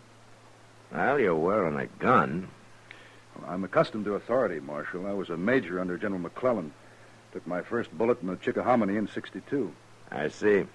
Is this your first trip to the frontier, Mr. Egan? It's my first since '67. Uh-huh. Well, I still advise you to go back to Chicago. No, Marshal. All right, Mr. Egan, you want this job so bad, you can have it as far as I'm concerned. Now, Mr. Dillon... There's very little money in it and absolutely no thanks. I've been a live target for every drunken bum and glory hunter in Kansas about long enough. You mean it, Marshal? Yeah, but on one condition. Yes? That you hang around for a week, see what it's like. And then if you still want it... Oh, I'll want it all right. All right, then we'll start right now. I'm ready. What do we do first? You all set, Chester? My, yes, sir, I guess so. All right, then follow me.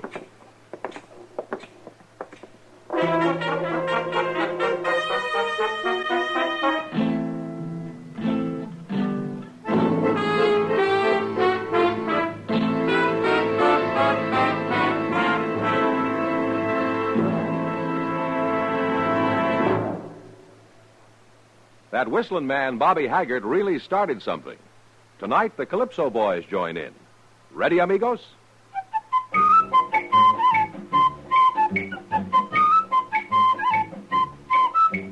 Packs more pleasure, packs more pleasure. Chesterfield packs more pleasure because Chesterfield's more perfectly packed. The more perfectly packed your cigarette, the more taste and mildness are released for you. Chesterfield, made by exclusive Accuray, has an open, easy draw that unlocks all the pleasure of fine tobaccos.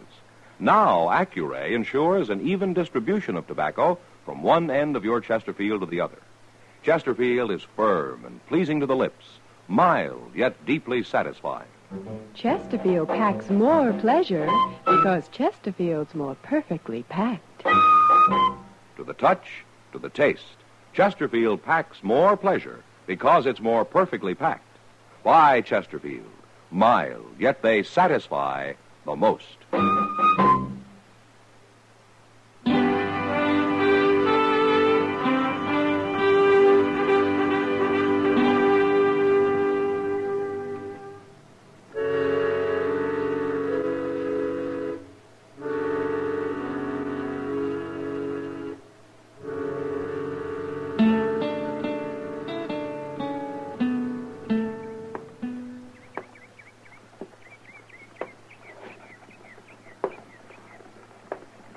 My gracious, why don't you sit down and rest a spell, Mr. Egan?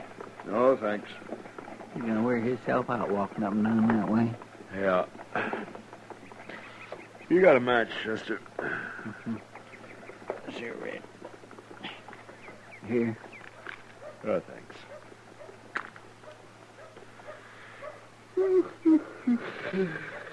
Dodge sure ain't very lively today, is it? Not very. If I only had me a knife, I could do a little whittling. Now, what happened to your knife, Chester? Well, it was about wore out, so I traded it to a small kid I know for a flipper. Why don't you get yourself another one? Mr. Dillon, I am so mean poor, I just couldn't stand the outlay of another knife. Yeah, I forgot. Hey, look there. Somebody hadn't ought to be in town. Oh, where? Who? That fella coming up the street, riding that sway back to old Broodmare, see him? He looks like a farmer. If you call a man whose wife hoes a 10-yard patch of mealy potatoes a farmer, then he's one, all right. You said he shouldn't be in town. He can't be very dangerous. He's dangerous to himself. Oh, what do you mean? Why, he gets the doggone drunk every time he comes in here. He can't hardly climb back up on that old mare. And when he does, he usually falls off summers before he gets home and lays out there on the prairie all night like a dead man. It's a pure wonder he ain't been ate by something. Oh, Marshal, we've been hanging around this porch for 3 hours. I'm beginning to feel like a bum myself. Now, that's part of the job, Egan. Keeping an eye on things, we call it. Keeping an eye on things? You and Chester both are fighting to stay awake. Are you calling it quits, Egan? Oh, no. Of course not. And let's go get a cup of coffee, huh? It'll be dark soon, and we can start making the rounds.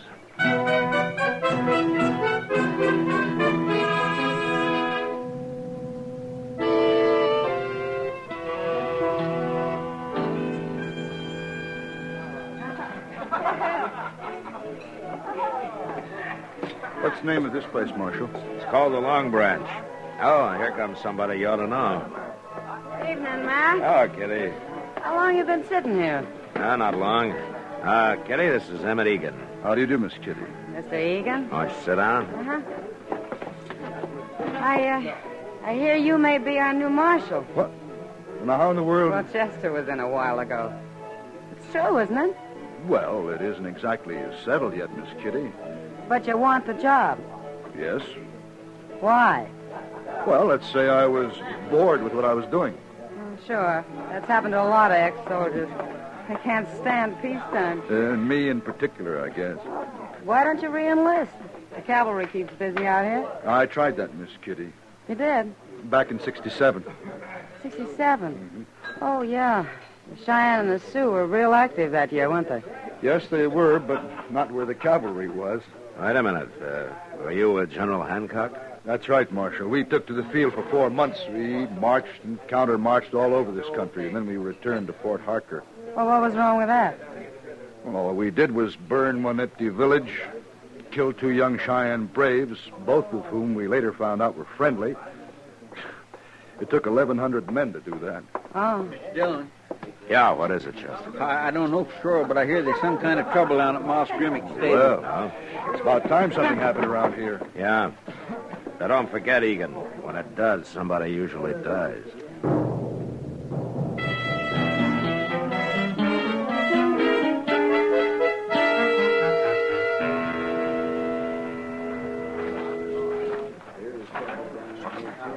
What's the trouble here, men?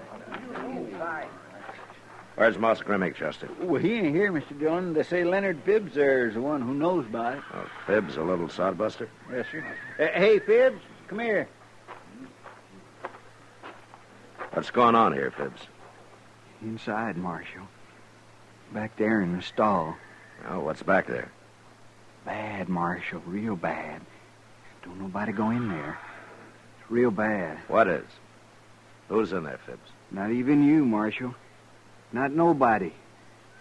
Leave him alone, I'm warning you. Oh, he ain't got good sense, Mr. Dillon. No use talking to him. It's real bad in there. Yeah, something's got him scared half to death. I'm going to go take a look. You stay here, Chester. I'm going with you, Marshal. Look, Egan, I don't know what's in there. It could be a crazy man with a gun looking for blood. It could be anything. Action is what I came here for, Marshal, and you said I could hang around. All right. But you get out of the way if there's any shooting. I'm not entirely a novice with a gun, Marshal. No, but you're not a professional either. Now stay at least 10 paces behind me. Right.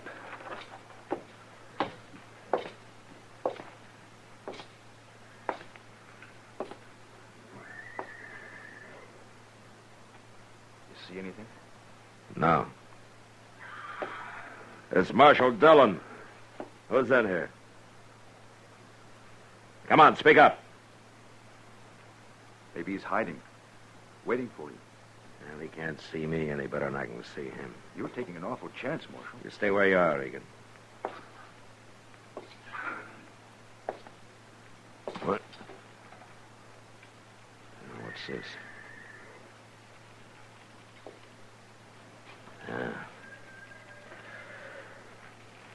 Chester, bring a lantern. All right, Egan. What is it, Marshal? Nothing we have to kill. What do you mean? You'll see when Chester brings the light. Oh, he's coming. What have you found, Mr. Dillon? Hold the lantern over here, Chester. Yes, sir. Oh, my goodness. Somebody's gone and hung a man. So that's it. Oh, that poor devil. Was this a lynching, Marshal? No, Egan, that's old Tom Sanders. He's been drunk for 20 years. Yeah, I guess he finally decided to break the habit. You won't get any action out of this.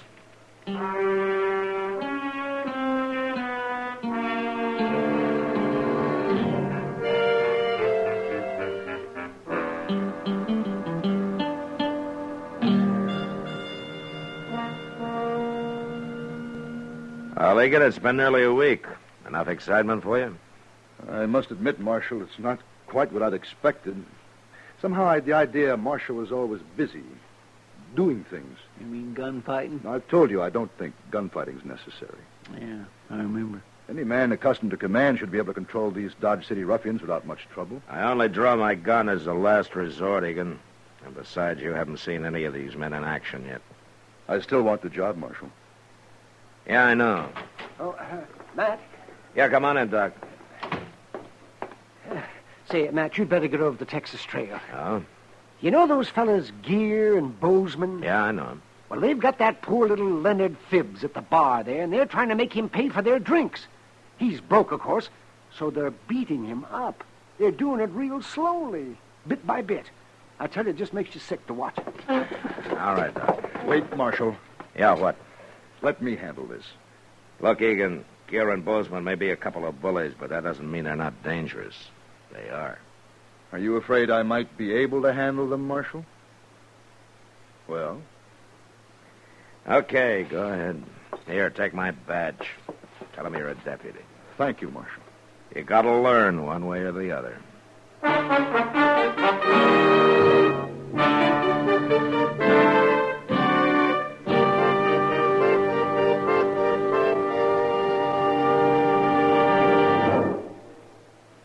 Where are you listening to Gunsmoke? In your favorite easy chair? Or out driving? Oh, there you are. In the kitchen. Say, you want to make whatever you're doing more enjoyable? Have a Chesterfield. Enjoy Chesterfield's better taste and mildness. You see, Chesterfield packs more pleasure because it's more perfectly packed. A more perfectly packed cigarette gives you an open, easy draw that unlocks all the better taste and mildness of fine tobaccos. And Chesterfield, made by exclusive Accuray, is more perfectly packed, with an even distribution of tobacco from one end of your Chesterfield to the other. Firm and pleasing to the lips, mild, yet deeply satisfying. Remember, to the touch, to the taste. Chesterfield packs more pleasure because Chesterfield's more perfectly packed. Buy Chesterfield. Mild, yet they satisfy the most.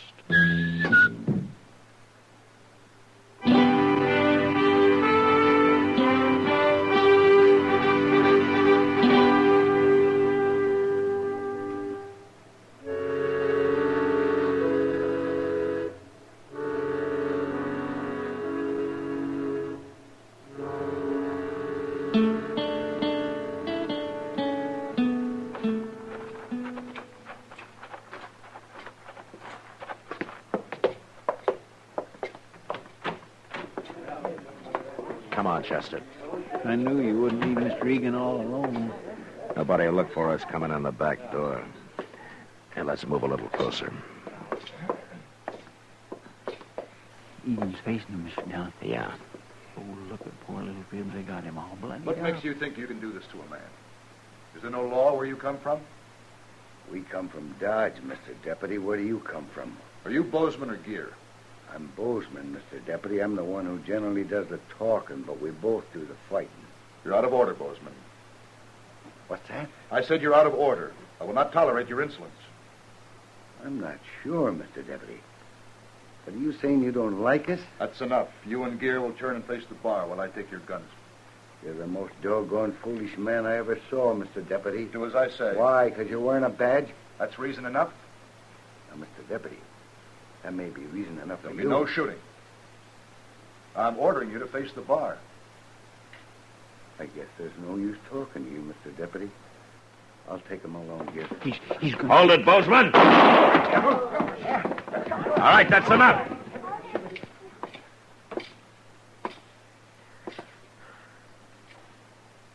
Now, go ahead, Bozeman. Try it again. Now, wait, Marshal. You knew he couldn't handle a gun. You know I can. Is that it? Your gun against two of us? Quit talking, Bozeman. Don't try it, Gear. All right, then do as my deputy told you. Face the bar. Sure. Sure, Marshal.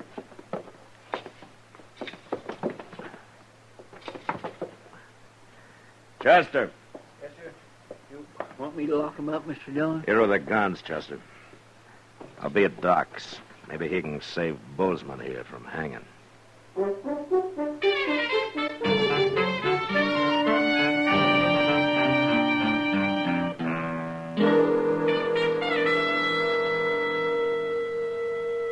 Yeah, it's getting light out, Doc. It generally does this time of morning. Yeah, but I'm not generally sitting up waiting for a man to die. He isn't going to die, Matt. I saw what that bullet did to him. You feel guilty, don't you, Matt? Wouldn't you, Doc? Yes, I guess I would. Doc? What? Well, he's conscious.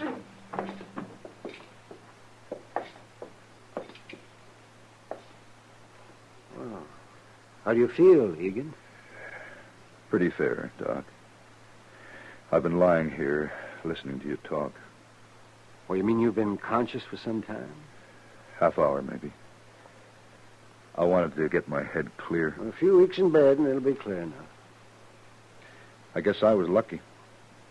If that bullet had gone 1 inch to the left, you'd have died on the floor, Egan. You were lucky, all right.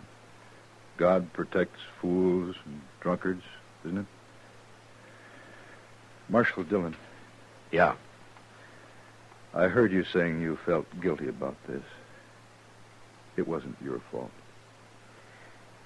Well, I should have known what had happened. But I heard you telling Doc how it happened. You faced them the same way I did. They didn't shoot you. It's a little different with me, Egan. How? This is my profession. Well, I've handled enough men to be professional. Egan, why do you think Bozeman did what I told him to do? Because he knew you'd shoot if he didn't? He not only knew I'd shoot, he knew I'd kill him. He knows I can handle a gun pretty well. And that part of the profession they don't teach in the Army. Takes years and years to learn. Well, I can't complain any more about there not being enough action, can I, Marshal? Yeah, your week's up today, Egan. Do you want the job? Marshal, you ever been in California? Not for some time. I hear things are pretty active out there. I'll write you and tell you all about it.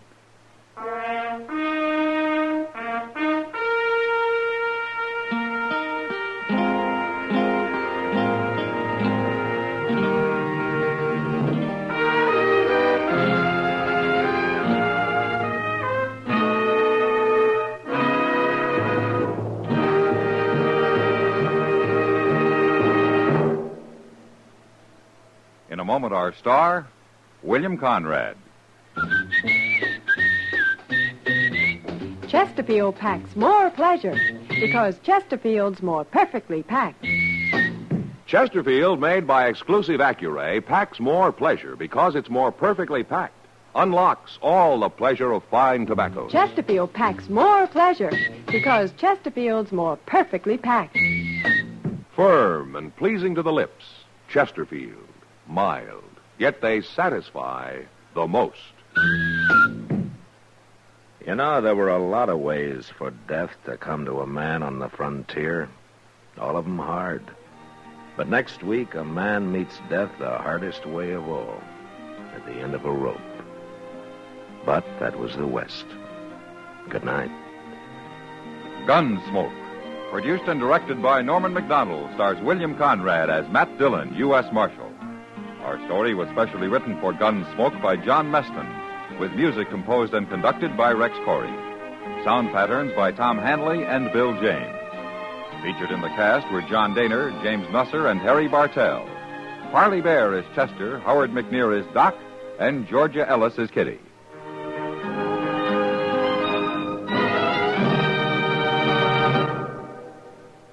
Smokers, this is it. L&M filters. So good to your taste, so quick on the draw. Make today your big red letter day, your L&M red letter day. Superior taste and filter, it's the miracle tip. Make today your big red letter day. Change to L&M today. L&M, so good to your taste. So quick on the draw. Get L&M today. Relax with L&M. So good to your taste, so quick on the draw. Join us again next week for another specially transcribed story on Gunsmoke.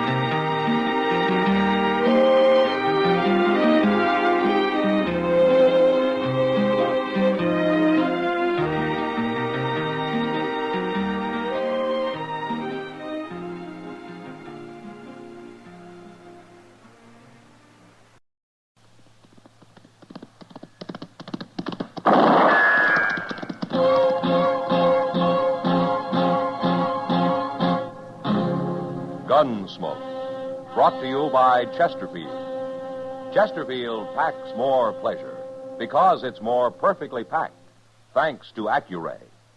They satisfy the most.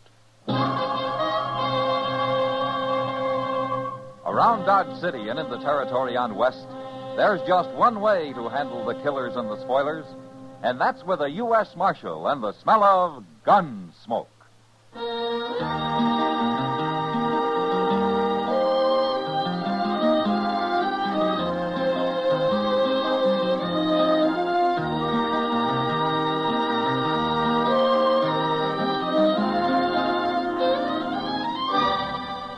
Gunsmoke, starring William Conrad, the transcribed story of the violence that moved west with young America, and the story of a man who moved with it. I'm that man, Matt Dillon, United States Marshal. The first man they look for and the last they want to meet. It's a chancy job, and it makes a man watchful and a little lonely.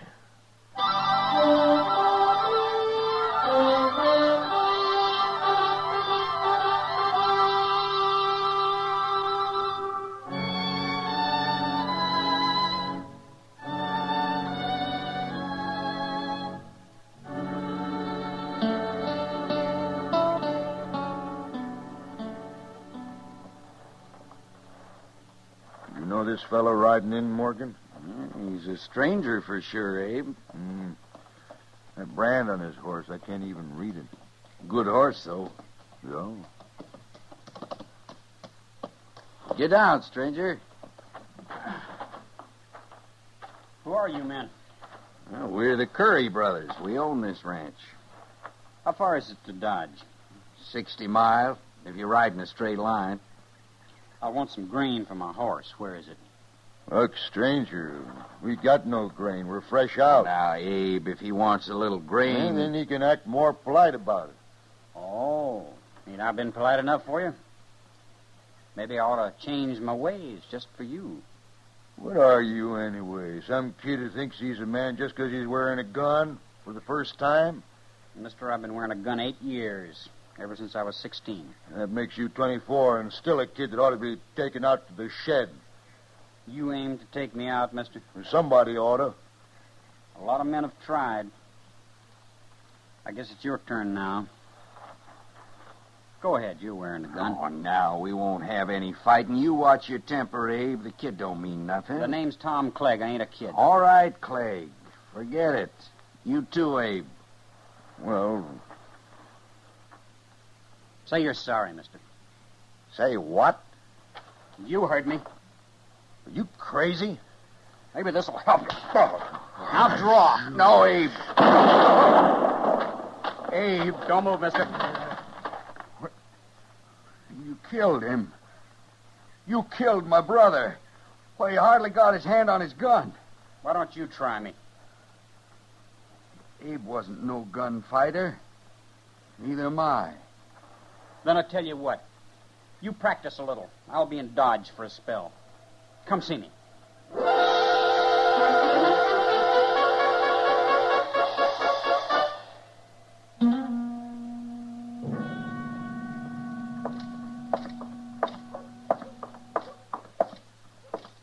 Oh, now, say, there is a good-looking horse, Mr. Dillon.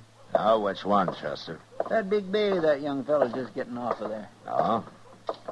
Well, ain't he? Well, I wasn't looking at the horse, Chester. Oh, you know that fella? Yeah, maybe.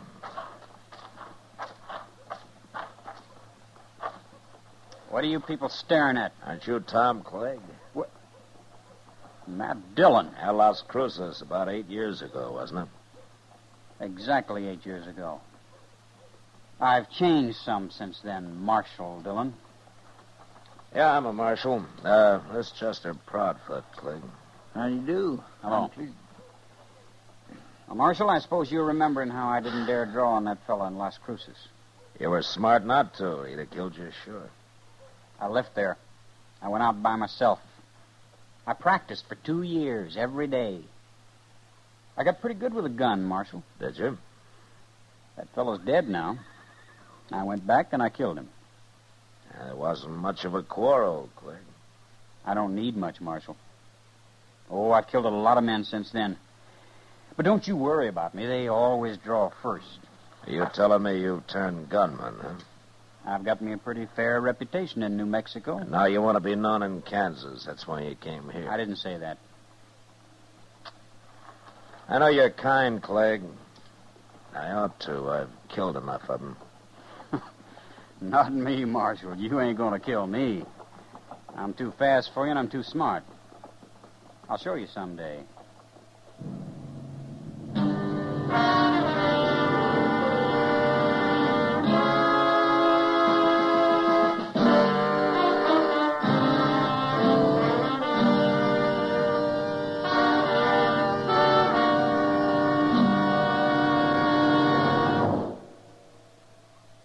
That whistling man, Bobby Haggart, really started something.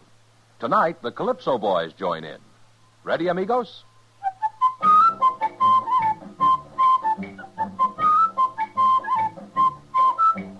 Packs more pleasure, packs more pleasure. Chesterfield packs more pleasure because Chesterfield's more perfectly packed.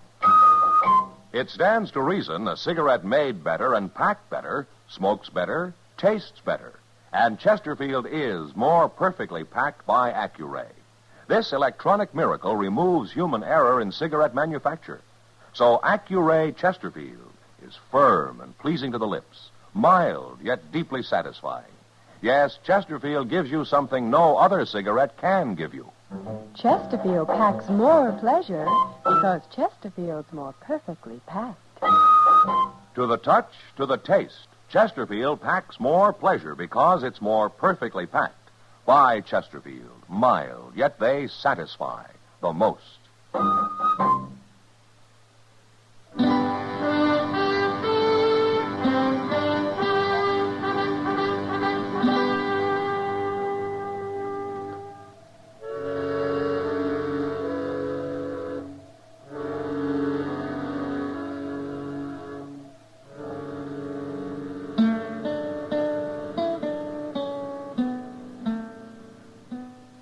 Oh, Chester.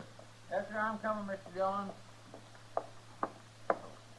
What was it you wanted? You all through out there? Well, I'm through to one. I was trying to open that back door again. I guess it won't never get fixed proper unless we just build us a new... Oh, Morgan Curry. All right, come on in, Morgan.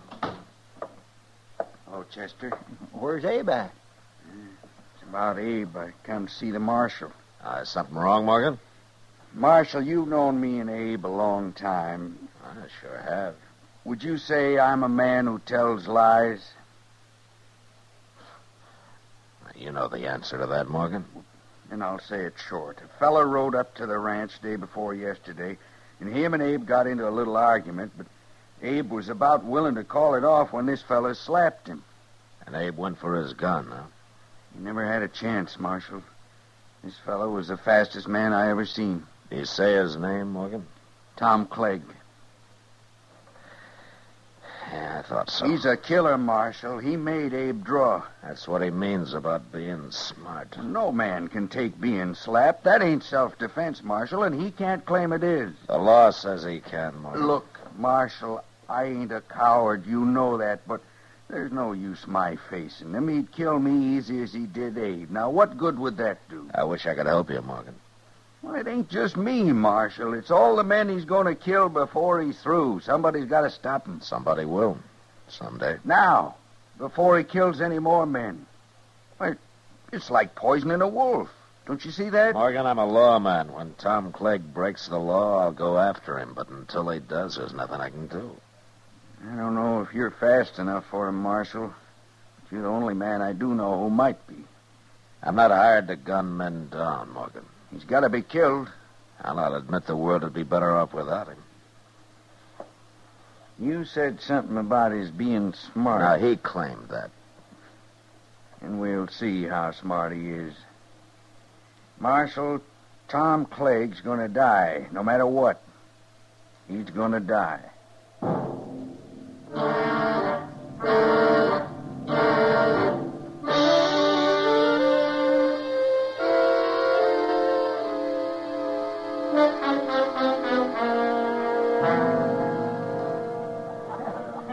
Want another beer, Matt? No, one's my limit, Kitty. One? Oh, you're expecting trouble. I didn't say that. One beer said it. You know me too well, Kitty. But you're right about my expecting trouble. Well, I already knew about that. I've watched Morgan Curry following Clegg in and out of here for 2 days now. I don't know what Morgan has in mind, Kitty, but I'm sure he doesn't plan to shoot Clegg in the back or anything like that. Well, he isn't even carrying a gun. Yeah, I know. He just stands around at a distance and sort of keeps an eye on Clegg. It's driving him crazy. But Morgan's not carrying a gun has made Clegg helpless to do anything about it. Maybe he's trying to get him into a fist fight, Matt. Clegg wouldn't fight him, Kitty. He knows he'd get torn apart. It beats me what he's up to. Well, I wish Morgan would go home and forget about it. Maybe it's you he's trying to shame, Matt. Me? What for? For not doing anything about Clegg murdering his brother. It wasn't murder, Kitty. Abe drew first. The way I heard it, Clegg made him draw. And I don't care what the law calls self-defense. Well, I have to, Kitty. I have to care. Yeah, I know, Matt. Well, there they are. What? Clegg. He just went to the bar. Morgan will be along directly. Yeah. Well, you keep an eye on him, Kitty. Me, keep an eye on him. I got to ride out into the country tomorrow. I'm leaving before dawn so as I can get back early in the afternoon. Oh, then you better get to bed. Good night, Matt. I'll see you tomorrow, Kitty. Sure. Marshal. I want to talk to you. I'll go ahead, Clegg. Talk. It's about him. Huh? Oh, Morgan. Hey, Morgan. What are you calling him for? You want me, Marshal? Yeah. Clegg here wanted to talk to me about you, Morgan. I thought maybe you ought to hear it, too. Sure, he can hear it. I want him to stop following me around, that's all. Oh, why tell me that, Clegg? Because you've got to stop him. Me stop him? He isn't breaking any law. He ain't wearing a gun. A dirty coward. There's no law that a man has to wear a gun. It's making me jumpy. I don't like being stared at all the time. You got a guilty conscience about something, Clegg? You shut up. Why don't you take your gun off and shut me up, Clegg? You hear him, Marshal? You see what a coward he is? I can't help you, Clegg. Lock him up, Marshal. Go on, lock him up. You heard me. Yeah, I heard you. Then do it. Not very likely. All right. You're wearing a gun. Are you a coward, too, Marshal? Morgan, come outside. I want to talk to you. Okay, Marshal. You're both cowards. That's what you are, cowards. Why didn't you kill him in there, Marshal? That was your chance. I'm not a gunman, Morgan. I'm a lawman. Won't you ever understand that? Maybe I'm beginning to. Look, Morgan, it's no use. I'm not going to fight Clegg. Now, you can't use the law for your own revenge. That's not what it's for. Now, why don't you forget this and go back home? Marshal, do you think I'm a coward because I won't put on a gun and let him kill me? I don't know what to think, Morgan. You seem to be doing all the thinking these days. My brother Abe was murdered, Marshal. He was murdered. I'm sorry, Morgan, but there's nothing I can do. Now, good night.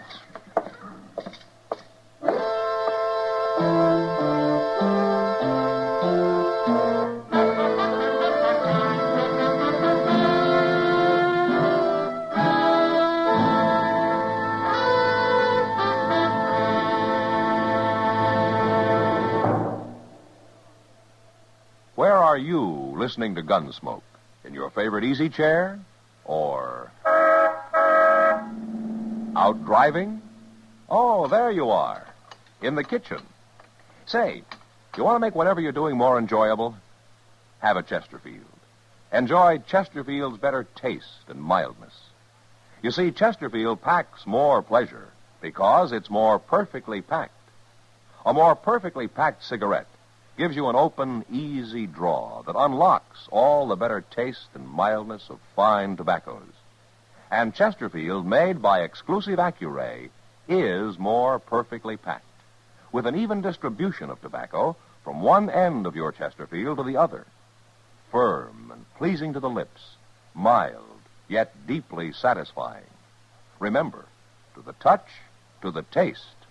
Chesterfield packs more pleasure because Chesterfield's more perfectly packed. Buy Chesterfield. Mild, yet they satisfy the most.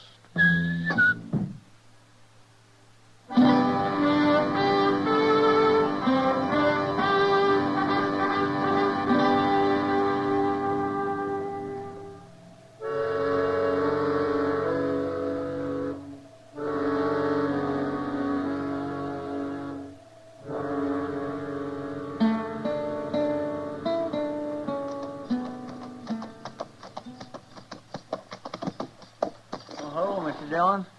Oh, where is everybody, Chester? Why's the town so quiet this afternoon? Everybody seen you riding in, I guess. Huh? They've been waiting for you to get back. Waiting for me? Why? I told them you'd be back early afternoon. There's trouble here this morning, Mr. Dillon. You mean a shooting? Yes, sir. Morgan? Yes, sir, it was Morgan. Yeah, so he put on a gun after all, huh? No, sir, he was unarmed. What? He ain't dead, though. At least not yet. He's up at dock. Where's Clegg? Clegg must have saw you ride in, too. He's standing across the street now. Behind you there. Ah. Well, I won't keep him waiting.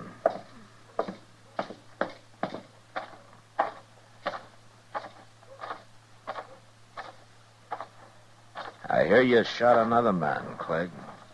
He deserved it. Did he? I warned him about following me around. It drove me half crazy. So you stopped him? He slapped me. No man can take that. No, not even his brother Abe could. Say, I plumb forgot about that. You told me once how smart you are, Clegg. I guess you forgot about that, too. What do you mean? Morgan was unarmed. You gonna try to put me in jail, Marshal? Mm-hmm. I'm gonna try. Now you're forgetting. I also told you I'm too fast for you. Maybe you are. I'm arresting you, Clegg. Keep your eyes on mine, Marshal. I want to see the look in them when it hits you. That's the best part. Now?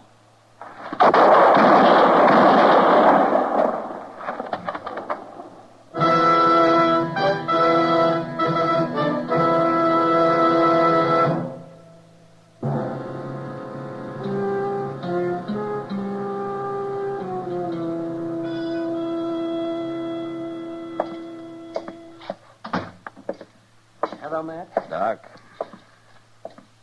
I heard the shots, Matt. I see Clegg still lying there. And if he's got any friends, they can move it. I doubt if he has. A man like that. I guess not, Doc. You did it the only way possible. I was trying to arrest him, Doc. I didn't walk out there to shoot him down. How's Morgan? With 2 bullets in him, he's doing as well as might be expected. I meaning what? He's dying, Matt. Yeah. Now, let's go see him. Matter of fact, there's no reason at all he should have lived this long. I can't understand it. Most men would have died on the spot, shot up the way he was. Morgan? Marshal, I heard some shooting. Didn't I? Yeah. Yeah, you did. Was you in it? I was. And Clegg's dead, huh? That's how you wanted it, wasn't it? That's how I wanted it. It's what I've been hanging on for. Morgan, you knew he'd shoot you when you slapped him, didn't you? I had him on edge, Marshal. I planned it that way. Yeah, I thought so. And you were willing to die just to get me to face him, huh? There wasn't no other way. I couldn't have killed him myself. Well, I can't say I admire your thinking, but you're sure not a coward. He murdered my brother. He murdered me the same way. But we got him anyway. Didn't we? Didn't we, Mother?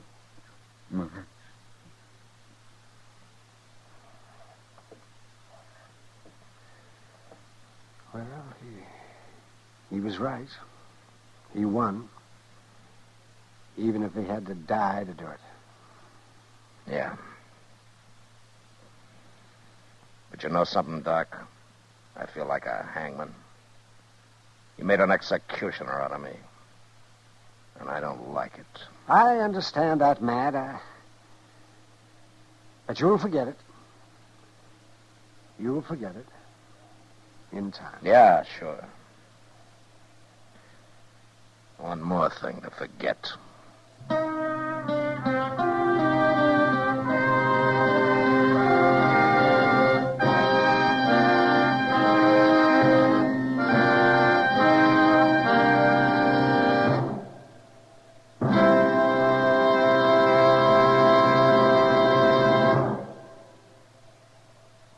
In a moment, our star, William Conrad.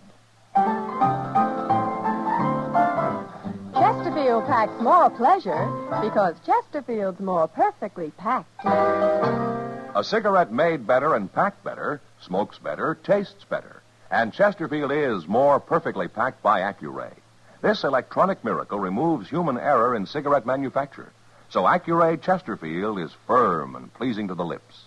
Chesterfield, mild, yet they satisfy the most. On the frontier, bands of marauding Indians weren't too uncommon. And next week, during an attack, 3 people are killed. But not by the Indians. And that was the West. Good night. Gunsmoke, produced and directed by Norman MacDonald, stars William Conrad as Matt Dillon, U.S. Marshal. Our story was specially written for Gunsmoke by John Meston, with music composed and conducted by Rex Corey. Sound patterned by Ray Kemper and Bill James. Featured in the cast were Sam Edwards, Vic Perrin, and John Daner. Harley Bear is Chester, Howard McNear is Doc, and Georgia Ellis is Kitty.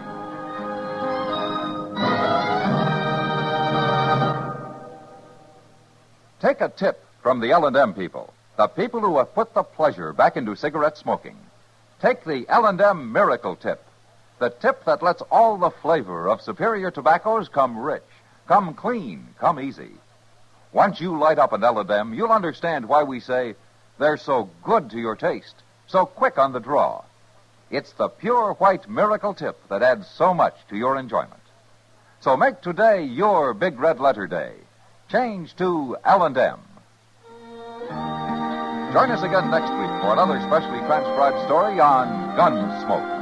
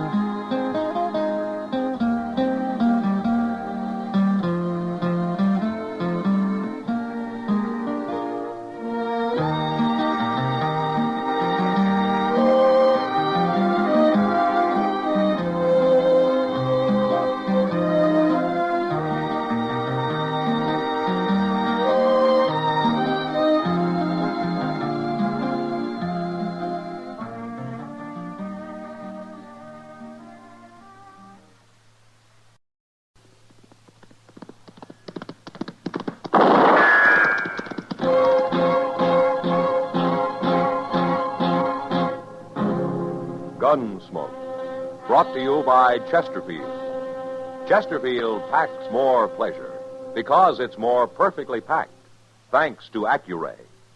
They satisfy the most. Around Dodge City and in the territory on West, there's just one way to handle the killers and the spoilers, and that's with a U.S. Marshal and the smell of gun smoke.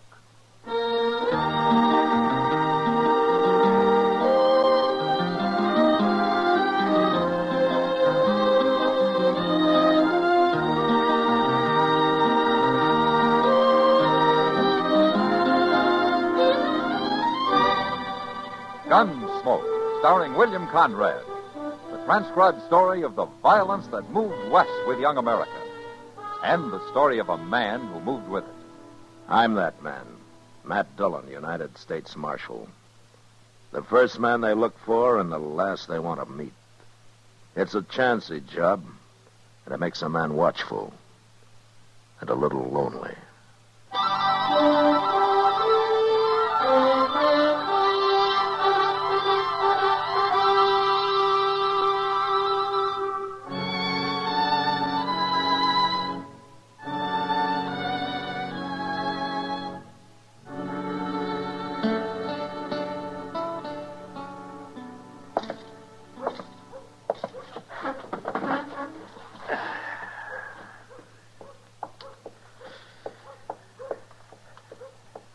Hey, Kitty.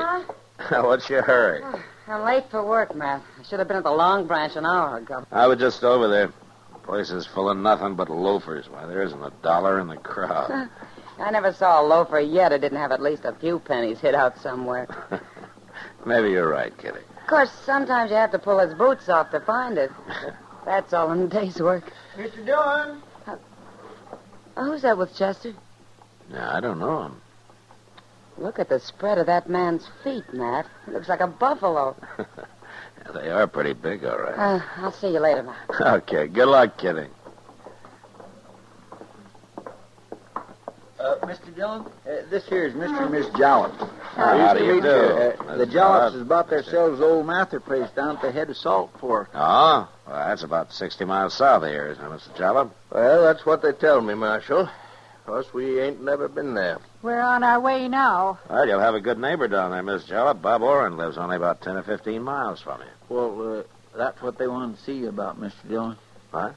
Well, we met this here Bob Oren right here in town today, Marshal. Oh, did you? Now, see, we paid good money for that place. But, well, my wife and me, we about give up going down there. All we've been hearing about that country. And we met this Oren fella down the Santa Fe Depot today. Now, he said 'twas all lies. And they want you to tell them the truth, Mr. Dillon. Yes. What? The truth about what? About them Indians, Marshal. Them Comanches. Now, everybody but Bob Orrin. Everybody says that country down there is just full of them. And he lives alone. He's got no woman with him. But me, I didn't come west to get captured by no Indians. I've read about that. It's bad what they do to women. I don't intend to expose my wife to nothing like that, Marshal. And we want you to tell us the truth, Marshal. You're the law here, and we'll believe you. Well, that was Comanche country, yeah, but it isn't anymore. I doubt if a single Indian's been seen down there for 2 or 3 years. They're all on the reservation now. Is that the truth, Marshal? You swear that's the truth? Well, you can go out to Fort Dodge and ask the Army. They'll tell you. No, we'll believe you. Well, you can believe Bob Orrin. He's lived there quite a while. All right, then. Laura? Let's get going, Will. I'll brave it. All right. I've got to ride down your way in a few weeks. If you don't mind, I'll come by and say hello. Oh, you'll be welcome, Marshal. Pleased to see you, Goodbye. Bye. Goodbye. Ain't you taking a little too much responsibility for that, Mr. Dillon? What do you mean, Chester? Well, how can you say every Comanche in the country is on that reservation? I think they're taking a big chance. Maybe Bob Orrin ain't seen none, but that don't mean nothing, not when it comes to Indians. They're chancing the weather, too, Chester. And they know it. Yeah, maybe so. But I'm glad it wasn't me told them.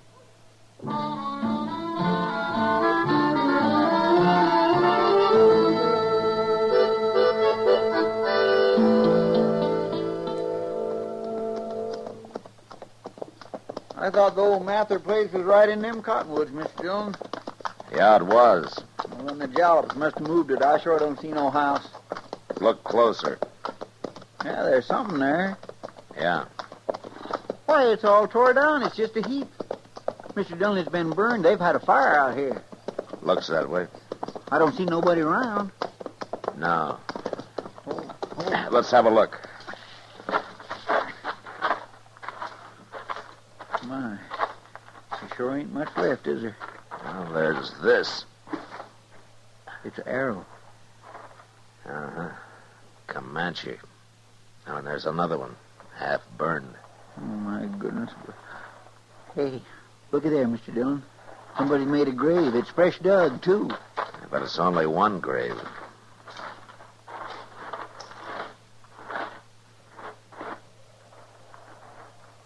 It's not very deep either. Just a few inches. You gonna dig it up? I gotta find out who it is, Chester. Oh. You mean if it's Mr. Jalop, then they took her alive? That's right. Yeah, but Comanches wouldn't bury nobody, Mr. Dillon. No, they wouldn't. It's her. She's been scalped. Oh, ain't that awful?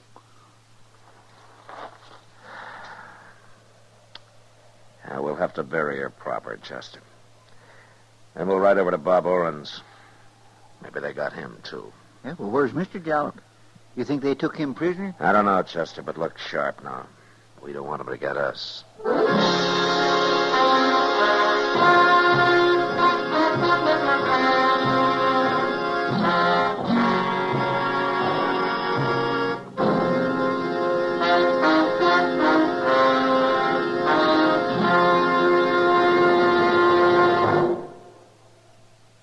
You've heard Bobby Haggart whistling it on radio and television.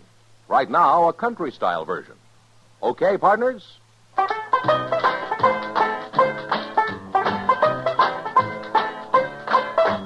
Packs more pleasure, packs more pleasure. Chesterfield packs more pleasure because Chesterfield's more perfectly packed. It stands to reason a cigarette made better and packed better, smokes better, tastes better. And Chesterfield is more perfectly packed by Accuray. This electronic miracle removes human error in cigarette manufacture. So Accuray Chesterfield is firm and pleasing to the lips, mild yet deeply satisfying. Yes, Chesterfield gives you something no other cigarette can give you. Chesterfield packs more pleasure because Chesterfield's more perfectly packed. To the touch, to the taste, Chesterfield packs more pleasure because it's more perfectly packed. By Chesterfield, mild, yet they satisfy the most.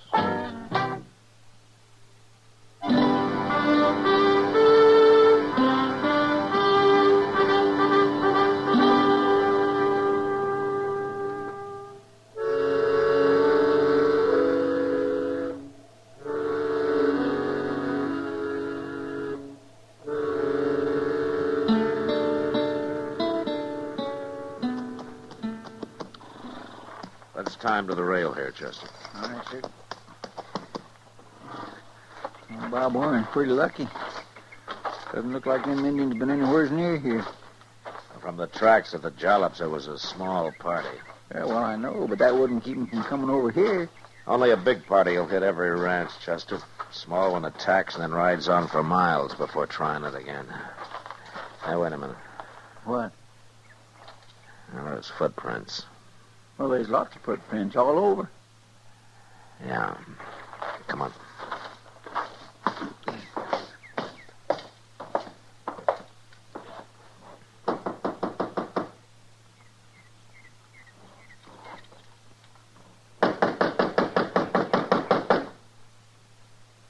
I guess Arn ain't home. He's gotta be. Didn't you notice that saddled horse in his corral?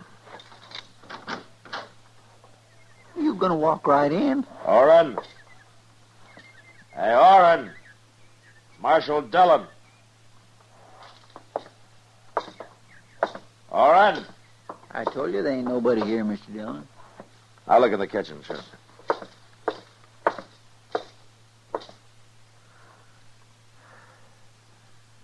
He's here, Chester. Why, it's Orrin. He's been scalped, too. A bullet hole in his chest. So them Comanches was here after all. I don't know. You don't know? Well, they scalped him, didn't they? Did you ever hear of Indians killing a man and not setting fire to his place? No, I guess I never did. There are 3 horses in that corral. Even drunken Indian wouldn't leave a horse behind. Yeah, but he's been scalped. Anybody with a sharp knife can scalp a man, Chester. You don't have to be an Indian to do that. What do you mean? Outside those tracks I stopped to look at. They're made by a man wearing boots. About the biggest boots I ever saw. You thinking of Will Jalop? Those tracks aren't more than 2 days old, and Bob Orrin hasn't been dead any longer than that. Yeah, but Jalop wouldn't come scalp a man. The Comanches killed his wife, Chester. We don't know what happened to him, but my guess is he's alive. The Indians don't take male prisoners his age. But that don't say he done this to Bob Orrin. Chester, there are only 2 people who told Jalop and his wife they'd be safe out here. Orrin was one of them. Jalop's wife gets killed. He escapes somehow and comes here to take his revenge. He did to Orrin what the Comanches did to her. That's awful hard to believe, Mr. Dillon. Well, he wouldn't be the first man driven crazy with grief. Well, maybe. And if it's true, I'm the next on his list. When we get back to Dodge, I got an idea Jalop will be there waiting for me.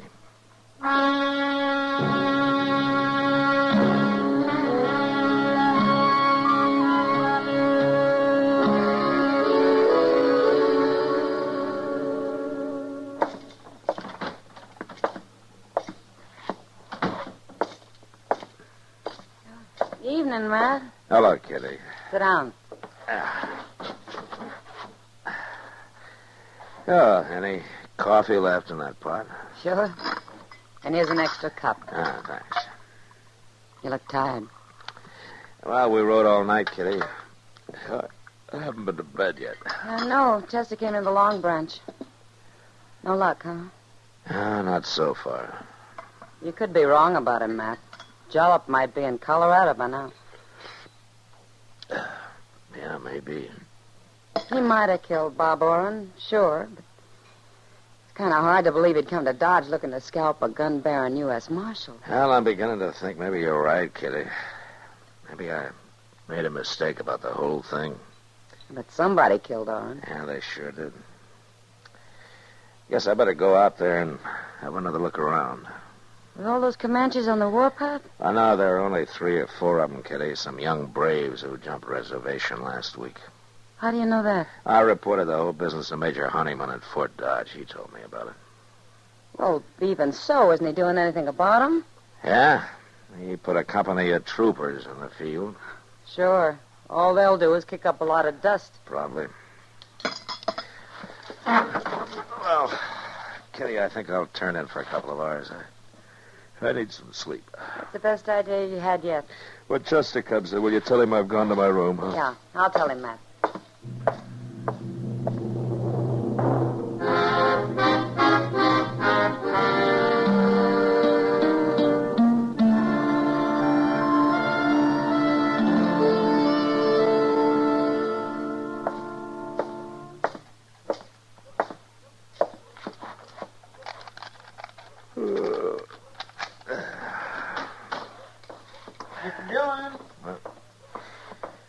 Oh, did you see Kitty, Chester? Yes, sir, I did. I come in just after you left. I've been trying to catch you before you got to your room here. Oh, what is it? Did you find him? No, sir. No. What I wanted to know is, could I get some sleep, too? Well, of course, Chester. I thought you understood that. Well, then I'll go back to the office and lay down there. All right, I'll come by later tonight when I wake up, huh? All right, sir. I'll see you then. Yeah.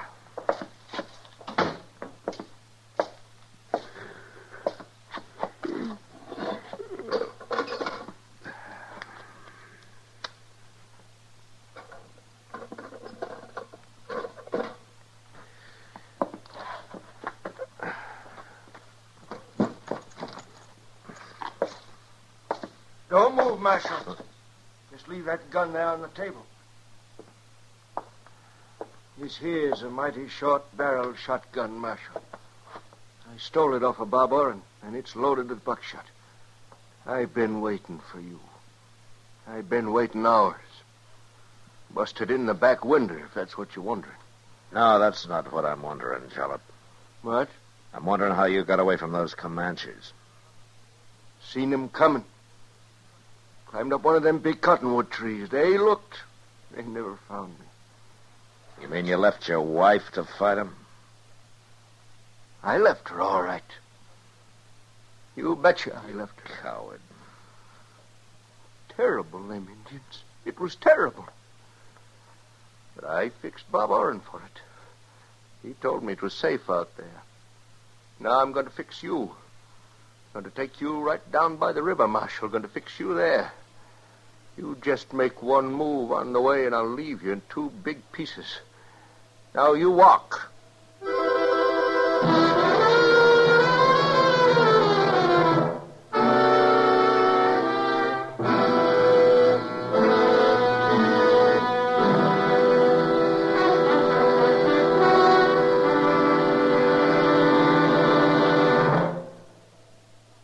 Say, where are you listening to Gunsmoke? In your car?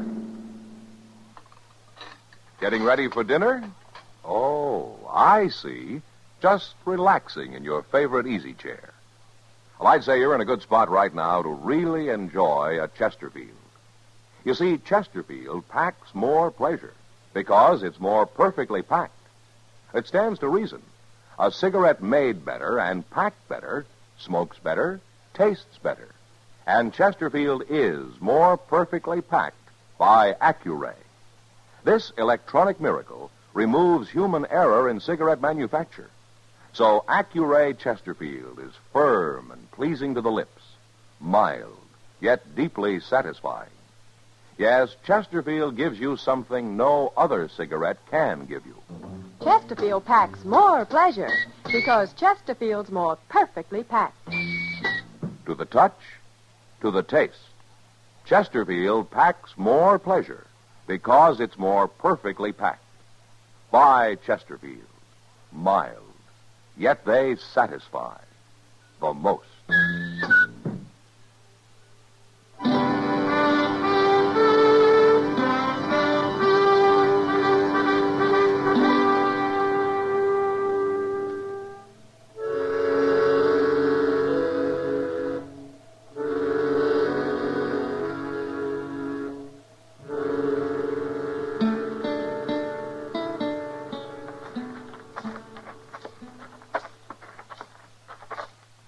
Fair enough, Marshal. 'Tis pretty down here, isn't it? All them nice cottonwood trees. My wife liked them cottonwood trees out to our place, Marshal. She liked them a whole lot. Jalop killing me isn't going to get your wife back. And she was scared, Marshal. She was more scared than me, even, and I'll never get over it. Watching them painted devils ride up, I ever see another Indian, I'll kill myself. I'm still shaking. You weren't shaking so much you couldn't run off and leave your wife. You betcha I left her. I couldn't stand the sight of them savages. Well, that don't matter now. See here, Marshal, got a knife in my belt. Good long knife, and you know just what I'm going to do after I shoot you. Wait a minute, be quiet. Don't you tell me to be Quiet, quiet. I said. Listen. What? There's something in that clump of elder on the riverbank over there. I don't see nothing. They're gone. You can't see them now, but they're out there. Wait a minute. They'll move any minute now. Who will, Marshal? What do you say? Indians. There were 3 of them. They were standing right against the river. Oh, no. No, not Indians. Watch, right there. You see one of them standing up. You see him? Where? Tell me, where is he? Shoot him, Jalop. Shoot him. Yes, I will. I can't see him. No. Give me the gun, Jalop. Hit me, Marshal. You was fooling. Let go of it. No,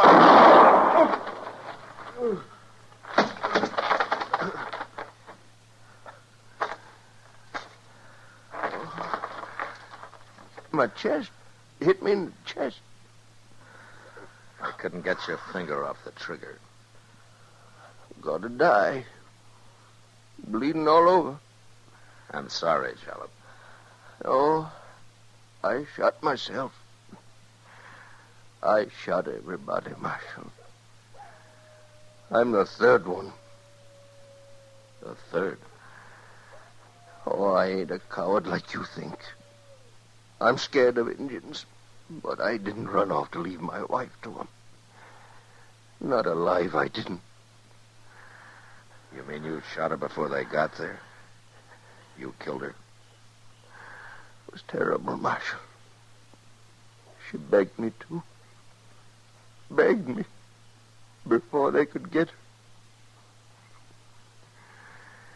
Ain't been right since. Not till now. Now I know I done wrong. Killing Bob Orr, trying to kill you, I done wrong.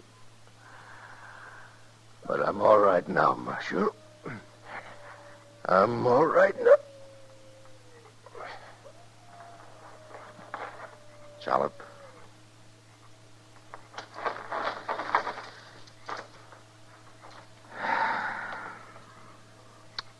Yeah, I think maybe you are now.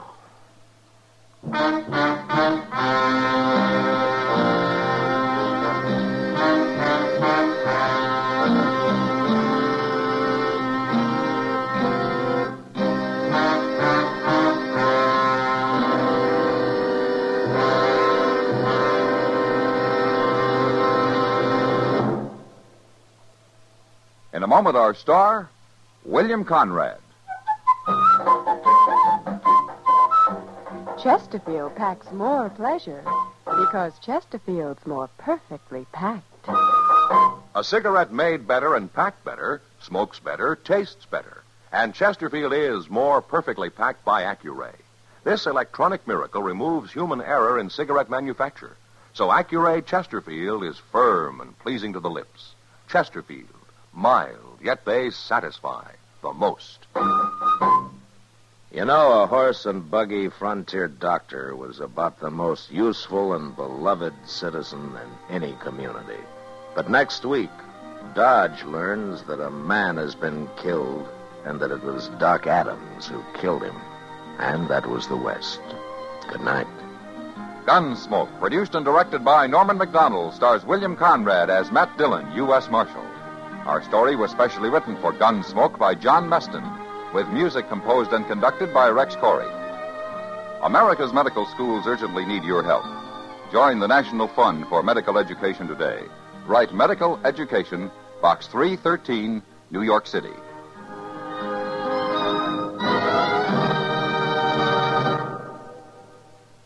Live modern. Smoke L&M.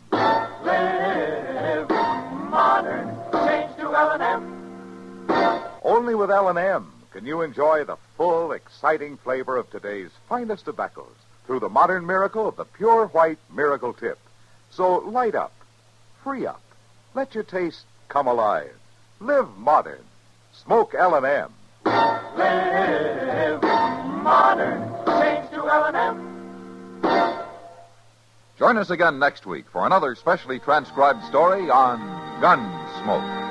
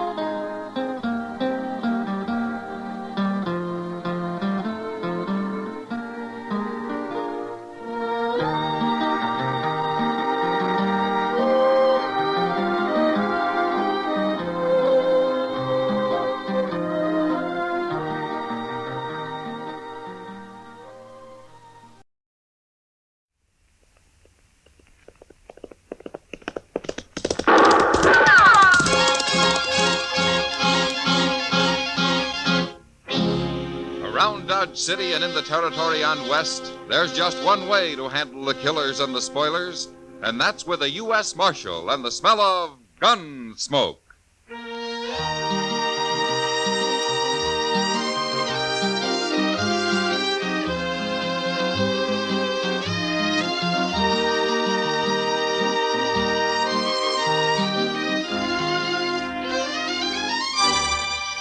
Gunsmoke, starring William Conrad. The story of the violence that moved west with young America. The story of a man who moved with it. Matt Dillon, United States Marshal.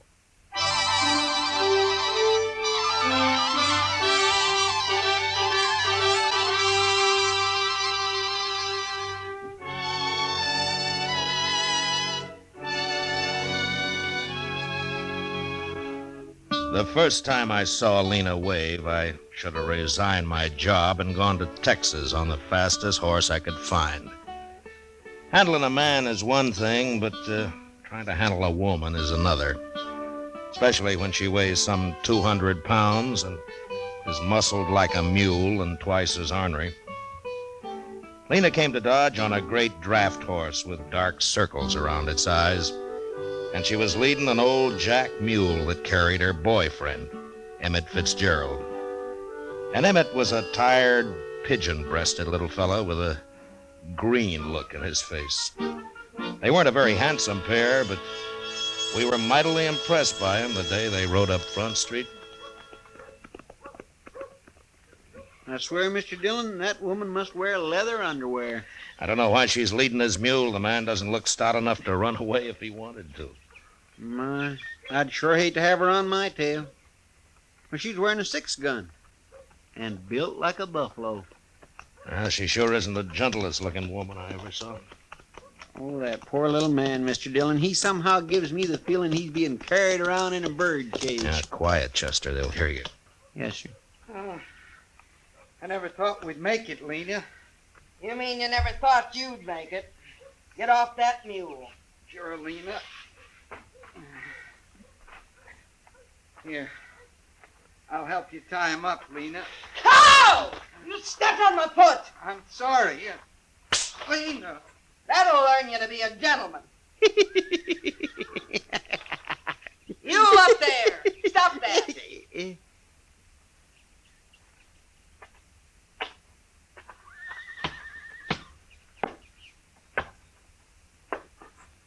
Who you laughing at? Why, nobody, ma'am. That's good. 'Cause if I got the notion you was laughing at me or my man, I'd open you up. Oh, no. Oh, mine, no. No, it was just something funny I heard the other day from a fella. What? What? What'd you hear that was so funny? Well, I was sitting there and he come around the end Think hard, mister. You remember, Mr. Dillon, you tell her, please. Dillon? Why, you must be the marshal here. Oh, that's right, ma'am. Well, now, Marshal, I'm proud to know you. My name's Lena Wave. Shake! Well, how do you do? Over here, Emmett. Sure, Lena.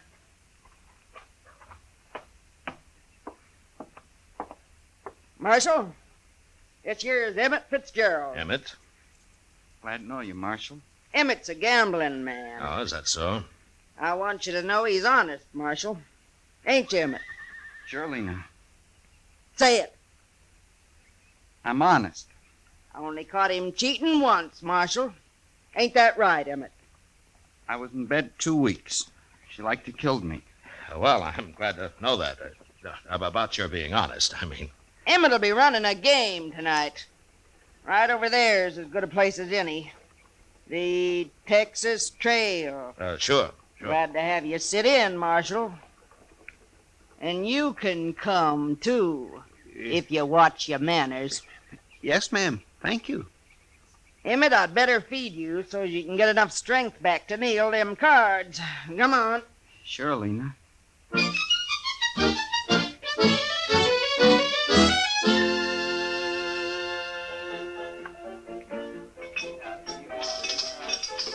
Chester's been in that game over there for 2 hours, Matt. He must be losing. Well, he usually does, Kitty. How anybody could concentrate with Lena hulking around, I don't know. She does keep an eye on things, doesn't she? You know, Matt, I feel kind of sorry for her. Oh, she can take care of herself. Well, isn't that? She's being so big and not very pretty. After all, she is a woman. That's not too easy to tell, Kitty. You think she's in love with Emmett? Well, now, Kitty, I tell you, I haven't worked that out yet. I'm sure been studying on it, though. Matt. Every woman needs a man of some kind. She's got one. Yeah. I feel sorry for him, too. Oh, Lena will take care of him. I know. But I'll bet he'd like to take care of Lena just once. After all, he's human. I tell you, that is not my hand. I had 3 aces. You accuse Emmett of cheating, and I'll shoot you dead. Excuse me, Kitty. I better go fish Chester out of that. That Emmett was dealing, wasn't he? I'll blow a hole in you, mister. Right now. All right, hold it, Lena. She's about to shoot me, Mr. Dillon. You bet I am. Lena, I don't know what it's like where you came from, but you shoot anybody around here and you're going to go to jail. You'd put a woman in jail? For shooting, I would. For fighting? What? This is what? Well, now, here, he can put you in jail for that, too, now. Now, here.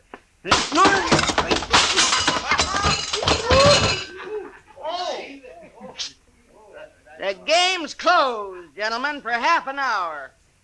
I need some beer, Emmett. Come on. Sure, Lena.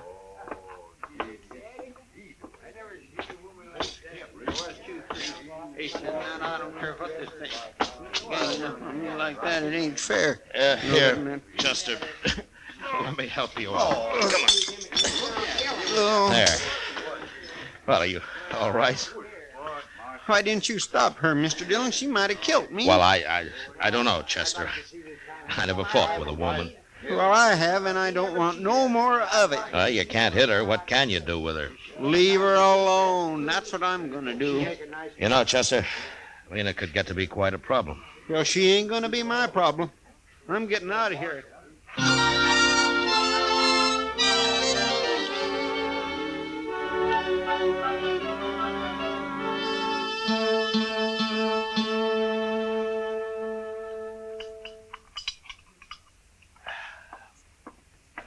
Good morning, Matt. Oh, hello, Doc.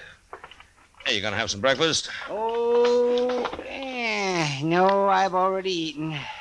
We'll have some coffee, though. Oh, good. They had me up real early this morning. No? Who did? A couple of men Lena Wave got mad at. Huh? She used a bottle on them. Oh, were they hurt bad? Oh, she bloodied them up some. It wasn't real serious, though. All they did was try to protect themselves. After all, what man's going to fight a woman? Yeah, that's true. But one of these days, some drunk's not going to realize she is a woman, and he'll shoot her. The one that hasn't happened already. Oh, say, I hear Chester caught it all right when he accused Emmett of trying to cheat him. Well, he found out later that wasn't true, Doc.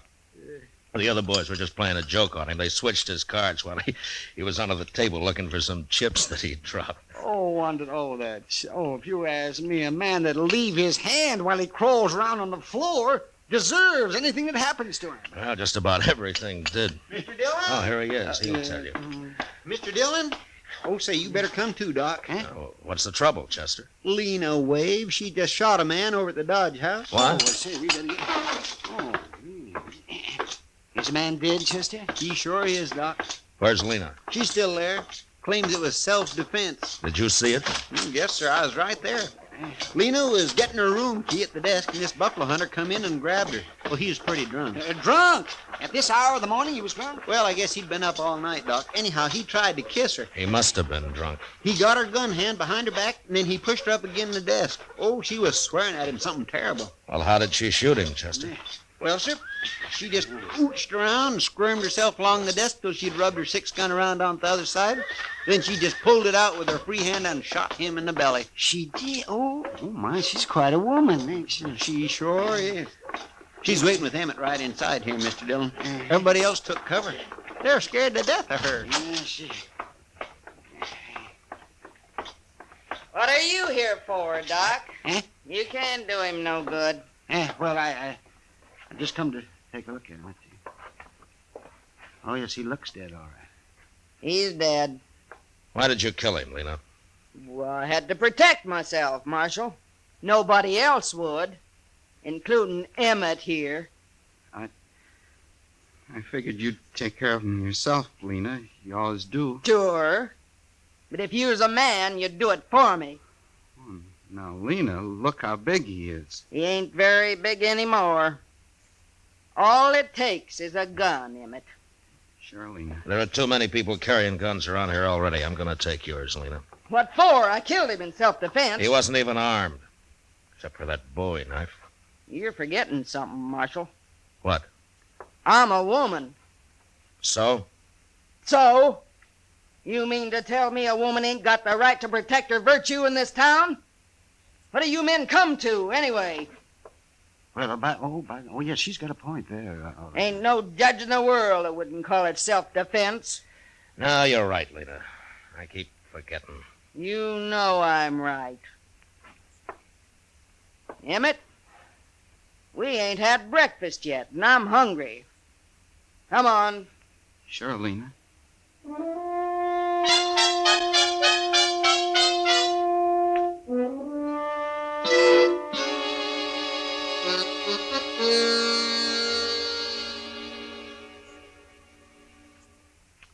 You know, I've been thinking, Mr. Dillon. Oh, what about, Chester? Well, old Lena could have let that fella kiss her this morning. Just a little peck, anyway. Then she wouldn't have had to shoot him. Yeah, she could have. But she didn't. I declare. She's enough to curdle cream. Well, I hope everybody leaves her alone from now on.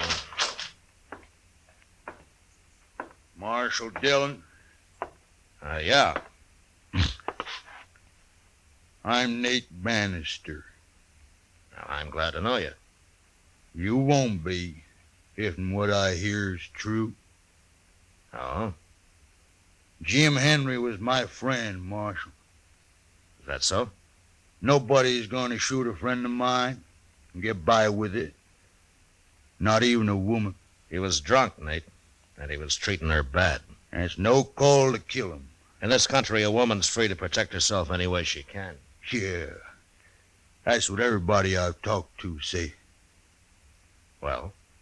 Don't sit with me. You going to arrest her? No. Okay, then. Oh, wait a minute. What? Where you going? I'm Marshal. I'm going to kill me a woman.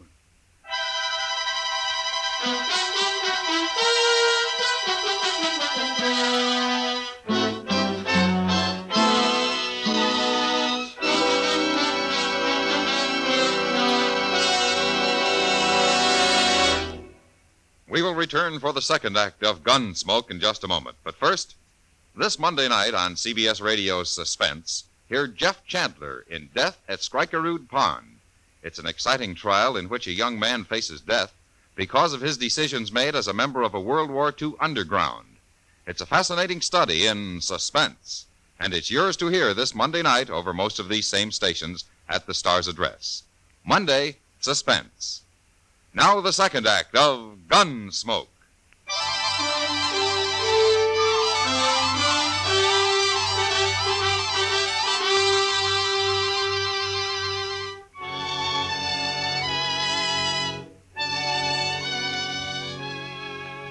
Nate Bannister was obviously a buffalo hunter, same as his friend who had been shot that morning. He was a huge man with a heavy black beard and eyebrows so thick it was hard to tell if he was looking at you or not. I watched him as he stood in the doorway, having just said that he was going to kill Lena Wave. And I realized that a man that primitive was capable of doing anything, even shooting a woman. And I wasn't sure how to stop it, unless I shot him first. The way I was brought up, Marshal, that's what friends is for. If somebody kill you, Then they got to kill them. You do any killing around here, Nate, and you'll be tried for it. Maybe. If you catch me. I'll catch you.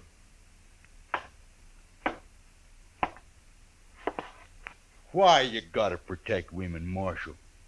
Just 'cause they're so weak and puny? Is that Nate Bannister? Huh? You heard me. Why, yes, ma'am. I'm Nate Bannister. Well, they didn't tell me you was so big. Who didn't tell you? How'd you know my name? You've been spreading it around that if the marshal don't arrest me, you'll shoot me. That true? Are you Lena Wade? I am. And if there's gonna be any shooting, I want in on it. Now, wait a minute, Lena. I ain't gonna get bushwhacked by no dirty buffalo hunter, Marshal. Bushwhack? I wouldn't do that to nobody. Especially a lady. Lady? Yes, ma'am. He called me a lady, Marshal. Well, you are, ain't you? Of course I am. Yeah, what's the matter with calling you one? Nothing. I kind of like it. Just 'cause you ain't pale and skinny like an ordinary woman. No. Of course I ain't. Why, I never seen a woman like you nowhere. You're kind of admirable. Listen to him, Marshal. Ain't he a one? Oh, I mean it. I sure do. Oh. I sure do. No, you don't. I'm too big. Too big? Why, you want to be like all them little scrawny women? They can't do nothing. They're no good. They ain't? Oh, no. A real man needs someone, better than that. He does? Of course he does. Like me? Yeah. Like you. What? What? You was gonna shoot me a minute ago. Oh, no. I didn't mean nothing by that. Hey, come on. I'll buy you beer. We'll talk about it. Well, okay. So long, Marshal. Yeah. Don't you worry about nothing, Marshal.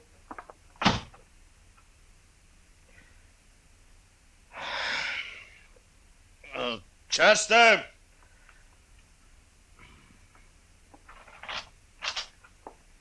Yes, sir?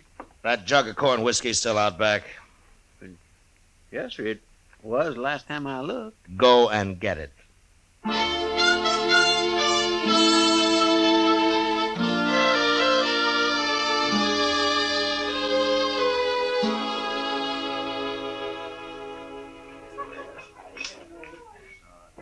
Those two make quite a couple, Matt. Look at them. They've been sitting there most all day. Yeah, pretty shaggy pair of lovebirds, if you ask me. How's Emmett taking all this? Well, he didn't find him till a couple of hours ago. No, what happened? Oh, where is he? Nate ran him off. He probably had done more, but Lena wouldn't let him. You know, Matt, I think underneath she's real fond of that little Emmett. Yeah? And she got a strange way of showing it. Women do sometimes. Well, it doesn't matter as long as she keeps out of trouble. She leads quite a life, doesn't she? Shoots a man in the morning and falls for his best friend in the afternoon. She might have shot both of them if Nate hadn't started sweet-talking her. Well, he made her feel like a woman, that's what. Oh, sure. Nothing wrong with that, is there? It probably saved his life. All right, mister. You get away from Look, her. Matt, it's Emmett. Yeah. You heard me. I thought you'd gone home. I ain't going home. Not without Lena, I ain't. Yes, you are. Lena and me is going to get married. I didn't say that. I ain't had time to tell you. I'm warning you, mister. Excuse me, Kitty. I better stop this. Look, fella, I'm going to kiss her. Watch. No. Hold it, Emmett! Oh! All right, Emmett. Give me that derringer. Sure, Marshal. Chester, Yes, sir. Here I am, Mr. Dillon. Get Nate's gun before he comes to. All right, sir. I'll get it. All right, then take him over to Doc's, huh? He doesn't look too bad hurt. No, sir. He ain't. I'll take care of him. Come on, Leslie. You shot him. I know. You shot him. Over me. Well, he was stealing you, Lena. And you went and shot him. I was kind of ashamed this morning when that other fella tried to kiss you. You're a man after all, Emmett. I couldn't stand losing you, Lena. Oh, I didn't care nothing about him. You didn't? No. I was just tired of not being treated like a woman.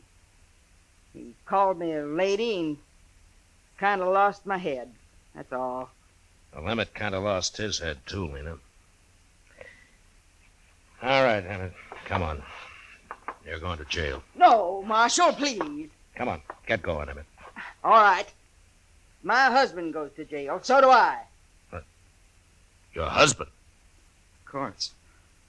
We've been married 10 years, Marshal. I always knew it wasn't a mistake. Well, he's still going to jail. Please, Marshal, don't take him. Of course I'll take him. He just shot a man, didn't he? He was only protecting his lawful wedded wife. You gotta let me go with him. Well, I can't leave him now. I've been waiting 10 years for him to treat me like a woman. Oh, please, Marshal. Look, Lena, there's been nothing but trouble since you hit Dodge. Please, Marshal.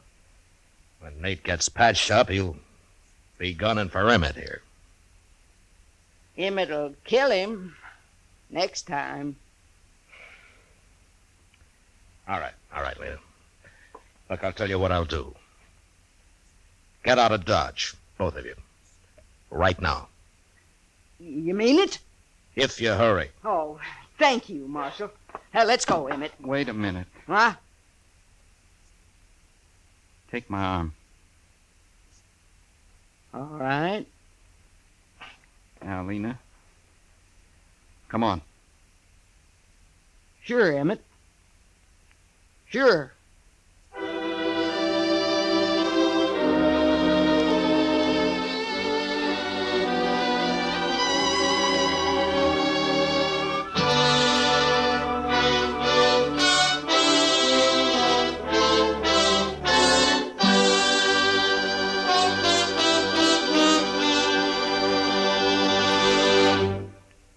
Gunsmoke, under the direction of Norman Macdonald, stars William Conrad as Matt Dillon, U.S. Marshal.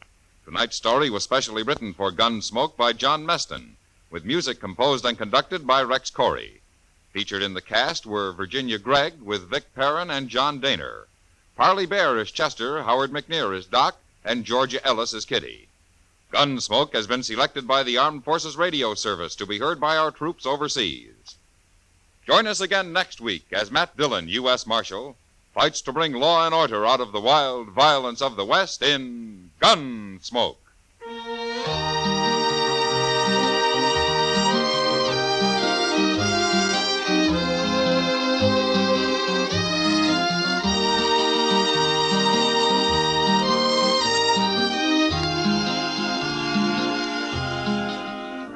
Mr. and Mrs. North of CBS Radio get into an arty crowd, an artful crowd, too, when mixed paints and mixed emotions make murder.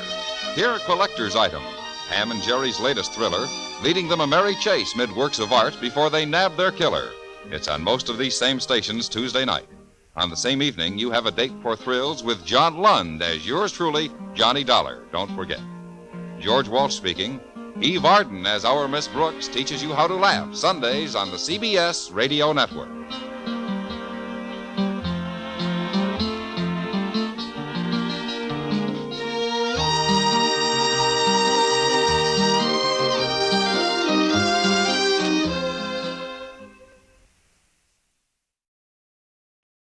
Now, Post Toasties, the heap good cornflakes, is proud to present Gunsmoke.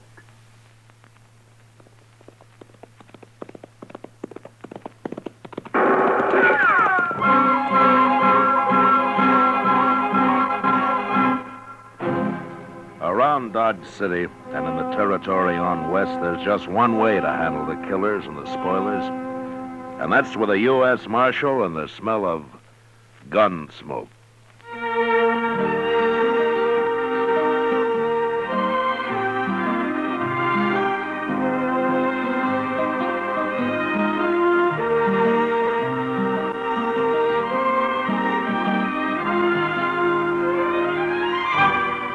Gunsmoke, the story of the violence that moved west with young America. The story of a man who moved with it. Matt Dillon, United States Marshal. It's easy to do your whole tribe a big favor, Mother. Just pour every big and little Indian in your camp a breakfast bowlful of Post Toasties. Post Toasties, you know, are the heap-good cornflakes. They're the best thing that's happened to corn since the Indians discovered it. Fresh as fresh can be. Say, Post Toasties are cracklin' crisp. Sweet kernel corn flavor, toasted. That's Post Toasties. Post Toasties are packed with nourishment, too. A bowl of Post Toasties with sugar and milk helps your big braves and little Indians start the day right. Get Post Toasties soon. And now, Gunsmoke, starring William Conrad.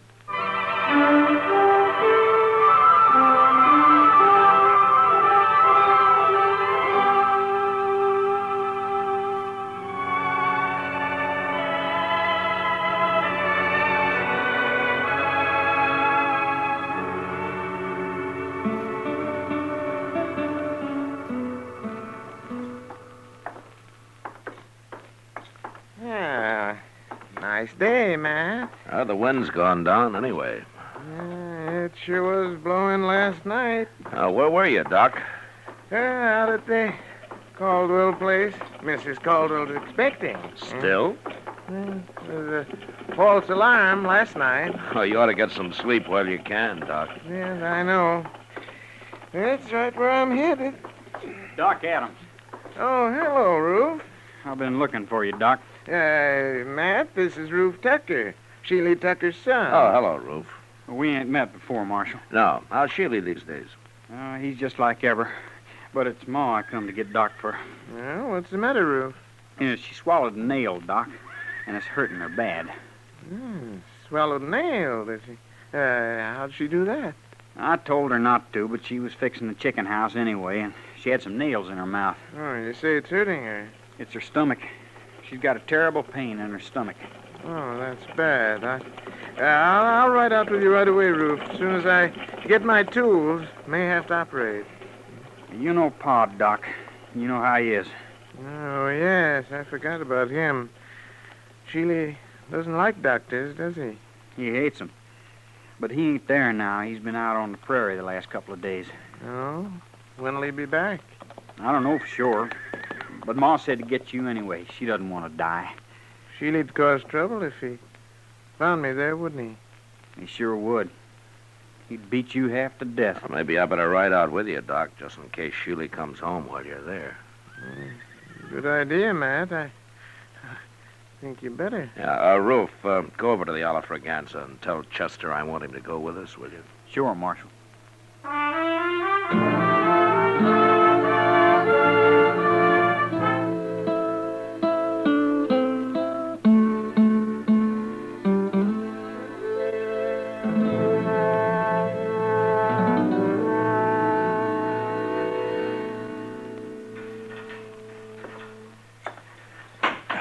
How is she, Mr. Dillon? Oh, I don't know, Chester. Doc's still working on her. Well, there's no sign of Sheely anyway. Well, that's some help. What's the matter with a man like that, Mr. Dillon? Hating doctors the way he does? I don't know, Chester. Probably there weren't any doctors around when he was young. And what was good enough for his father is good enough for him. Some fool notion like that, maybe. Sheely always was a mean old cuss, except for his horses. He's always treated horses like they're human. Did you ever notice that? Sheely isn't really a bad man, Chester. He's just ignorant and prejudiced because of his ignorance. If he'd have been here, he'd let Miss Tucker die rather than have Doc operate on her. Yeah, probably. Well, that's bad. To me it is. Maybe if Doc saved him someday, he might get over his ideas. Old Sheely's never had a sick day in his life I know of. Oh, Doc, you all through? Huh? Oh. Yes, I'm all through, Matt. How is she, Doc? Yeah. She's dead. Dead? I guess her heart couldn't take it. I don't know. I had to operate, though. She'd have died sure if I hadn't. Oh, it isn't your fault, Doc. You did all you could. I know, but I always feel maybe if I'd have done it better, things like this wouldn't happen. You're not to blame, Doc. You, want me to tell Roof? Yeah, I've already told him. He's in there with her. Oh, how'd he take it? Yeah, he didn't say a word, Matt. Well, we better be getting back to Dodge, I guess. Yeah, you must be plumb wore out, Doc. Yeah, I am. Doc. Hey? Yes, Roof. And you too, Marshal. You're going to have to help me. Oh, we'll help you, Roof. What is it? It's about Pa. I don't know what to tell him when he comes back. Hey, that's right. I kind of keep forgetting about him. Just tell him the truth, Roof. Doc tried to save your mother, but he wasn't able to. Nobody could have. You don't know Pa very well, I guess. He just won't stand for it. Well, there's nothing he can do about it now. It's all over. Not for him, it won't be. What do you mean, Roof? Well, when Pa says a thing, he means it. And he said none of us was ever to go near a doctor. Roof, do you agree with your Pa's thinking? No. And neither did Ma. But we didn't dare cross him when he was around anyway. I'm afraid of him, Marshal. You'll have to stay here and tell him. Yeah, well, I can't stay. I have to get over to the Caldwell place. That baby's due any time now. But you can't go. All right, Roof, all right. I'll stay here till he comes back. Chester, you better ride into town in case anybody's looking for me, huh? All right, sir, Mr. Dillon. Yeah, it's a funny thing how a doctor can lose one life and maybe bring another into the world all on the very same day. Yeah. Come on, Chester. We can ride partway together.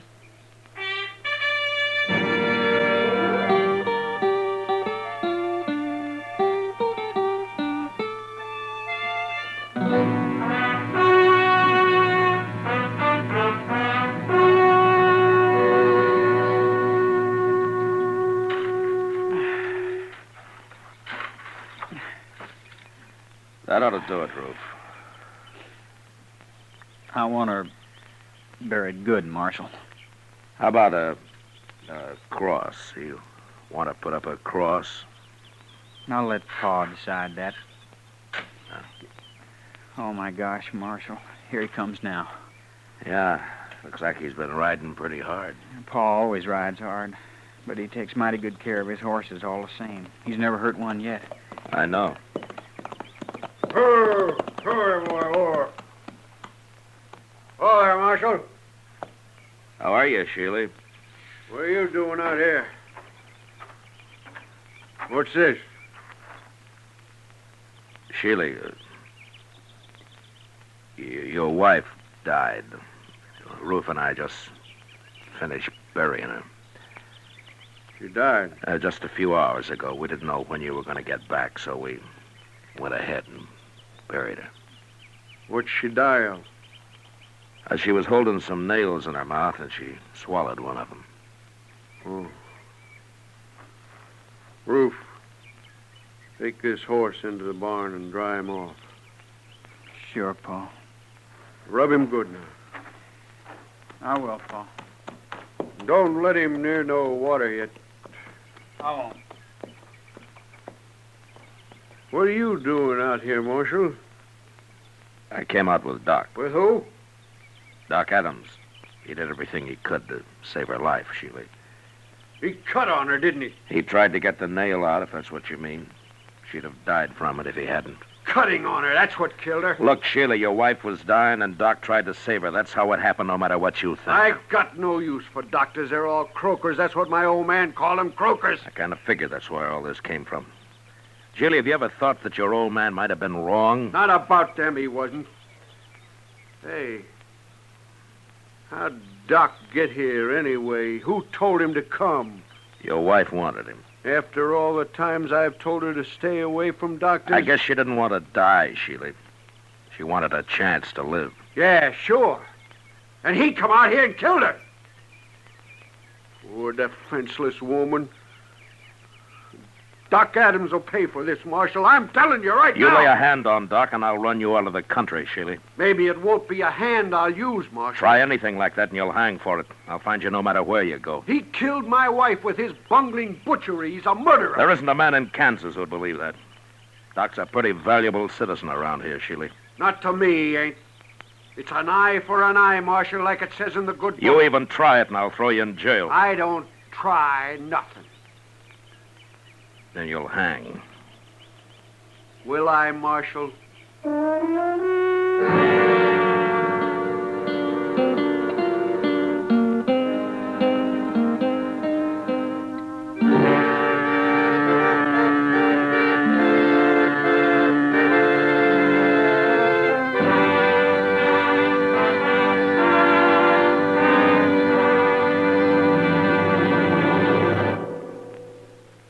Say, what goes on at your house at breakfast? Well, you can take it from me. The best thing that can go on your breakfast table is Post Toasties. Yes, sir, Post Toasties, the heap good cornflakes. Those golden crisp cornflakes are the best thing that's happened to corn since the Indians discovered it. You know how to prove it? Just pour out breakfast bowlfuls of Post Toasties for your whole tribe, and then watch how they enjoy 'em. Post Toasties are crisp and tasty. From the first bite down to the last spoonful, that sweet kernel corn flavor makes your breakfast. So always ask for Post Toasties, the heap good cornflakes. Post Toasties, heap good cornflakes. The best thing that's happened to corn since the Indians discovered it. Heap good cornflakes. Post Toasties, heap good cornflakes. Remember, Post Toasties is one of the famous triple-wrapped Post cereals, guaranteed fresh or triple your money back. Now back to Gunsmoke.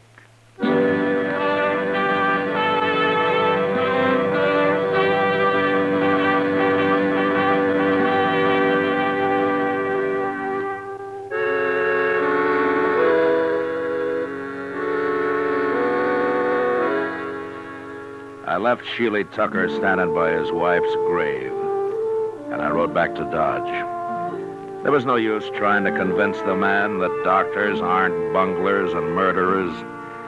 I figured he'd have to experience the truth himself somehow. And there wasn't much chance of that, the way things stood. But what really worried me was his threat to get Doc. Ordinarily, Sheely was peaceable enough, but there was no telling what he might do now. Doc stayed at the Caldwell place that night and the next day, too. I thought he'd be safe there, and I didn't worry about him till the next evening. Kitty and I were having supper at the Dodge house. Matt, for a town that lives on the cattle trade, you'd think we'd be able to eat decent steaks. You should have had the prairie chicken, Kitty.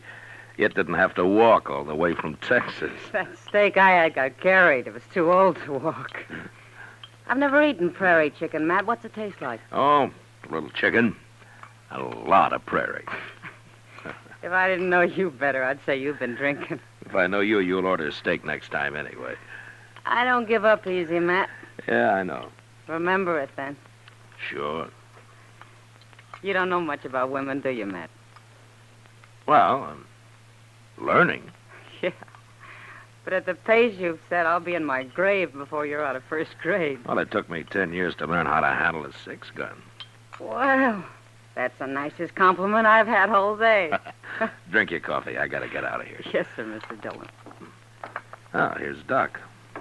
Hello, Matt. Kitty. How's Mrs. Caldwell, Doc? Yeah, gave birth to a 12-pound boy this afternoon. Ah, that's fine. Yes. That's not what I came to talk about, Matt. Somebody tried to shoot me on the way back from the Caldwell place. What? Who was it, Doc? Yeah, I didn't see him, and since I didn't have a gun, I rode straight ahead. Fast. Where'd this happen? Yeah, about a mile the other side of the grove. I should have come out and ridden back with you, Doc. You should have, huh? Well, then, you know something about this. Yeah. Sheely Tucker, huh?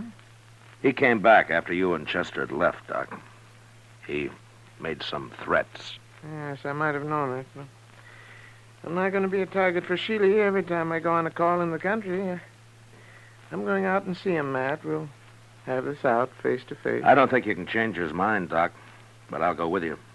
And if he admits shooting at you this afternoon, I'll bring him back to jail. Maybe I'll bring him back anyway. Well, I should hope so. People around here'd be in an awful fix without Doc. Well, then there's me too, Kitty. Oh, sure, Doc. I was thinking of you. We'll ride out in the morning, Doc. Yeah, good.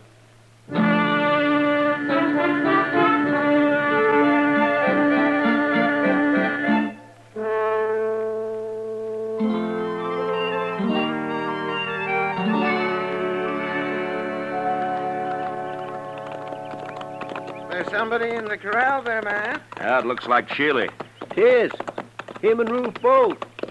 Oh. Well, let's leave them here. They'll stand.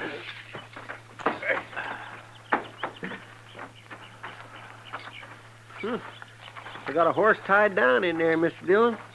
He's down, Chester, but he isn't tied. No, by golly, he ain't. Oh, say, look at that. Yeah, broke his leg. Now, that's too bad. Well, here we are. Doc, I'll go first in case Sheely gets excited. Oh, all right, man. Yeah. Go ahead, I'll close it.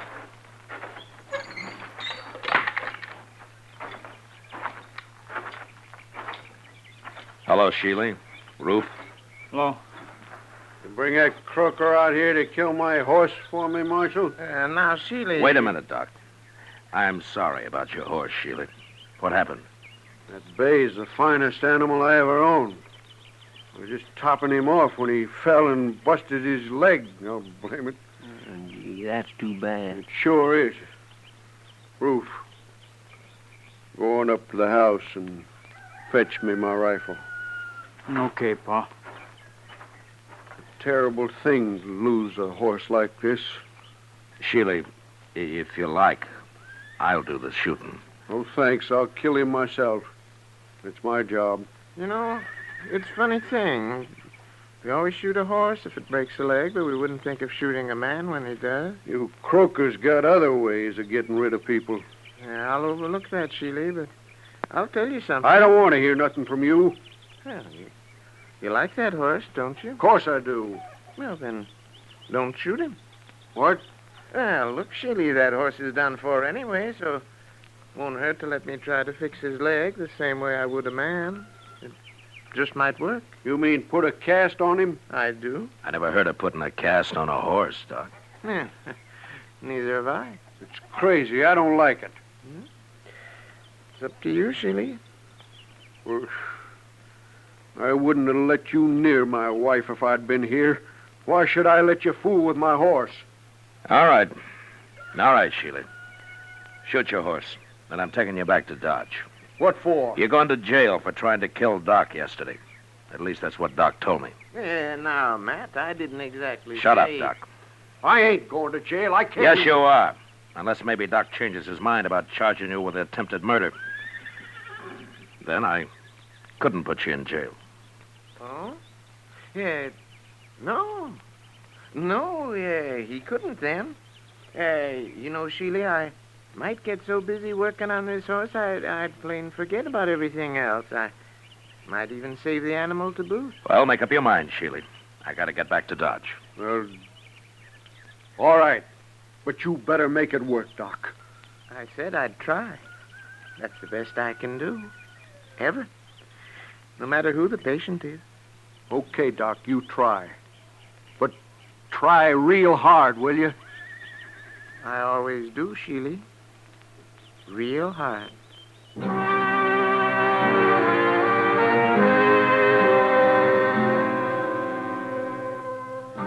Chester and Ruth made a fast trip into Dodge for plaster of Paris and some muslin to go under it.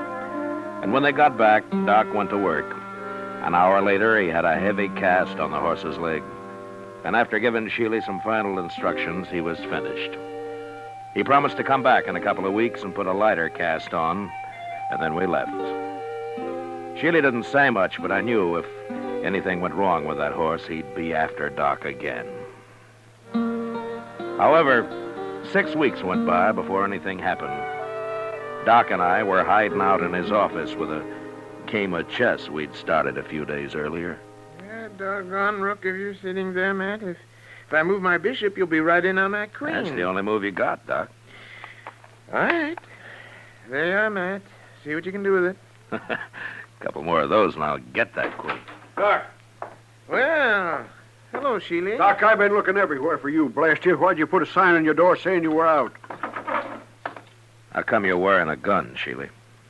Man, it'd be a fool not to wear a gun in this town, Marshal. He'd be a worse fool to try to use it. Don't rile me. I'm in a bad enough temper already. What's wrong, Sheely? How's your horse? My horse is tied up right outside, Doc.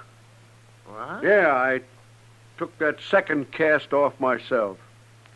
Then I rode him in here. Of course, I took it easy with him, Doc, real easy. And he ain't even limping. Well, what do you know? By heaven, it worked. Oh, that's fine, but what are you so heated up about, Sheely? Well, you'd be heated up too, Marshal. If you'd been carrying a rotten tooth in your jaw as long as I have. You mean you're looking for a doctor, Sheely? I'm man enough to admit it, Marshal. Well, now, Sheely. You just sit down right over there, and I'll see what I can do. Okay, Doc. Hey, this is the one right here. Try to get it out, will you? I'll try, Sheely. That's the best I can ever do. Ever. That's good enough for me, Doc.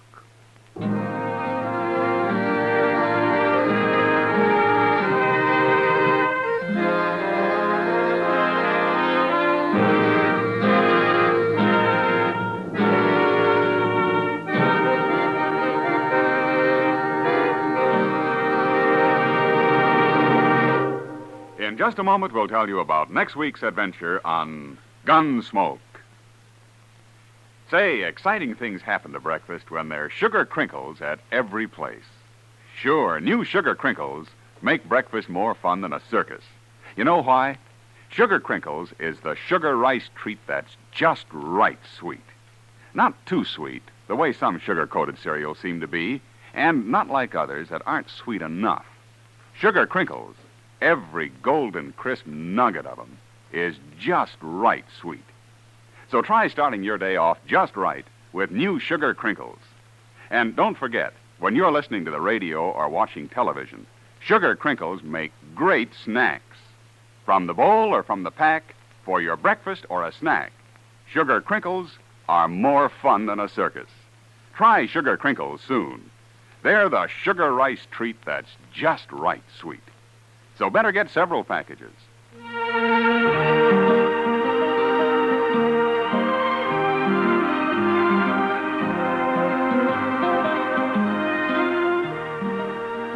Gunsmoke, under the direction of Norman MacDonald, stars William Conrad as Matt Dillon, U.S. Marshal.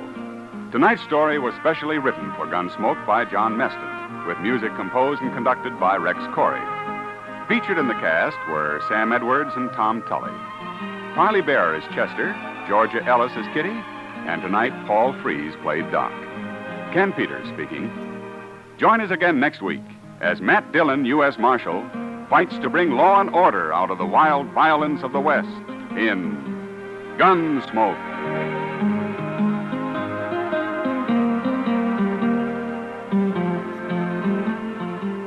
Listen next week at this time when Gunsmoke will be brought to you by Sugar Crinkles, the sugar rice treat that's just right sweet.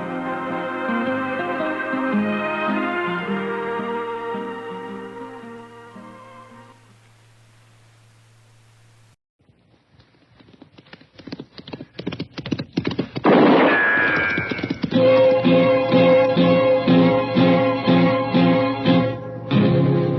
Gunsmoke, brought to you by Chesterfield. Chesterfield packs more pleasure because it's more perfectly packed, thanks to Accuray. They satisfy the most. Around Dodge City and in the territory on West, there's just one way to handle the killers and the spoilers, and that's with a U.S. Marshal and the smell of Gunsmoke.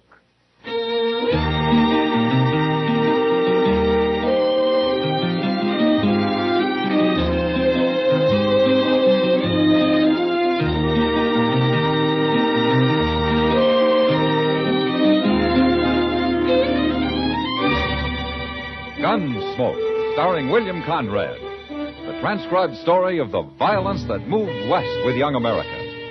And the story of a man who moved with it. I'm that man, Matt Dillon, United States Marshal. The first man they look for and the last they want to meet. It's a chancy job, and it makes a man watchful and a little lonely.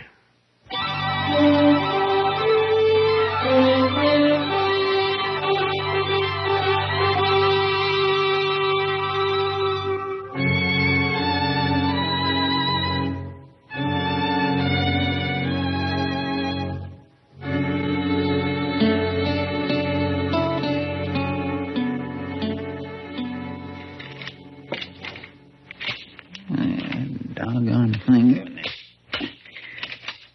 There. That works. Hello, Chester. Oh, Mr. Dillon? Are you going hunting? No. I saw all kinds of wild turkey about a mile down the Arkansas yesterday. I ain't going hunting, Mr. Dillon. What's the gun and all the shells for, then? Well, shotguns was made for more than shooting birds with. Yeah, that's true. Mr. Dillon, you ever hear me talk about Live Oak County? South Texas? Sure I have. According to you, it's a hideout for bandits. Yes, sir, it is.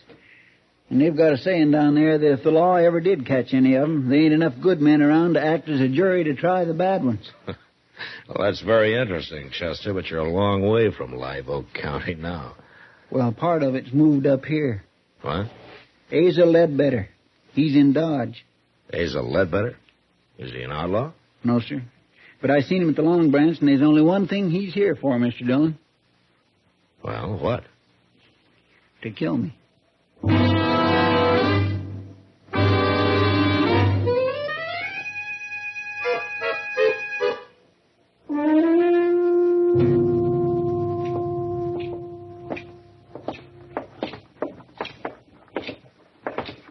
All right, Chester. Are you going to tell me why Asa Ledbetter is here to kill you? It don't matter why, Mr. Dillon. Okay. I'm going to go in there and talk to him. I'd as soon you didn't. I don't like people getting killed in Dodge, Chester. Even you. Now, you wait here, huh?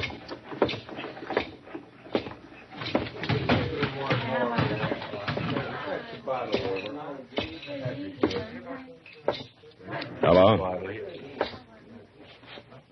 Oh, say, you're the marshal. Your name Asa Ledbetter? How'd you know that? Chester told me. Chester? Yeah, Chester Proudfoot. Okay, Marshal, you got my name right, but I don't recall his. What? I never heard no Chester Proudfoot. Glad to meet you, though. Buy a drink? Oh, thank you. Say, there was a fella in here a while ago, I remember, 'cause he was staring at me so hard. He heard me say my name, too. I was talking to a cowboy about finding work around here. Where you from, Ledbetter? Texas. What part? Amarillo. Ever been in South Texas? No, never have. Marshal, what's this all about? Chester thinks that you came here to kill him. Now, just look here, Marshal. I don't know this Chester fella. Never even heard of him. I don't go around murdering people. I hope that's true, Ledbetter. Of course 'tis. And I don't like nobody dragging down my good name, Marshal. Nobody is. So long. You just asked anybody from Amarillo about me, Marshal. They can tell you.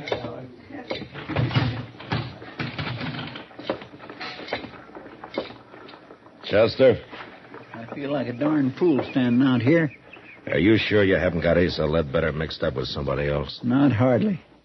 He claims he never heard of you. He's been looking for me for years. Why, Chester? It don't matter why, Mr. Dillon. If I'm dead, all that matters is I'm dead. Why don't you take a few days off, huh? Go fishing or something. You don't believe me, do you? I didn't say that, Chester. Well, you'll be sorry, Mr. Dillon. You'll be real sorry.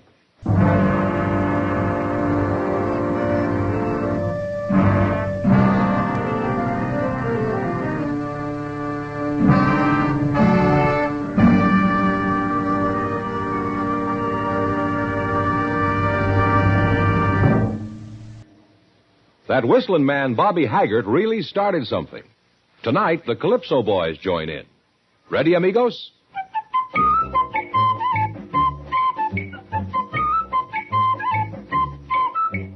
Packs more pleasure, packs more pleasure. Chesterfield packs more pleasure because Chesterfield's more perfectly packed. It stands to reason a cigarette made better and packed better, smokes better, tastes better. And Chesterfield is more perfectly packed by Accuray. This electronic miracle removes human error in cigarette manufacture. So Accuray Chesterfield is firm and pleasing to the lips, mild yet deeply satisfying. Yes, Chesterfield gives you something no other cigarette can give you.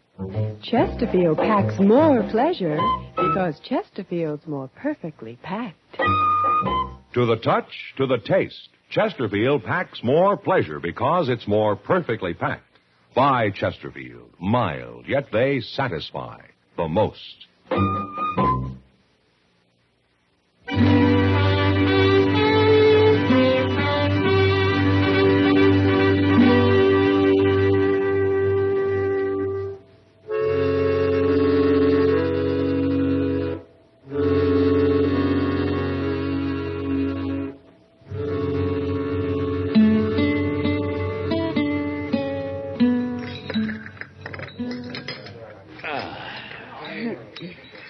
Well, Kitty, that was a real good dinner. Mm-hmm. And thank you. Thank me. Well, I thought you were paying for it. You're the one who needs a vacation, not Chester. Oh, but you're a rich woman, Kitty. Let's talk about Chester. Does he really think Asa Ledbetter's after him? Well, that's what he says. It's not like Chester to make up a thing like that. No. Matt? You stay here. No, I'm going with you. It's a couple of drunken cowboys. You going after him? Mr. Dillon. It's Chester, Matt, down there by the alley. Come on.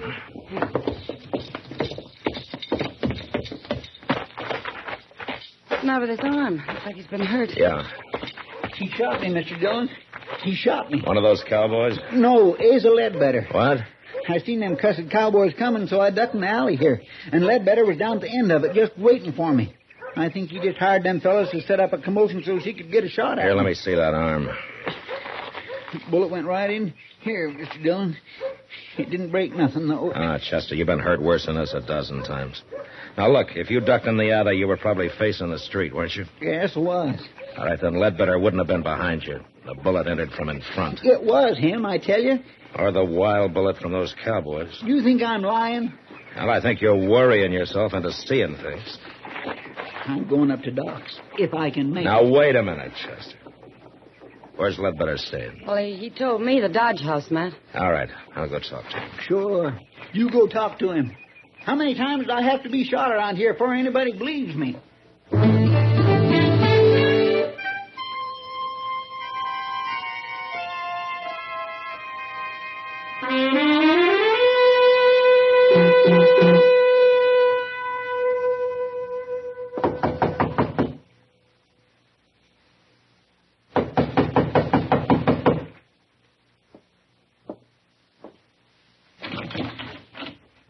Oh, hello, Marshal.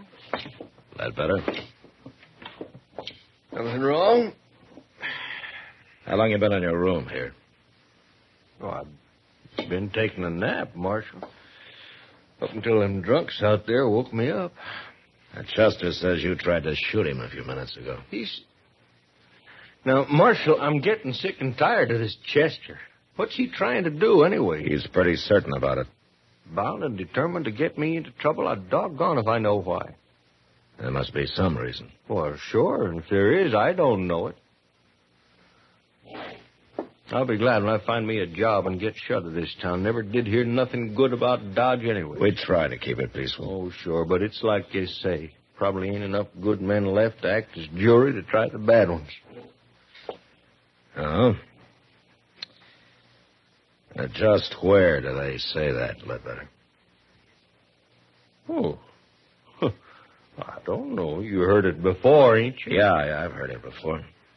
It's a saying down in South Texas in Live Oak County. Well, that may be, Marshal. And I heard it in Amarillo. Now, ain't that possible? Yeah, I guess it is. Marshal, listen here. If I come here to kill a man, what did I be waiting around for? A change of weather? It don't make sense, does it? No. No, it doesn't make sense. Any part of it.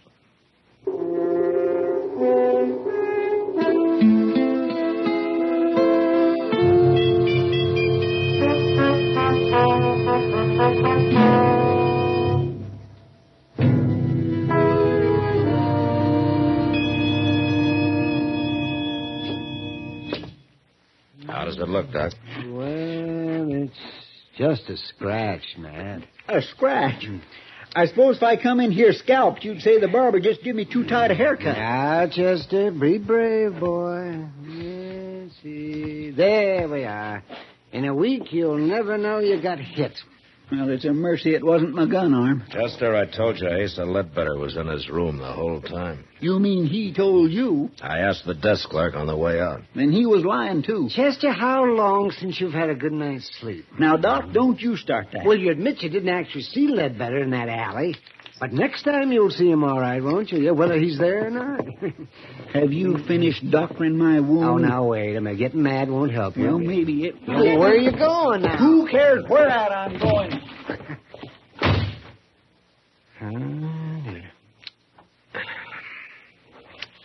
He'll get over it, Doc. Yeah, I hope so. The only thing I can figure is that he's got this Ledbetter mixed up with somebody else. Yeah. But it'd certainly help if he'd say why he thinks he's after him. Because... Matt? Yeah, what is it? Come over here at the window. Huh? Quick. What's going on? Look, down there in the street. That's Asa Ledbetter. And Chester's standing there about to shoot him. I'd better hurry, Doc.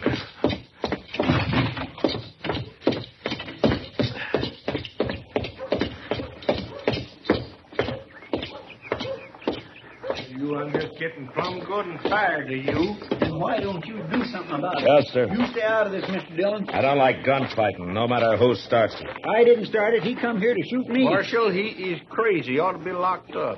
Sure, I'm crazy. I should have called you out before. Now, you going to fight or not? No, I ain't going to fight. You scared? I've got no quarrel with you. Are you scared? Leave him alone, Chester. No. Then tell me what this is all about. No. Now, Chester, why don't you just go off and get drunk or something? Pete! Chester. Now will you draw? Now will you? Oh, Marshal, I ain't going to take much more of him. I said, are you all right, gonna Chester, draw? that's enough. Now, you come with me. You're a dirty coward. You come with me, I said.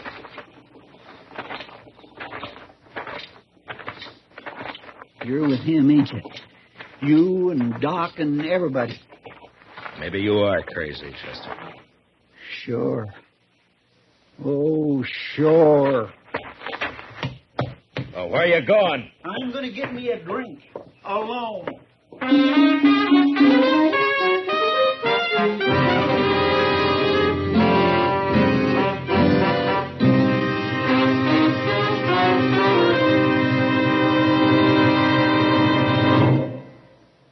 Say, where are you listening to Gunsmoke?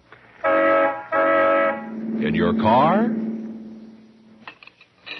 Getting ready for dinner? Oh, I see. Just relaxing in your favorite easy chair. Well, I'd say you're in a good spot right now to really enjoy a Chesterfield. You see, Chesterfield packs more pleasure because it's more perfectly packed. It stands to reason. A cigarette made better and packed better smokes better, tastes better. And Chesterfield is more perfectly packed by Accuray. This electronic miracle removes human error in cigarette manufacture.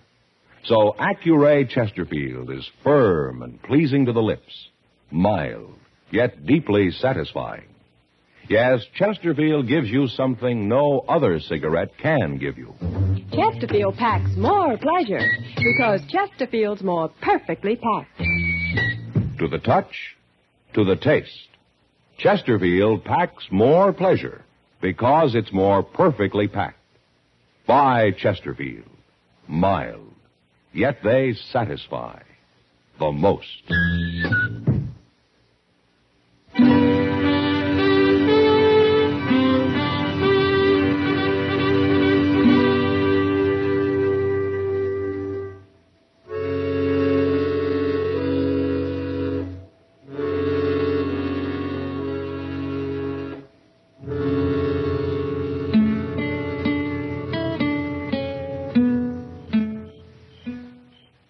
Doc?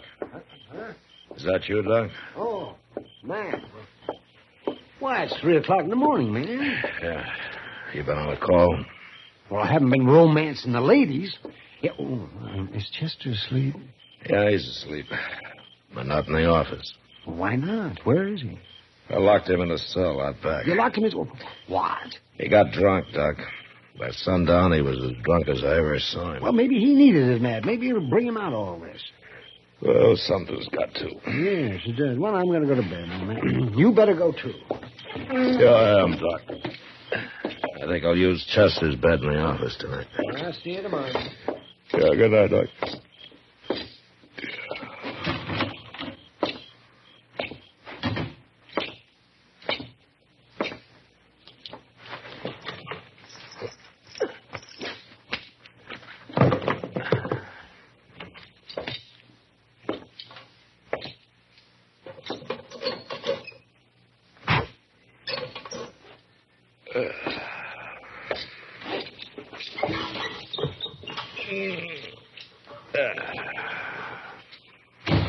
Don't move, Chester. This here's a shotgun.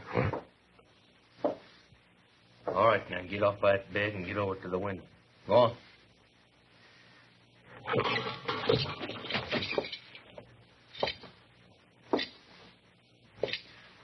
Better. I'm going to sit down here and light the lamp now. But you just stand steady. The shotgun's right across my knees.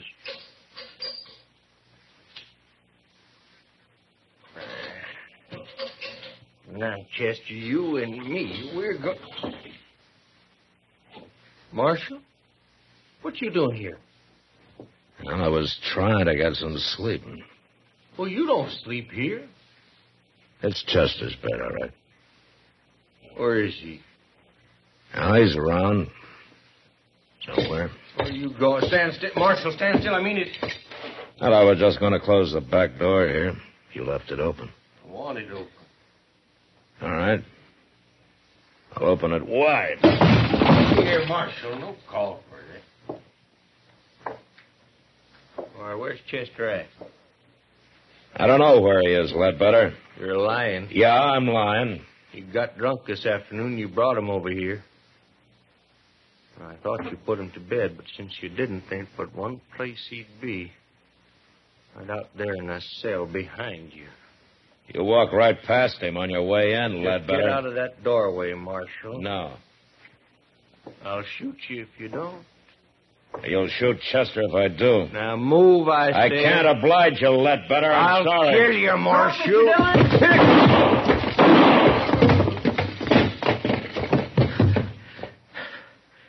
Don't shoot again, Chester.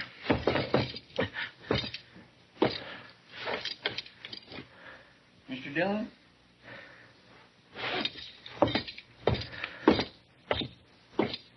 Is he dead? Yeah. You hit him in the head with the first shot, Chester. Pure luck. I heard you kick that door. It woke me up. So I wonder anything could wake you up tonight. Well, I don't feel so good, but I ain't drunk no more. Hey, you got me locked in here. Yeah, I thought of that, but I forgot to take your gun away from you. That was mighty careless of you, Mr. Dillon. Well, it doesn't matter now. You knew I had it. You was going to let him shoot at you so it'd wake me up and I'd have a chance at him.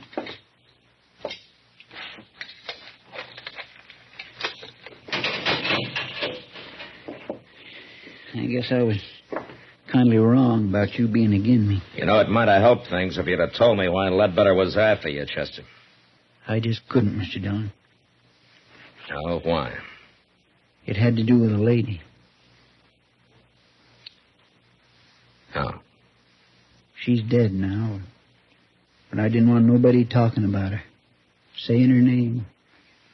Nobody. Can you understand that? It'll be daylight soon, Chester. Let's go brew up some coffee, huh? Thank you, Mr. Dillon. Thank you.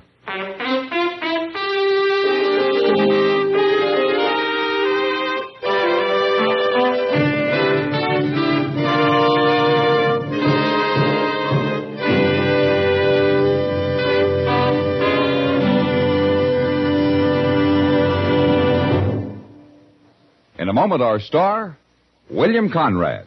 Vacation coming up soon? Here's how to pack more pleasure. Make sure you have a couple of cartons of Chesterfields in your suitcase or in your car's glove compartment. A touch tells you Chesterfields are firm, packed full. Your taste tells you they satisfy the most. So when you do your vacation shopping, ask your dealer for Chesterfields by the carton. You know, the early frontier years were lusty and brawling, and men happily fought each other as a matter of course. But next week, it's the man who refuses to fight that causes all the trouble. And that was the West. Good night. Gunsmoke. Produced and directed by Norman McDonald, stars William Conrad as Matt Dillon, U.S. Marshal. Our story was specially written for Gunsmoke by John Meston, with music composed and conducted by Rex Corey. Sound patterns by Tom Hanley and Bill James. Featured in the cast was Lawrence Dobkin as Asa Ledbetter, Parley Bear as Chester, Howard McNear as Doc, and Georgia Ellis as Kitty.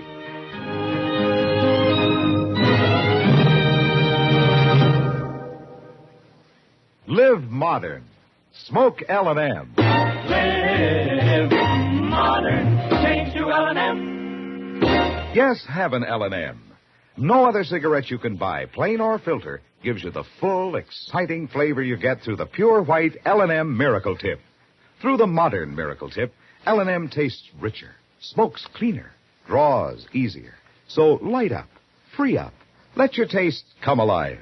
Live modern. Smoke L&M. Join us again next week for another specially transcribed story on Gunsmoke.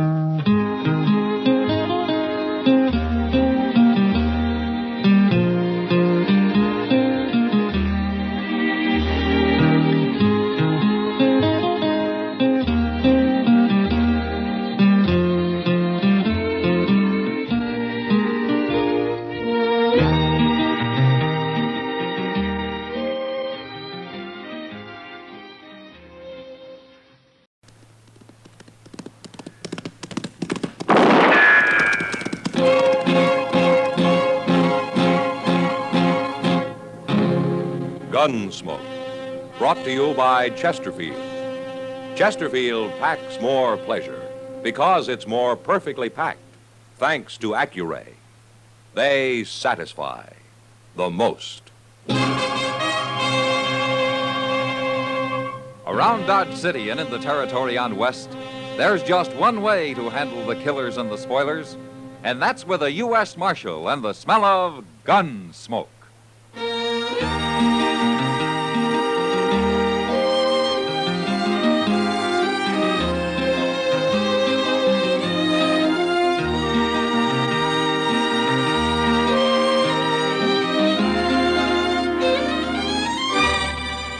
GUNSMOKE, starring William Conrad. The transcribed story of the violence that moved west with young America. And the story of a man who moved with it. I'm that man, Matt Dillon, United States Marshal.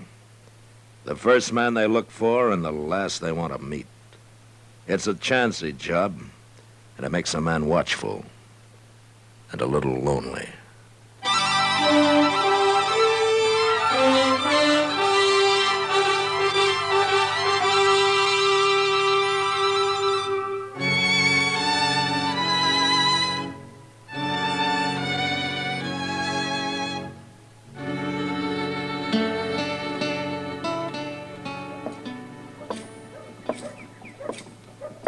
Oh, morning, Kitty.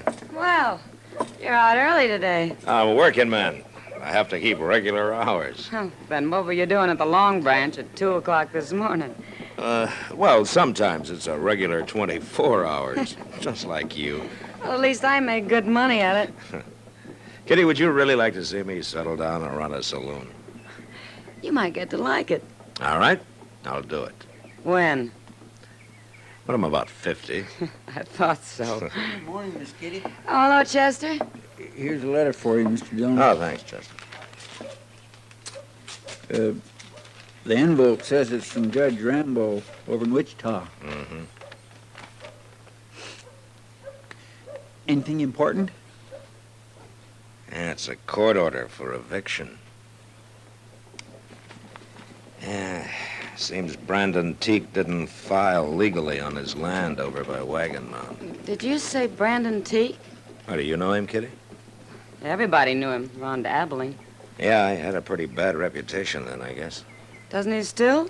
Well, I haven't seen him for some time, but he's married now, and he's trying to prove up some land. Well, I don't envy you trying to put him off it. Brandon Teague never shoved very easy that I recall. Well, we'll ride out there this afternoon, Chester. Be sure your gun's loaded, Matt. Well, maybe I won't need it, Kitty. Want to bet? No, I guess not.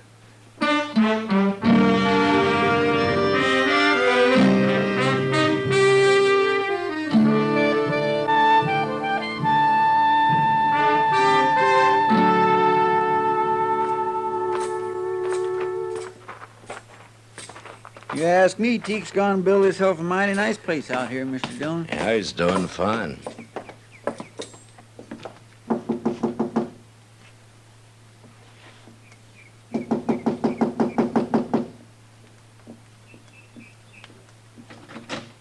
Hello, Teague. Hello, Marshal. Chester? All right, Teague. What brings you out this way? Well, here, you might as well read it yourself. What's this? Court order. Immediate eviction. What's this all about, Marshal? I got my deed to this place. Yeah, but you failed to register it at the land office, Teague. Nobody told me about that. I'm sorry. You'll be a whole lot sorry you try to put me off this land, Marshal. Brandon, who are you talking to? You stay inside, Sarah. It ain't nothing. Well, then it won't hurt if I come out. This is my wife, Marshal Dillon and Chester Proudfoot. How do you do, mister? Ma'am? Is there trouble, Brandon? They say we got no legal right to this place, Sarah. I didn't register the deed or some fool thing. Oh, No, no. don't you worry. Ain't nobody gonna move us off, law or no law. It's a court order, Teague. I ain't wore a gun since I got married, Marshal, but I can sure go put one on. We're going to have a child, Marshal. Most any day now. And we ain't moving. We ain't starting over again. Oh, if we have to, we can do it. I'd rather die and see you go to fighting again, Brandon. Now you think on it. It's a hard thing for a man to swallow, but I can't go agin her. I ain't putting on my gun. Now, why don't you go in and tell her that? When'll I tell her we got to get off the place? Oh, there's no hurry. What about that immediate eviction? Well, I'll be responsible for that.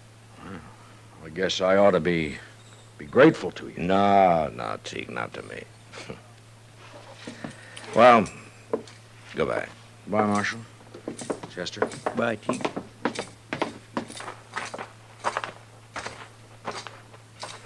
When are you going to put him off, Mr. Dillon? I'm going over to Wichita, Chester. I'll find out there.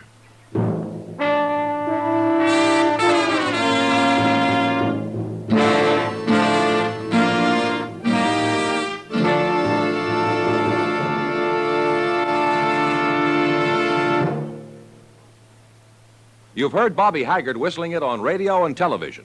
Right now, a country-style version. Okay, partners?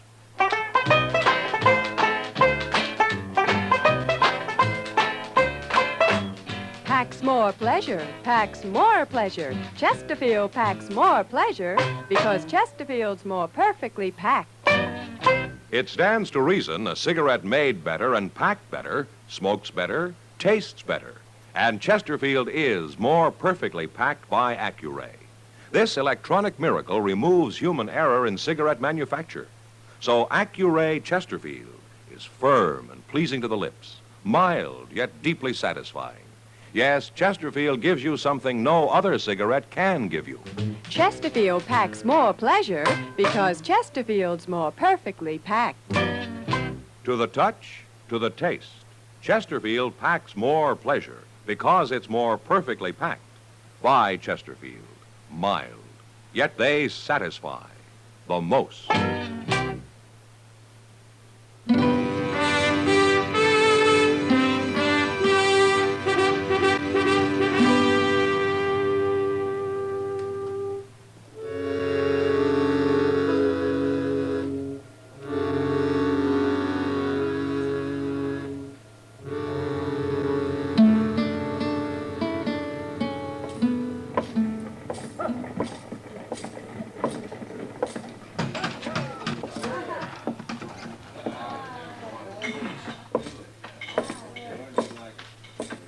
Hello, Judge. Marshal Dillon, what are you doing in Wichita? Well, I came to see you. Oh, that's so? It's about that court order you sent me, Judge. Which court order, Marshal? The one to evict Brandon Teague off his land near Wagon Mountain. Oh, that. Yes, I remember. What's the trouble? Is he putting up a fight? No, he isn't. Well, he sure must have changed. I remember Teague around here. He was a wild one. Well, he's married now, Judge. As a matter of fact, they're expecting a child any day. A child? Mm-hmm. So, I told him that they could take their time about moving. Take their time? Yeah. That order was to evict them at once, Marshal. Yeah, I know that, Judge. There's no room for sentiment in the law, Marshal Dillon. What's right is right, and what's legal is legal. Look, Judge, Teague's been on that land for over a year. How come this business about failing to register his deed just came up? It was only recently brought to my attention. And who brought it to your attention? Lee Sprague. Not that it makes any difference. Lee Sprague, huh? He owns a lot of land around Wagon Mountain, doesn't he? And he's filed on this. There's nothing irregular about it, Marshal, if that's what you're thinking. Well, legally, I'm sure everything's correct, Judge. You can't argue with facts, Marshal. Now stop being a sentimental fool and go do your duty. Brandon Teague's a changed man, Judge. He's done more than prove up that land. He's proved himself up, too. Homestead Act, 1862, paragraph 12. After 1 year, if the deed to such land is not duly recorded at the nearest government office... Oh, never office... mind, Judge. I know how it reads. Well, then start acting like it. I can hold even a United States Marshal in contempt of court, you know. Yeah, sure you can. You got a lot of power, Judge. But there's only one thing wrong. And what's that? You never learned how to use it.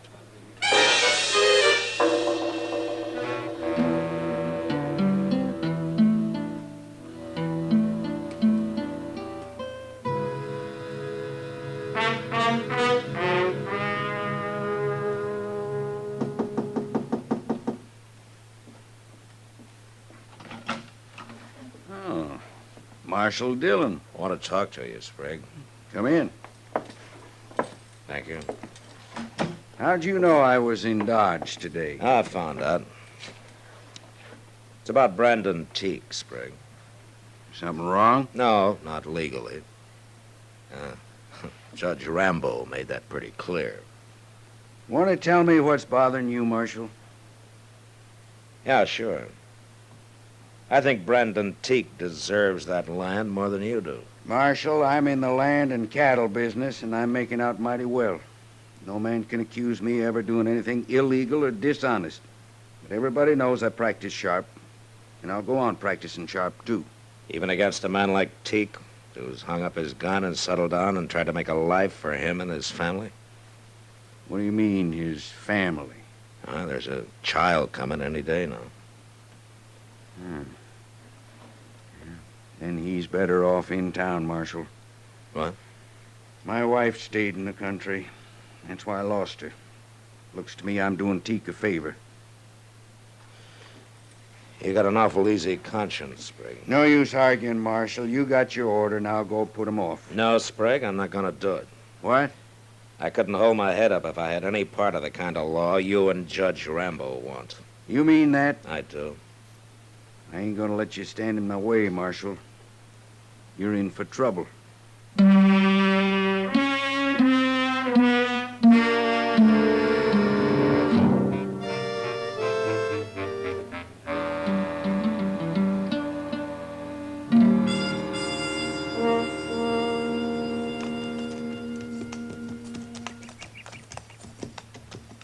It's Brandon Teague and his missus both talking to that fellow, Mr. Dillon. You recognize him, Chester? No, sir, I don't. He's a stranger to me. Yeah.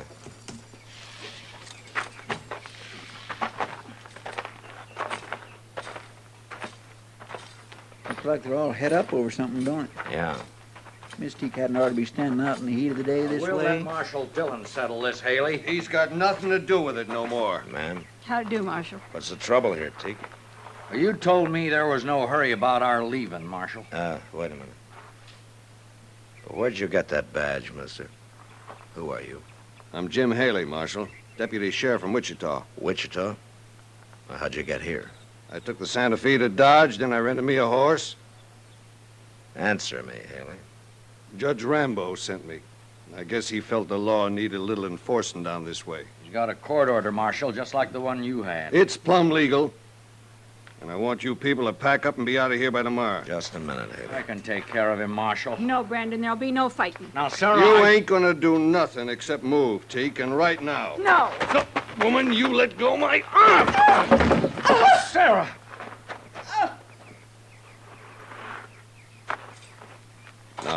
Now, wait a minute, Marshal.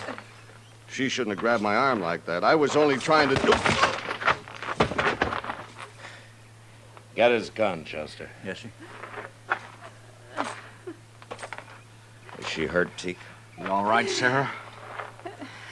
I'll be all right. She only grabbed his arm. He's gone and hurt her, Marshal, flinging her off like that. Chester. Yes, sir. Jump on your horse and ride for Dodge, huh? Tell Doc to get out here. Fast.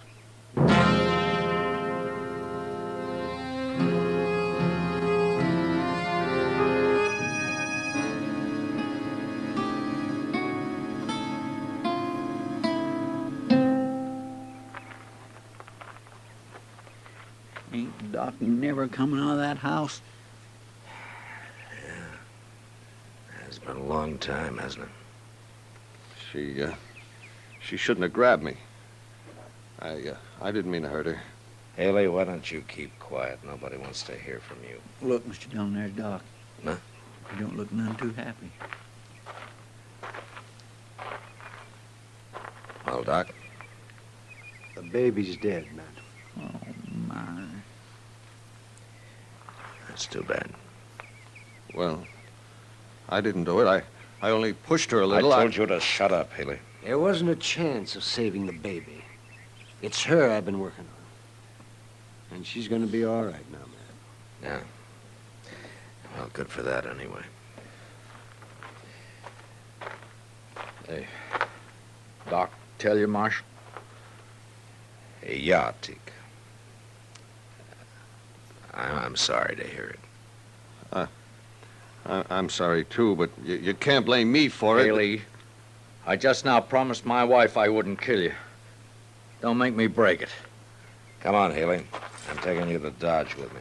Now, look here. Ain't you forgetting I'm a lawman, too, Marshal? I'd like to forget it. It doesn't make me very proud of being one. I come here to do a job, and I'm going to do it. I promised her I wouldn't kill you now, Haley, but you come back here, and I promise you I will. A man can only take so much. I'll be back. No, you won't. I'm throwing you in jail for a while. Jail? Teak, as soon as your wife's better, you come see me, huh? I don't know what I can do, but things aren't going on this way.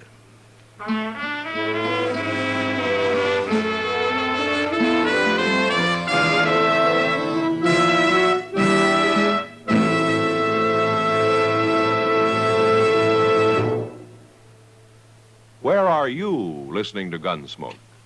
In your kitchen? Getting ready for Sunday supper? Maybe in your living room, relaxing? Or out driving? Say, be sure and watch the road. But remember, there's pleasure ahead when you smoke Chesterfield. When you satisfy yourself with Chesterfield's better taste and mildness. It stands to reason. A cigarette made better and packed better smokes better, tastes better. And Chesterfield is more perfectly packed by Accuray. This electronic miracle removes human error in cigarette manufacture. So Accuray Chesterfield is firm and pleasing to the lips, mild, yet deeply satisfying. Yes, Chesterfield gives you something no other cigarette can give you. Chesterfield packs more pleasure because Chesterfield's more perfectly packed. To the touch, to the taste, Chesterfield packs more pleasure because it's more perfectly packed. By Chesterfield. Mild, yet they satisfy the most.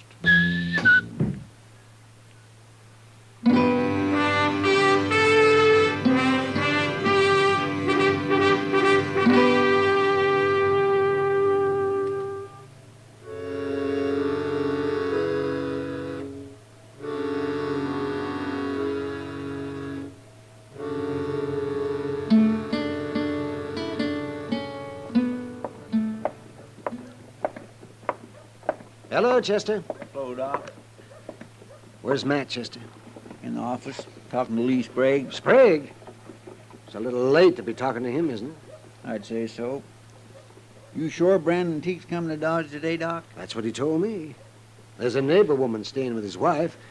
Not that she really needs anybody now. Well, I'm glad to hear that. It's only been a week, but she's a strong woman.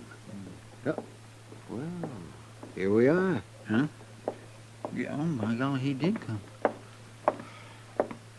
Hello, Doc. Chester. Oh, hello, Teague. How's the patient? She's pretty good, Doc.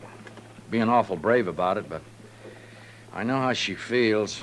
Only time will cure that. I guess so. Mr. Dillon's in the office, Teague. He wanted you to go right on in when you got here. Okay. Oh, hello, Teak. Come on in. You know Lee Sprague? Yeah, I know him. Hello, Teak. Sprague and I were over at the land office this morning. I think we got everything straightened out. What do you mean? Here. Take a look at this. What is it? That's a deed to the land you're on, Teak, and this time it's legally registered. Yeah, sure.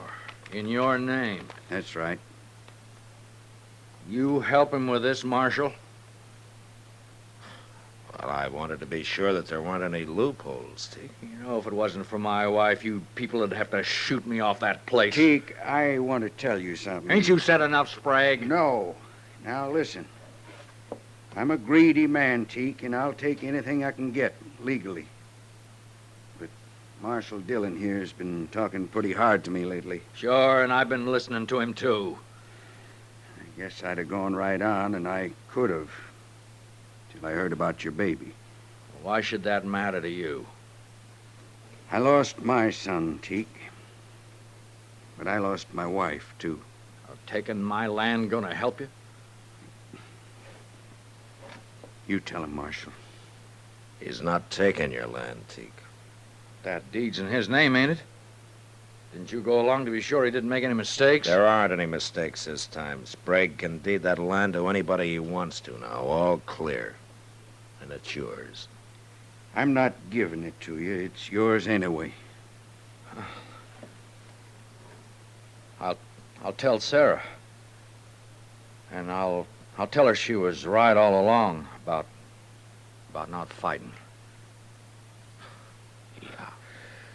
Well, what about you, Marshal? Ain't there going to be trouble you jailing a deputy sheriff? Well, as soon as he gets back to Wichita, I suppose there might be some trouble, yeah. But don't you worry about that, Teak. I've always wanted to see California anyway.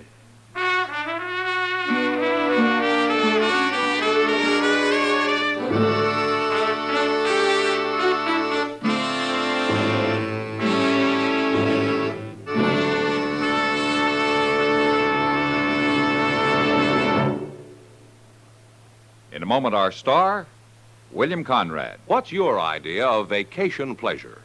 Mountains? Seashore? Lake? Wherever you go, here's an idea for your smoking pleasure.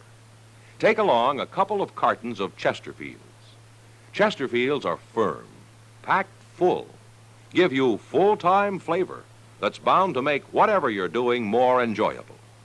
Vacation bound, buy Chesterfields by the carton. Mild, yet they satisfy the most. You know, on the frontier, a horse thief was often caught and hung because someone else's brand was on the animal he'd stolen. But next week, a man is hung because his horse has no brand at all. But that was the West. Good night.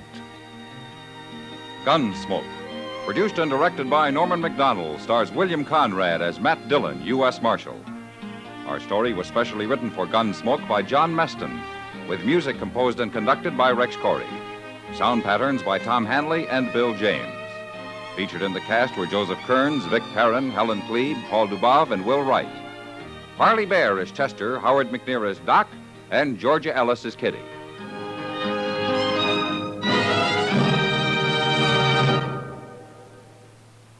Live modern. Smoke L&M. Live modern. Change to L&M. Only with L&M can you enjoy the full, exciting flavor of today's finest tobaccos through the modern miracle of the pure white miracle tip. So light up, free up, let your taste come alive. Live modern. Smoke L&M. Live modern. Change to L&M. Join us again next week for another specially transcribed story on Gunsmoke.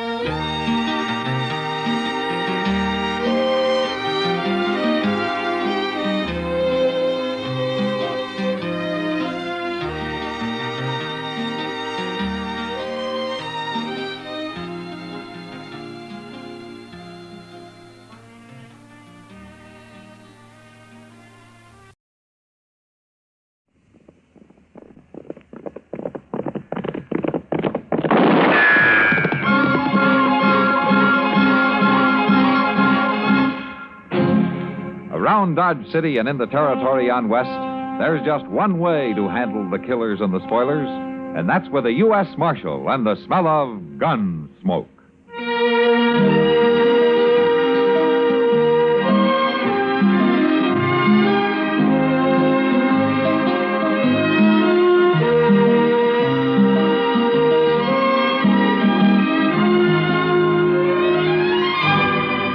Gunsmoke, starring William Conrad. The story of the violence that moved west with young America. And the story of a man who moved with it. I'm that man. Matt Dillon, United States Marshal. The first man they look for and the last they want to meet. It's a chancy job, and it makes a man watchful. And a little lonely.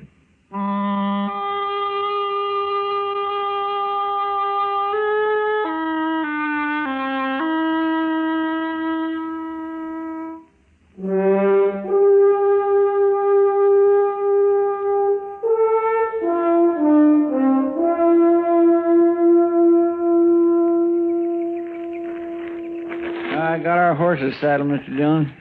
I swear I'm so hungry I could eat a whole hog. Yeah? Well, the hog you got this morning's cooking on that stick right there, Chester. Is it done? Well, that depends on how hungry you are. It's done. Thank you. That's hot, ain't it? It sure will be good to get back to Dodge tonight and sleep in the bed again, won't it? You know something, Chester? Civilization's made you soft. Well, maybe so. But I get mighty tired of using my back for a mattress and my belly for a covering. Obviously, you were born for greater things than rooting around on the prairie and living in the rain. It ain't been raining, Mr. Dillon. No, it hasn't, Chester. But it will. Sooner or later, it's bound to rain. Yes, sir. Wish we'd brought some more bacon. Say, Mr. Dillon, don't old man Granby live around here somewhere? Uh-huh. Well, maybe we could borrow a little from him. According to what I've always heard, old Granby wouldn't lend anybody anything. Yeah. You really think he is a rich miser, like they say? Oh, I don't know, Chester. You know, sometimes a man's entirely different from his reputation. I only met Granby once or twice. He seemed like a nice enough old fellow. Just the same, I wouldn't want to live out here all alone with nothing but a few horses for company. Yeah, well, he's used to it. Yeah, but even if he does have a lot of money hid away somewhere, there's no place to spend it out here. Granby's pretty old for the pleasures Dodge has to offer, Chester. Oh, by Jing, I hope I ain't never that old. You know, at the rate you're burning yourself out, you never will be, so don't worry about it. Mr. Dillon, I live mighty quiet for a young fella who's free and still full of blood and stuff. Sure. Oh, I do. Look over yonder. Huh? Over there, that string of dust laying right on the ground there. Ain't that funny? Yeah, I've been watching that. It's not on the ground, though.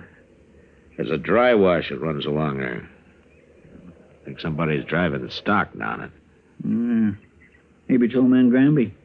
Maybe. Why don't we go over and say hello, huh? All right. Mr. Dillon? Yeah. If it is old man Granby, maybe we could just ask him about a little dab of bacon, reckon? Well, there's no harm in that. Oh.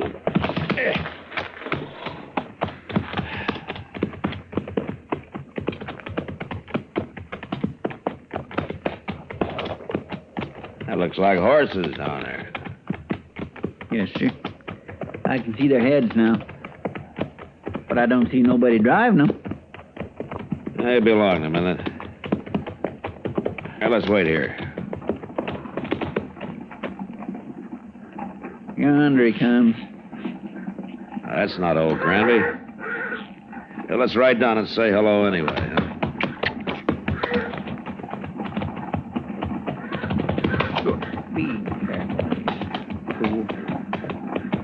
That's Granby's brand on those horses.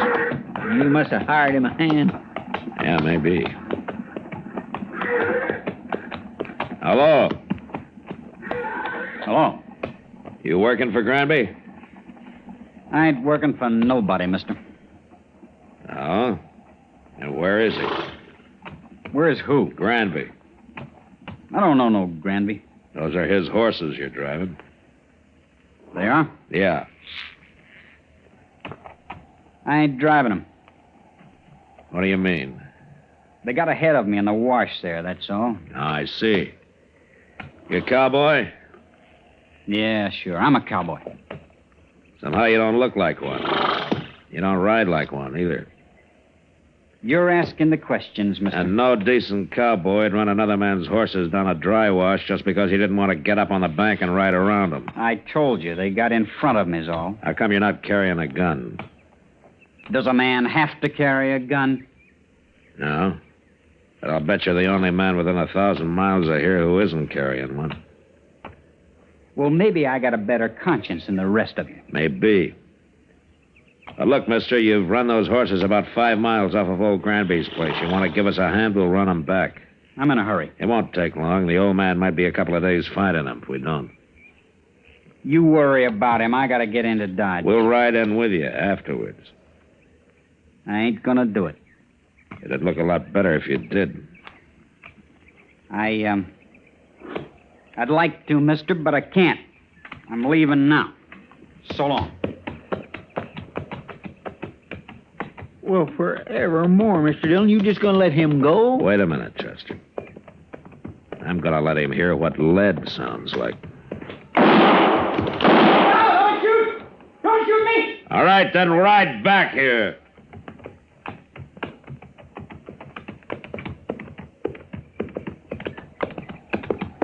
Don't kill me, mister. I'm not gonna kill you. Unless you try to run away. Why would I try to run away? You just did, Chester. Yes, sir? Ride down the bank and head those horses off. Start them back up the wash. We'll be out of here by the time they're back. All right, sir, Mr. Dillon. You stay right close to me, fellow. Don't you try anything smart. When we get to Granby's, if he says it's okay, then you can go wherever you like. I don't know Granby. I've never been there. And we'll show you the way. Come on, let's go.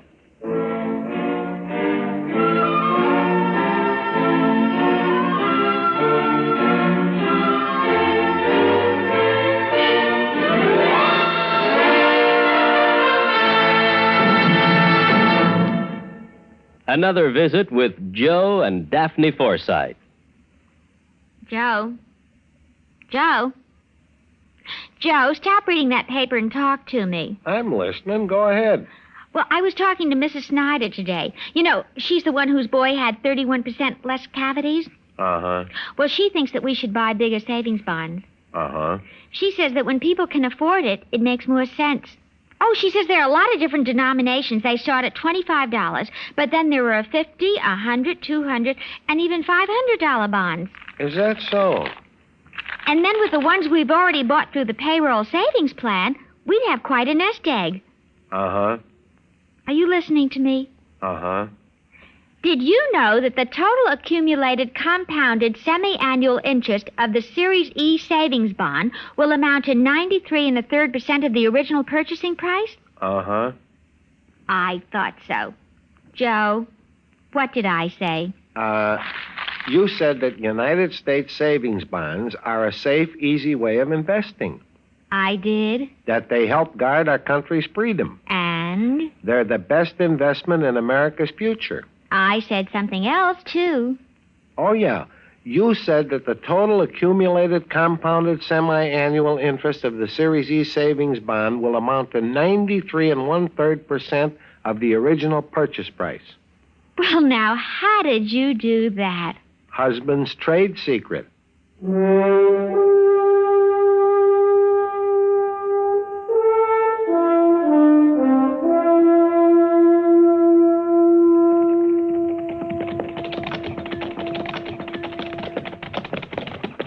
Old man Granby sure can find his horses all right now, Mr. Dillon. Yeah, but I want this cowboy here to meet him. Now we'll see if he's in the house. I'll wait for you. Get off a horse, fellow. Go on. That's better. All right, come on. We'll take a look.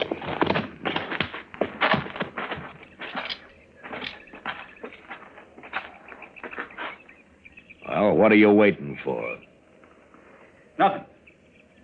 You go ahead, Chester. Looks like I'm going to have to herd this man in. Yes, sir.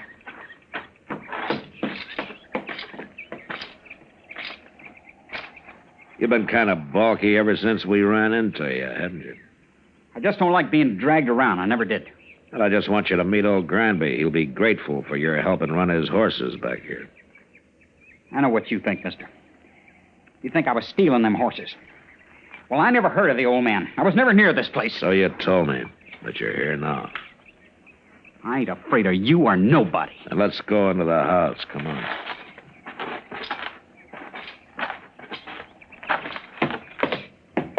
Mr. Dillon? Yeah, what is it, Chester? Old Granby, he's in there. Oh, what's wrong? Right in the room there, Mr. Dillon. He's just hanging there. What? Somebody went and hung him right in his own house. I don't want to see him no more. You go take a look at him. Pull your gun and hold it on this man, Chester. If he makes some move, shoot him. Yes, sir. Now, you just stand right there real quiet like. I ain't gonna do nothing. You sure ain't. Just because I happen to be in the country don't mean I killed nobody. Yeah. Mr. Dillon will decide about that. Who is this Mr. Dillon, anyway? He's a United States Marshal, that's who he is. A marshal? A marshal. Looks like you run into the wrong people, fella. Here, I'll hold your gun, Chester, and you search him. All right, sir. Here. Turn around. All right, take it easy. Now, the house is all torn up. You must have been looking for old Granby's money. I was never in that house. Ain't nothing on him. Not a thing. All right, Chester. Here's your gun. Here, catch it. Thank you. What's your name, fellow? Trimble. Joe Trimble. Where are you from? Up north. Up north where? All over. What are you doing down here? Making a change. Sure. And some cowboy you ran into told you about Granby being rich. So you came here and you kicked the old man around, and then you hung him, then you tried to find the money. That's a lie. This is the first time I was ever near the place. I'm sure you did it, Trimble, but I wish I had more evidence. The court of law just might not convict you the way things stand. You gonna let me go? No, I'm not gonna let you go. I'm arresting you, and you're gonna stand trial, and I'm gonna do my best to see you hung. I didn't do it, I tell you. And I'll go free, too. You'll see. Now, there's something mighty wrong about you, Trimble, and I can't figure it at all. But I'm sure gonna find out.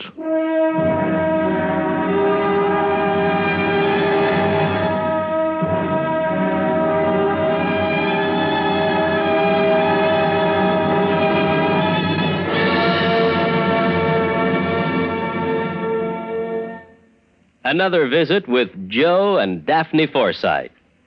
Hey, honey, I'm home. Daphne. Drop dead. Uh-oh, what's the matter, honey? Don't you speak to me, you Don Juan. Don Juan? Daphne, I'm no Don Juan. No habla español. Very funny. Ha, ha, ha. Well, it was no prize winner, but... Neither are you Lothario. I've often wondered, what's a Lothario? I don't know, but that's what the wives on TV always call their husbands. I guess it applies. Do you want me to go out and come in again? As far as I'm concerned, you can go for a long walk, preferably on a short pier. Well. Oh, come on, Daphne. What's wrong? Your good friend Harry called, and he spilled the beans. Which beans? He said, quote, "Tell Joe he was right about those blondes. They're great," unquote. Blondes? That's what he said. Well? He didn't say blondes. He said bonds. Savings bonds. What? Sure. I buy 'em on the payroll savings plan. And I told Harry he ought to do it, too. Savings bonds have a guaranteed interest that pays back $4 for every 3, which is a pretty good investment. That's a pretty good story, too. It's true, so help me. That's why Harry's so happy. Savings bonds are great. Well, maybe you're right. You wouldn't really fool around with blondes, would you? You're too faithful and sweet and kind and... Fast talking.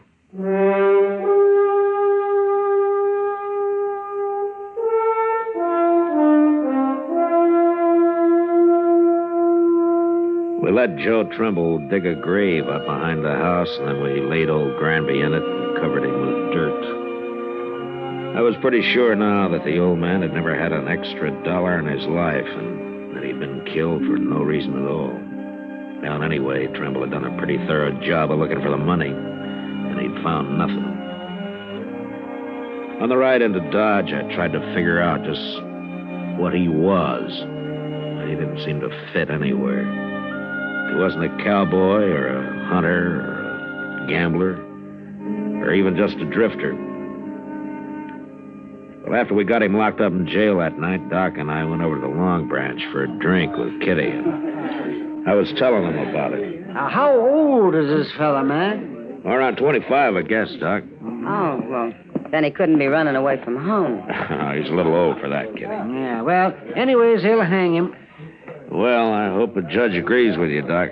And why shouldn't he? All I got so far is circumstantial evidence. Well, then you should have shot him out on the prairie. It's a good thing you're not a lawman. Well, maybe if I were, there'd be fewer killings around here. I doubt it. You going up to Hayes for the trial, Matt? Yeah, I have to. That'll take a week, I suppose. How about? Why? Nothing. Only you just been away for 10 days. Oh, I gotta earn a living, Kitty. Well, you could make more money gambling. Right here in Dodge. Oh, now, Kitty, don't start that again, will you? Good evening, Marshal. Miss Kitty, Doc. Yes, Major? hi, Major. I'd like a word with you, Marshal. Sure, Major, sure. Would you excuse us? We'll go over to the bar there. I'll be back, Kitty. No hurry, Matt. Doc's got a lot of money. I'll buy you a drink anytime, Kitty. Well, that's the best offer today, Doc. Let's go, Major. I had to come to Dodge on other business, Marshal, but I wanted to pass the word to you that we're looking for a man. Oh, the Army, you mean? Yes, a deserter. No? Not from Fort Dodge. Oh, where was he stationed, Major? He was with the 7th Cavalry at Fort Lincoln. Up in Dakota, huh? For some reason, they think he headed south. Now, I don't have much of a description of him, just that he was a private, about 25, curly blonde hair, a scar on his left hand. Well, that fits. What was his name?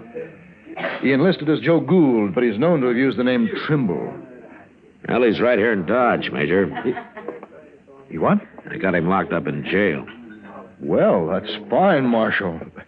But how did you know that? I think he murdered an old man who lives about a day's ride north of here, and I'm going to have him tried for it. That won't be necessary now, Marshal. I'll take over custody of him. Then he'd be tried at Fort Lincoln for desertion. I want him tried for murder, and I got to be there to present the evidence. Well, you could go up to Fort Lincoln. No, Dakota's out of my territory, Major. Besides, this is a civil crime. The Army wants that man, Marshal. I'm sorry, Major. He's going to be tried in Hayes first. He's still a soldier, even if he did desert. Well, if the judge lets him off, you can have him, but not otherwise. Major, he tortured and hung an innocent old man, and I'm going to do my best to see him punished for it. I'll have to take this up with my superiors. Well, you better hurry. I'm going to Hayes with him tomorrow. I hope you won't regret this, Marshal. I won't, Major. Not if Trimble is properly punished, I won't. I didn't wait till morning, but started out for Hayes with Joe Trimble that night. The trial lasted a week, and in spite of all the arguments I made, the judge finally decided that there wasn't enough real evidence to convict him. I even tried to make Trimble confess, but he was too smart for that, so there was nothing to do but bring him back and turn him over to the Army. I sent word to Fort Dodge, and the next morning the major himself appeared to take him into custody. Well, Marshal, looks as though you didn't have much of a civil case after all. Now, he killed old Granby. I know he did, but the law's the law, Major. Yes. And in the Army, orders are orders. But I'm sorry your judge didn't convict him after all. How's that, so? Chester. Yes, sir. Bring Trimble out, will you? Yes, sir. Well, I'll give the Army credit for one thing, Major. What's that? Trimble and I rode back some 80 miles yesterday, and when we got here, he wanted to sit up and play cards with Chester. Well, there may be some bad men in the cavalry, Marshal, but they're all tough. Here he is, Mr. Dillon. Alley's yours, Major. Private Trimble, sir. You're under military arrest, Private, and not privileged to salute. Besides, you enlisted as Private Gould, not Trimble. Yes, sir. Report to the guard outside. Yes, sir. Just a minute, Trimble.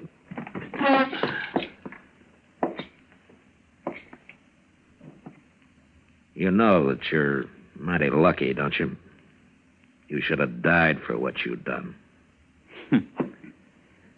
I told you I'd go free, Marshal. It'll catch up with you someday, Trimble. It always does, somehow. That's all I wanted to say. Yes, sir.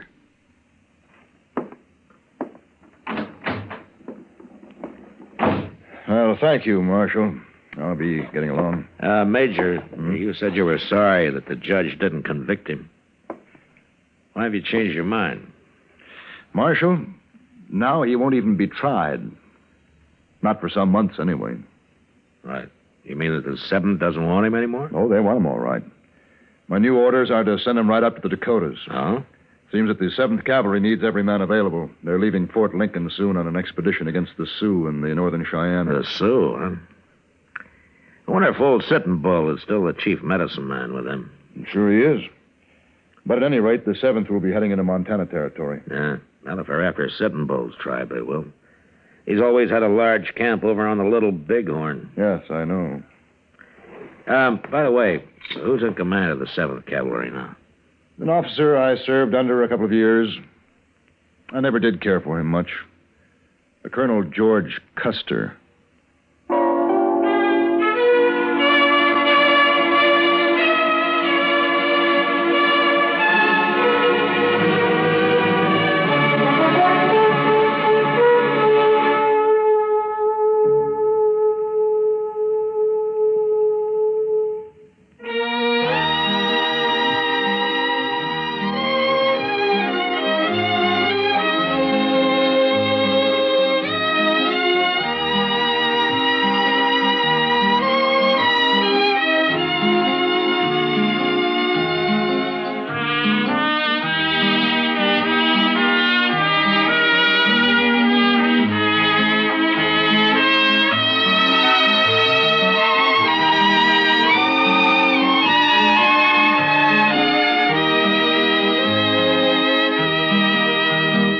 Gunsmoke. Produced and directed by Norman MacDonald, stars William Conrad as Matt Dillon, U.S. Marshal. The music was composed and conducted by Rex Corey. Sound patterns were composed by Ray Kemper and Bill James. Featured in the cast were Parley Bear as Chester, Howard McNear as Doc, and Georgia Ellis as Kitty. George Walsh speaking. Join us again next week for another story of the western frontier of America in the 1870s on Gunsmoke. This is the United States Armed Forces Radio and Television Service.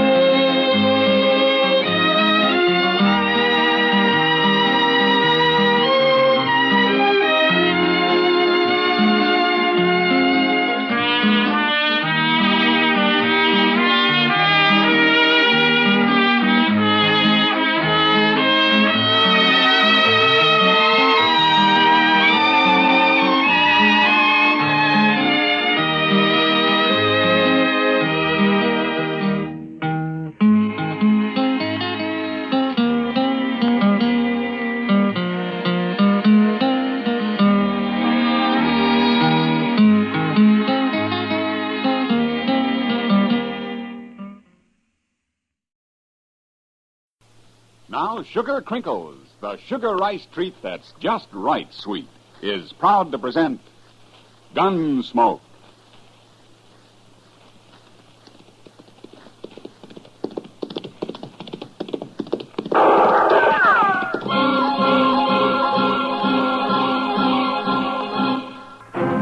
Around Dodge City and in the territory on west, there's just one way to handle the killers and the spoilers.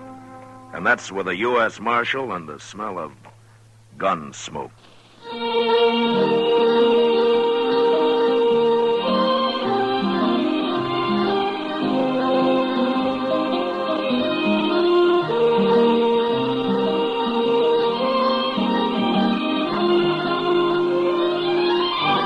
Gunsmoke, the story of the violence that moved west with young America. The story of a man who moved with it. Matt Dillon, United States Marshal. Take it easy, Mom. You know your young folks are going to eat when you give them sugar crinkles for breakfast. Yes, boys and girls love sugar crinkles. And no wonder. It's the sugar rice treat that's just right sweet. Makes breakfast more fun than a circus. Now, the reason sugar crinkles suit young folks to a T is this. Some sugar-coated cereals they've tried seem too sweet. Others don't seem sweet enough. But when they dip their first spoonful of sugar crinkles, they've discovered a sugar-coated cereal that's just right sweet. And say, those young folks of yours love to dip into the pack and eat sugar crinkles as a snack, too. So better get several packages. And now, Gunsmoke, starring William Conrad.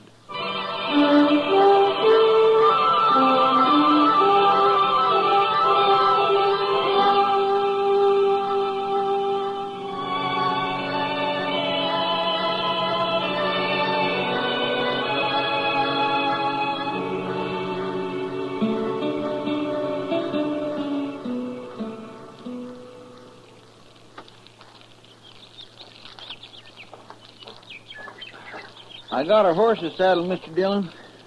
I'm so hungry I could eat a whole hog. Well, all the hog you got this morning is cooking on that stick right there, Chester.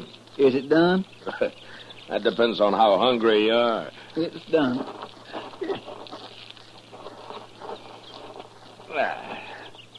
Sure will be good to get back to Dodge tonight and sleep in a bed again. Well, civilization's made you soft, Chester. Maybe so, but I get mighty tired of using my back for a mattress and my belly for a covering. Obviously, Chester, you were born for greater things than rooting around on the prairie and living in the rain.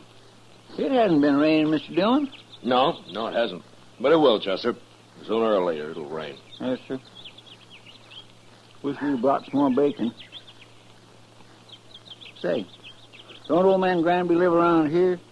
Maybe we could borrow a little from him. Well, according to what I've always heard, old Granby wouldn't loan anybody anything. You really think he's a rich miser, like they say? Oh, I don't know, Chester. Sometimes a man's entirely different from his reputation. I only met Granby once or twice. He seemed like a nice enough old fellow, though. Well, I wouldn't want to live out here all alone with nothing but a few horses for company. Oh, he's used to it. Well, even if he does have a lot of money hid away, there's no place to spend it out here. Granby's pretty old for the pleasures Dodge has to offer, Chester. Well, I hope I am never that old. At the rate you're burning yourself out, Chester, you never will be, so don't worry about it. Oh, now, Mr. Dillon, I live mighty quiet for a young fella who's free and still full of blood. Sure.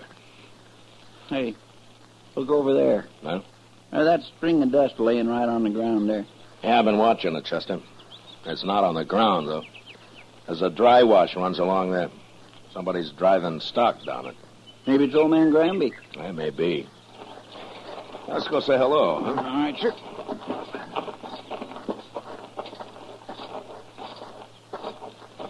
If it is old man Granby, we might just ask him about a little bacon, huh? Well, we can ask. There's no harm in that.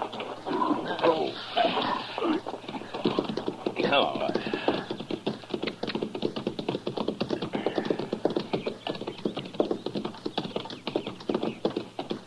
Now, that's horses down there, Chester. Yes, sir.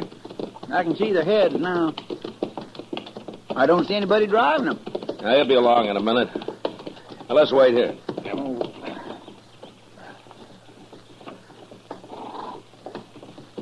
There he comes. Yeah. Hello!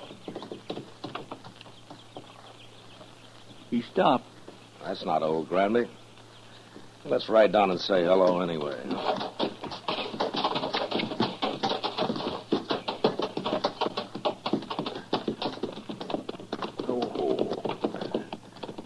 Now, that's Granby's brand on those horses, though. He must have hired him a hand. Yeah, maybe.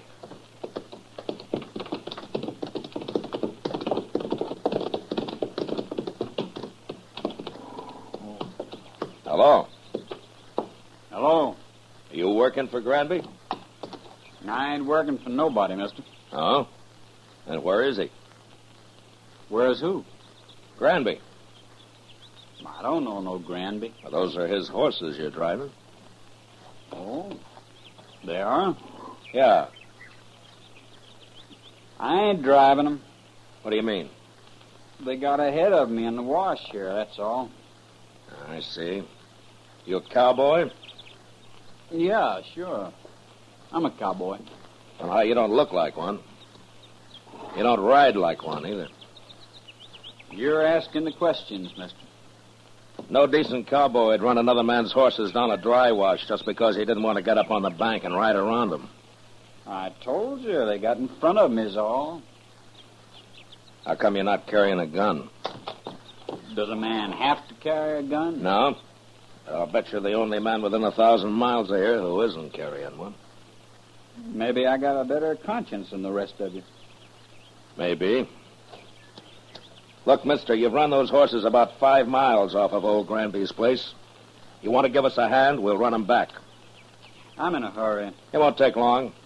The old man might be a couple of days finding them if we don't. You worry about him. I got to get into Dodge. We'll ride in with you. Afterwards. I ain't going to do it. Look a lot better if you did. I'd like to, mister, but I can't wait. I'm leaving now. So long. You gonna let him go, Mr. Wait a Dillon? minute, Chester. I'll let him hear what lead sounds like. No, don't shoot. Don't shoot me. All right, then ride back here.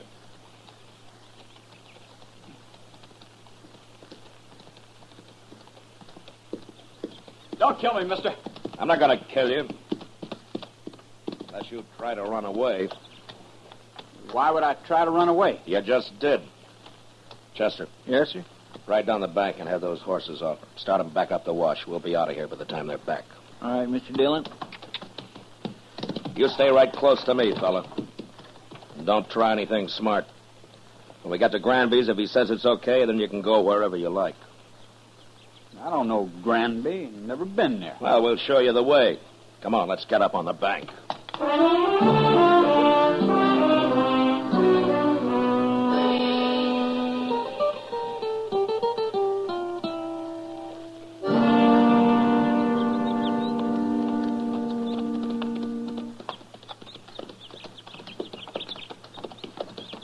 Old man Granby can find his horses all right now, Mr. Dillon. Yeah.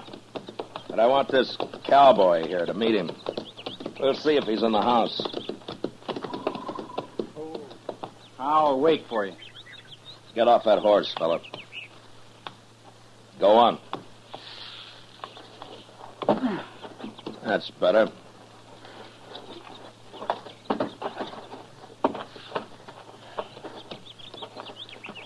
Come on. We'll take a look.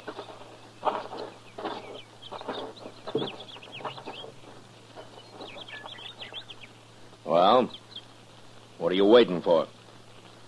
Nothing. You go ahead, Chester. Yes, sir, Mr. Dillon. Looks like I'll have to herd this man in.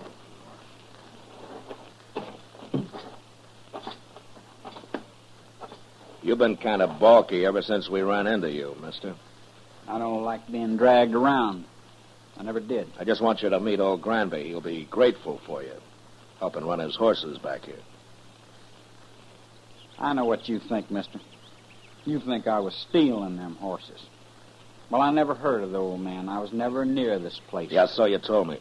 But you're here now. I ain't afraid of you or nobody. Then let's go into the house. Come on.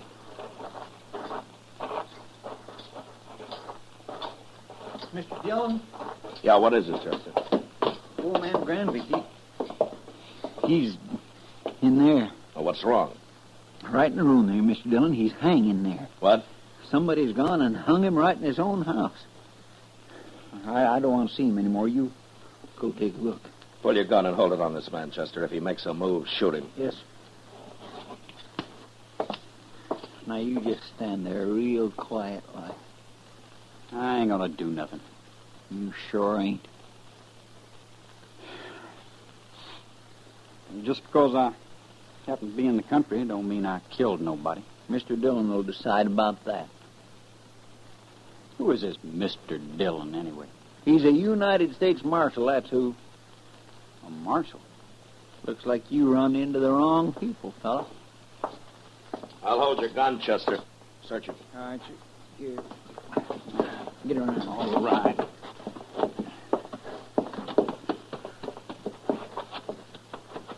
Turn around. The house is all torn up. He must have been looking for old Granby's money. I was never in that house. There's nothing on him. Not a thing. All right, Chester. Here's your gun. Catch it. Thank you. All right, now, what's your name, fella? Trimble. Joe Trimble. Where are you from?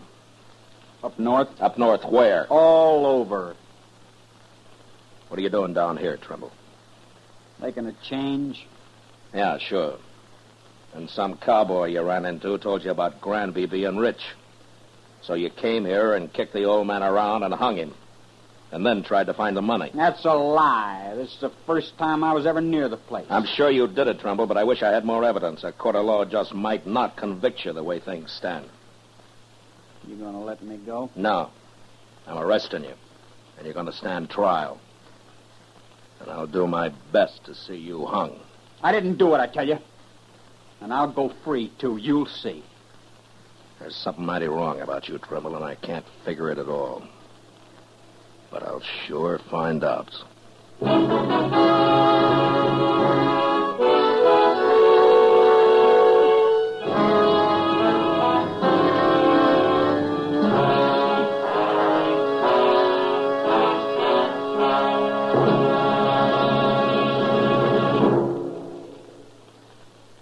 Mother, it does your heart good, I know, when your young folks eat all of their breakfast cereal.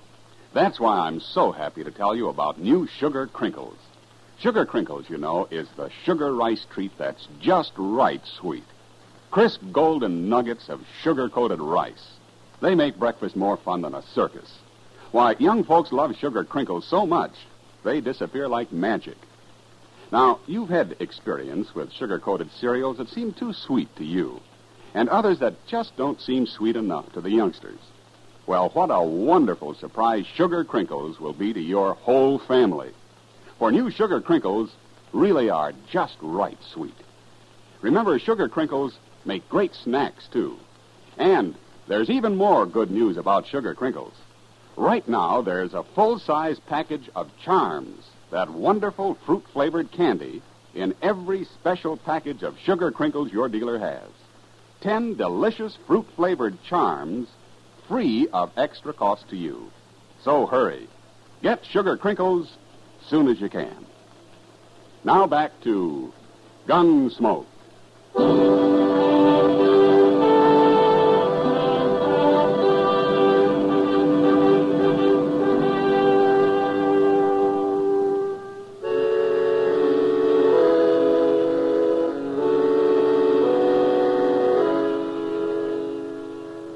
We let Joe Trimble dig a grave out behind the house. Then we laid old Granby in it and covered him with dirt. I was pretty sure now that the old man had never had an extra dollar in his life and that he'd been killed for no reason at all. Anyway, Trimble had done a pretty thorough job looking for the money, and he'd found nothing. On the ride into Dodge, I tried to figure out just what he was. But he didn't seem to fit anywhere. He wasn't a cowboy or a hunter or a gambler or even just a drifter. After we got him locked up in jail that night, Doc and I went over to the Texas Trail for a drink with Kitty. And I was telling him about it. Now then, this fella Trimble, how old is he? Oh, around 25, I guess, Doc. Then he couldn't be running away from home. No, he's a little old for that, Kitty. Well, anyway, they'll hang him. Well, I hope the judge agrees with you, Doc. Why shouldn't they? All I got so far is circumstantial evidence. But then you should have shot him out on the prairie. It's a good thing you're not a lawman. Well, maybe if I were, there'd be fewer killings around here. I doubt that, Doc. You going up to Hayes for the trial, Matt? Yeah, I'll have to, Kitty. That'll take a week, I suppose. Oh, Bob. Why do you ask? Nothing, only you've just been away for 10 days. Well, I have to earn a living, Kitty. You could make more money gambling right here in Dodge. Oh, now, Kitty, don't start that. Good evening, Marshal. Oh, Major. It's Kitty, Doc. Evening, Major. How do, Major? I'd like a word with you, Marshal. Sure, Major. So we can go over to the bar there. All right. I'll be back, Kitty. Doc. No hurry, Matt. Doc's got a lot of money. Oh, now I'll buy you one drink, Kitty. Just one drink, and that's all. Well, it's a start, Doc. Let's go, Major. I had to come to Dodge on other business, Marshal.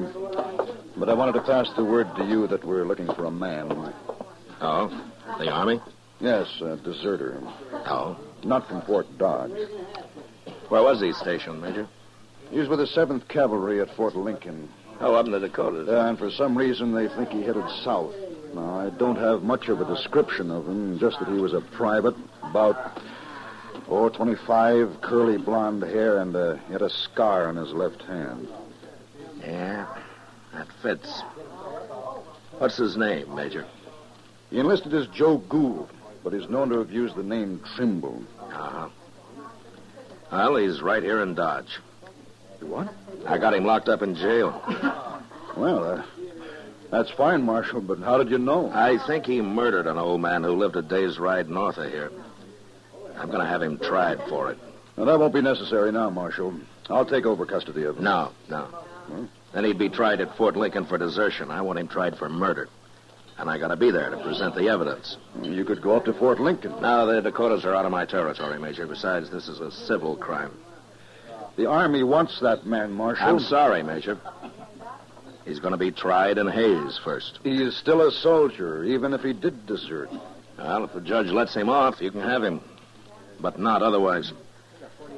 Major, he tortured and hung an innocent old man, and I'm going to do my best to see him punished for it. Well, I'll have to take this up with my superiors, Marshal. You better hurry.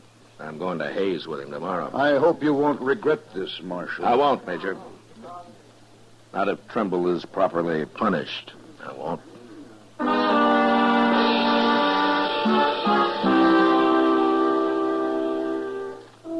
I didn't wait till morning, but started out for Hayes with Joe Trimble that night.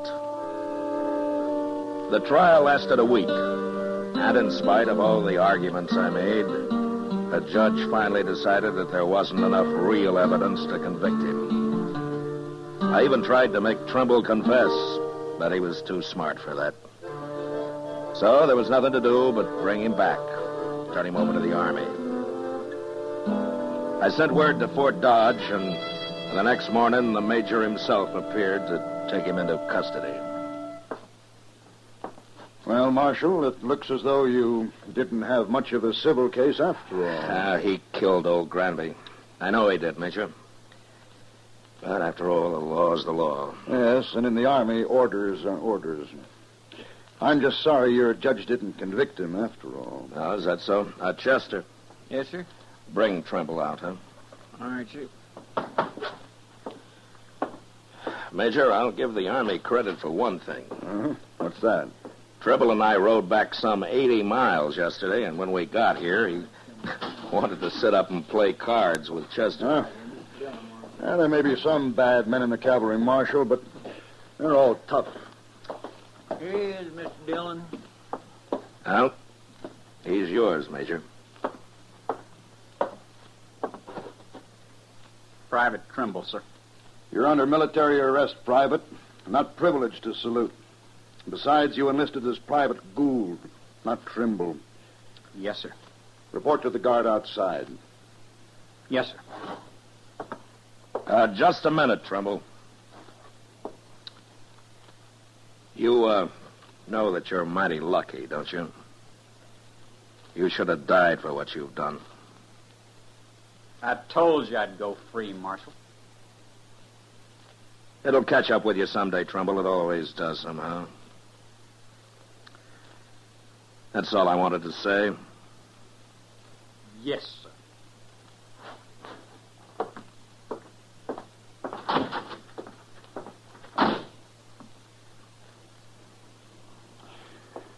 Well, thank you, Marshal. I'll be getting along. Oh, Major, you said that you were sorry that the judge didn't convict him. Why have you changed your mind? Well, I have orders from General Terry to return him to the Dakotas, to Fort Lincoln. Well, he'll be tried there, but he won't be hung for just desertion. Well, oddly enough, Marshal, he won't even be tried.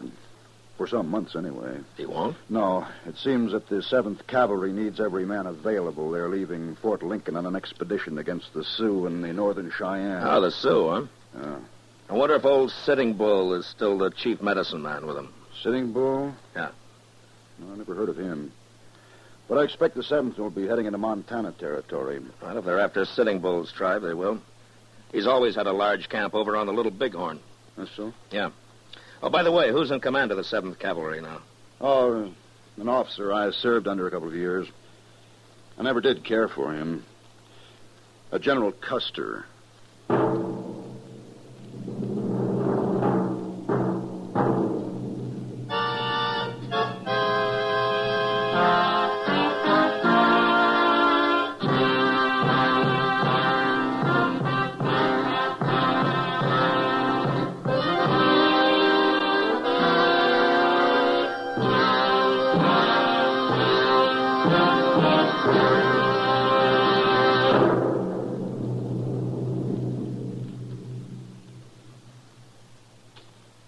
In just a moment, we'll tell you about next week's adventure on Gunsmoke.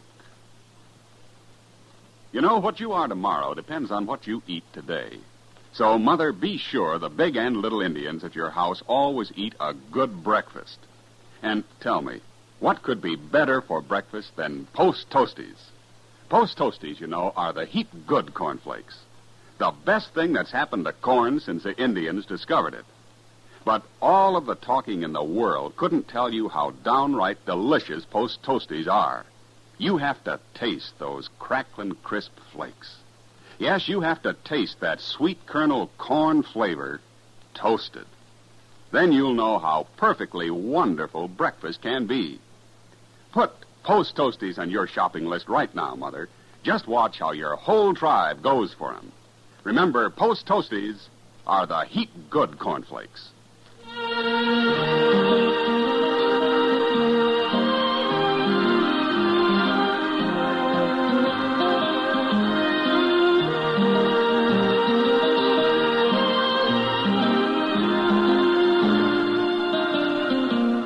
Gunsmoke, under the direction of Norman MacDonald, stars William Conrad as Matt Dillon, U.S. Marshal.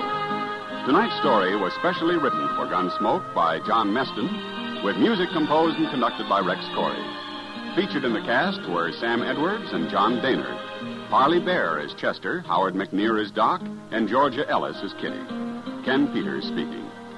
Join us again next week as Matt Dillon, U.S. Marshal, fights to bring law and order out of the wild violence of the West in Gunsmoke.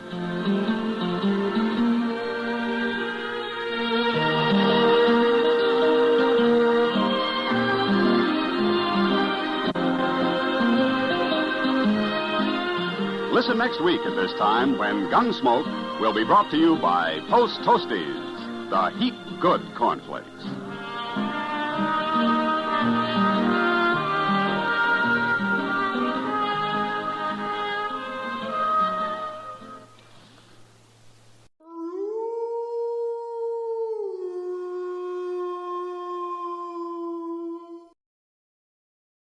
Tune in to nostalgia.